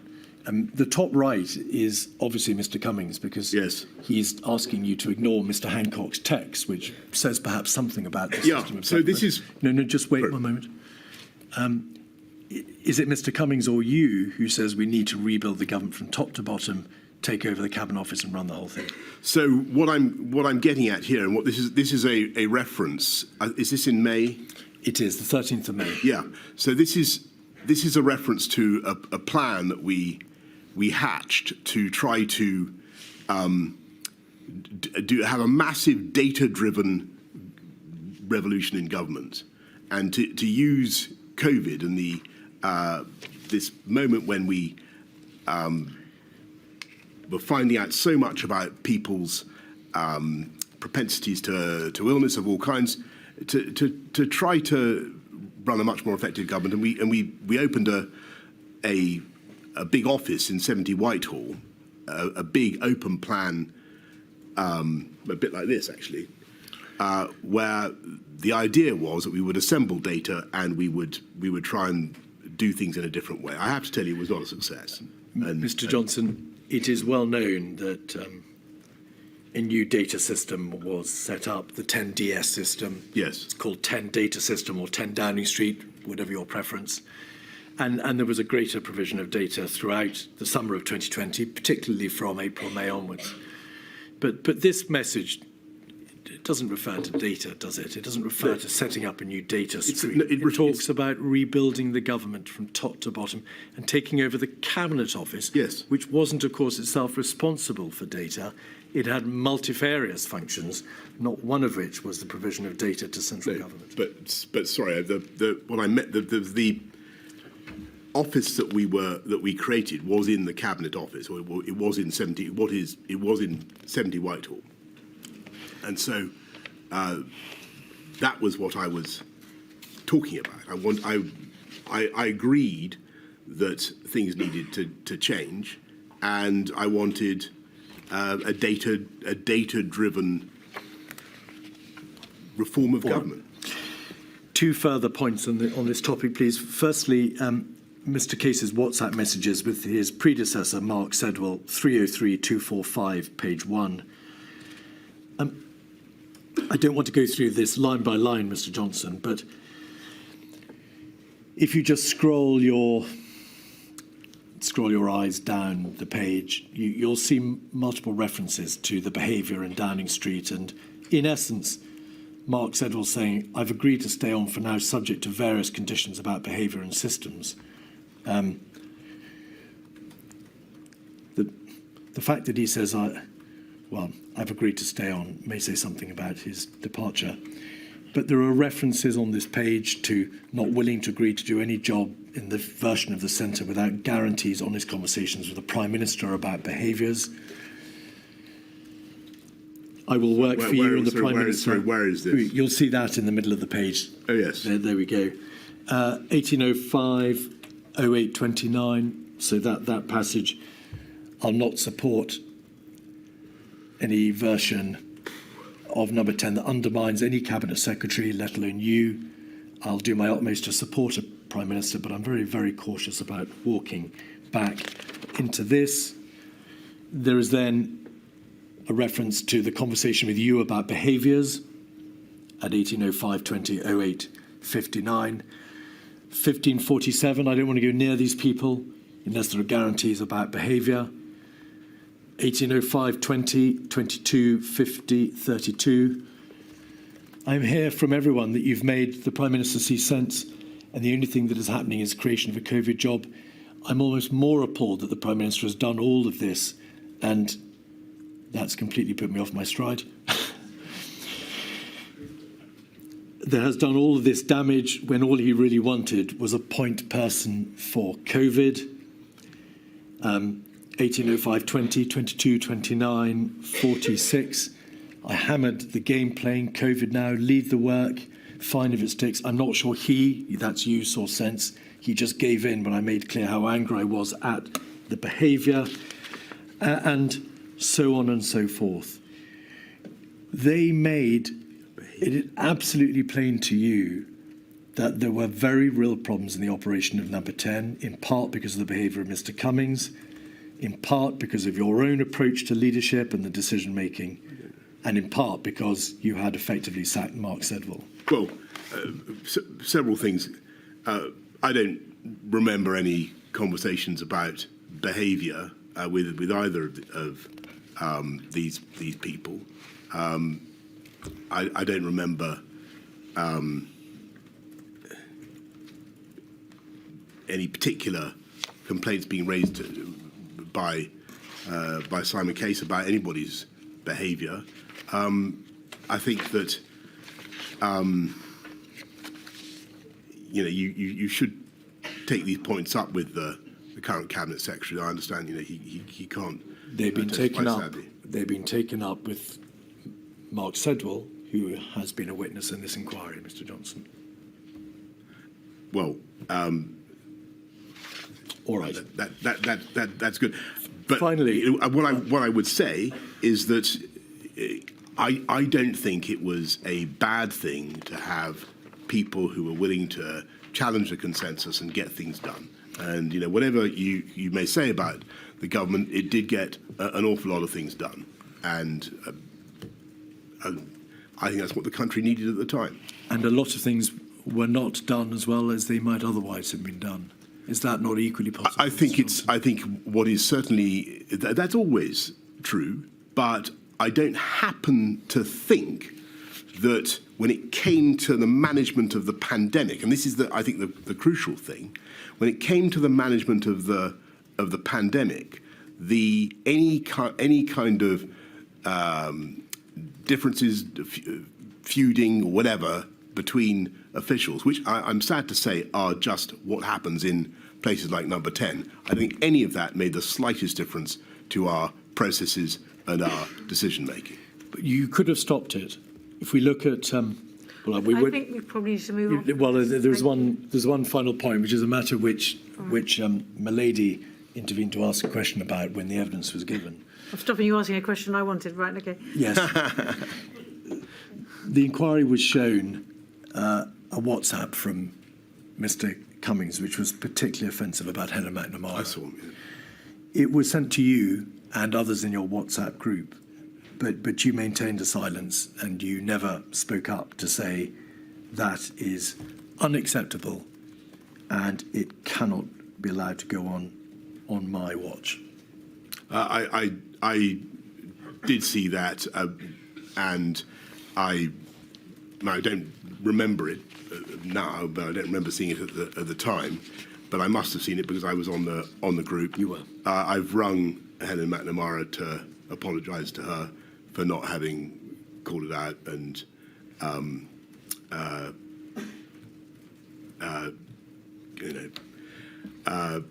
so that if you've done that, and I've apologised to her. Finally, this afternoon, the DHSC and Mr. Hancock. A considerable amount of evidence has been given to the inquiry that the lead government department model may not have been appropriate for a whole system crisis like COVID. You understand what the lead government department model is. It will plainly function well at the beginning. It may function less well when the whole of government is engaged and perhaps too much pressure is placed on the LGD. It can't accommodate the weight of the whole system response. there is considerable material in Sir Patrick Vallance's diaries and in the witness statement of Mr. Cummings to the effect that there was a high degree of chaos in the DHSC, that there was operational inefficiency. Sir Patrick Vallance talks about this all the way through to May 2021. Were you aware that competent, very senior advisors in your administration held the view that the DHC had been overwhelmed and was operationally inefficient? I was certainly aware that the Department of Health and Matt Hancock were coming under fire.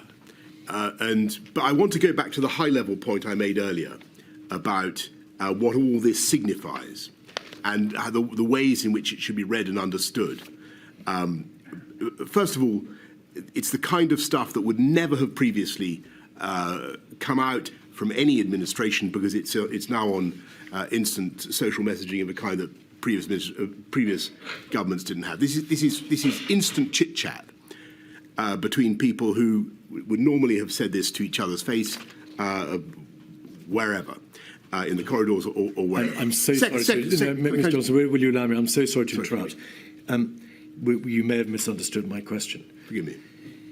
The material consists not just of WhatsApps and evening notes, but also witness statements, which talk about a high level of operational inefficiency or chaos, however you in the DHSC. I'm not talking about the more personal or intimate remarks in the WhatsApps. I totally understand. Were you aware that that view was taken generally of the DHSC? I was aware, yes, certainly. I was aware that the DHSC was under fire from loads of people. But that was hardly surprising because the country was going through a horrific pandemic. And I just want to say what I should have got more quickly to the point. The point is, you've got a lot of very talented, sometimes super confident, sometimes egotistical people who are crushed with anxiety about what is happening to their country, who are racked secretly with self-doubt and self-criticism, and who externalize that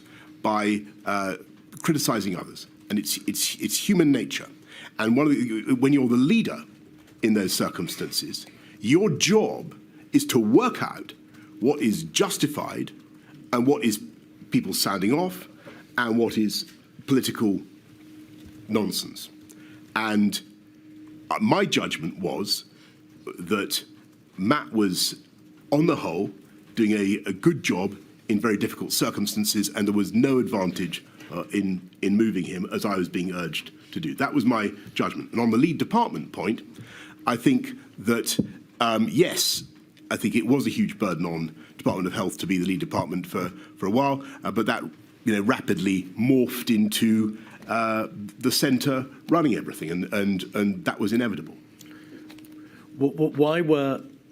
Well, you suggest in response to my question that these criticisms were made because people were crushed with anxiety and racked secretly with self-doubt and self-criticism. Whatever the psychological mood of Sir Patrick Vallance, Mr. Cummings... I'm not sorry. I don't wish to attribute those psychological states to any individual, but no. We'll wait for the question, please. Whatever states they were in, and even if they were in a state of being crushed by self-criticism and self-doubt, that hardly explains why a significant number of witnesses describe objectively chaos inside the DHSC.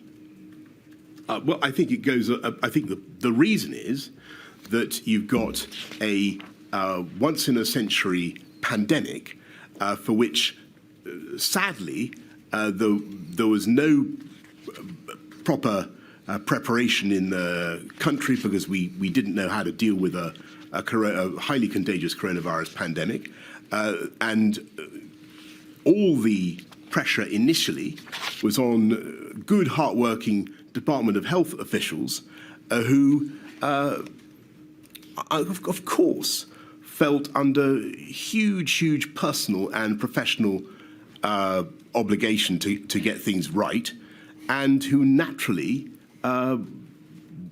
were in a state of great anxiety. And you know, I just get back to my point. My job was to decide whether that problem, which I think was inevitable, could be solved by moving people, or whether we had to forge on. And I thought it was better to forge on. Regardless of the state of the individuals in the DHSE, and acknowledging the remarkable and extraordinary efforts made by so many people individually within and without government to respond, it was part of your function as Prime Minister to ensure that the lead government department, the DHSE, was responding and dealing with the crisis as best it could. You were obliged to ensure that your government was operating properly, systemically. You knew that other advisors, senior advisors in your administration, were telling you that the DHSE was not operating well. It was chaotic and dysfunctional, and there were very real concerns being expressed about its Secretary of State. Why did you not take a grip on that issue? Because first of all, I thought that the permanent secretary at the Department of Health, Chris Wormold, was outstanding, and secondly, for the reason I repeat what I have said, I thought in the circumstances that Matt Hancock was doing a good job. He's he's intellectually able. He was on top of the subject, and whatever his failings may or may not have been, I didn't see any advantage to the country at a critical time to the country in moving him in exchange for someone else when I couldn't be sure that we were necessarily going to be trading up. And I did think about it. Of course I thought about it. But I thought that was the best thing to do. But what we also did was we took control, and the management of the pandemic was basically centralised in Number 10. So is this a nub of it? Throughout April, May, June, July, you were aware that a number of senior advisors and civil servants were highly critical of Mr. Hancock. You were told by Mark Sedwell around the 2nd of July that you should sack him. You were aware that he had a tendency to overpromise because you debated long and hard with Mr. Cummings the merits of what you were being told about testing. And there was a general lack of confidence that what he told you was accurate, but that you stuck by him for good or ill. I didn't stick by him for any reason other than that I thought, on the whole, in incredibly difficult circumstances, he was doing a good job. That it was not obvious to me that the trade, that the moving him would be worth the disruption. And I also thought, which is true, that in any political environment, at some stage, somebody is always telling you to sack somebody. And that is just what I'm afraid what happens in politics. And so I had to aim off. And the last question, please, on this. In his witness statement, Mr. Cummings says, in the summer of 2020, Mr. Johnson refused to replace Mr. Hancock, despite repeated requests from me, both cabinet secretaries and many others, and being told repeatedly that leaving him there guaranteed further disasters and deaths in the autumn. His political secretary told me the Prime Minister wanted to keep Mr. Hancock as the sacrifice for the inquiry. Now, that is, of course, you may say, a piece of double hearsay, but Mr. Cummings has it in his witness statement, and therefore you need to answer it. No, well, sure. Well, I don't remember that at all, and it's nonsense. My thinking was very straightforward. I had a health secretary who was able, who was a good public communicator, in my view. I felt that whatever his defects, I wasn't clear that we were going to trade up by doing a swap. I thought it was a very, very difficult time to do that, and I wasn't persuaded by the arguments. And I don't, by the way, remember. He says both cabinet secretaries. I don't remember either of them specifically saying this, but you know, maybe I certainly remember.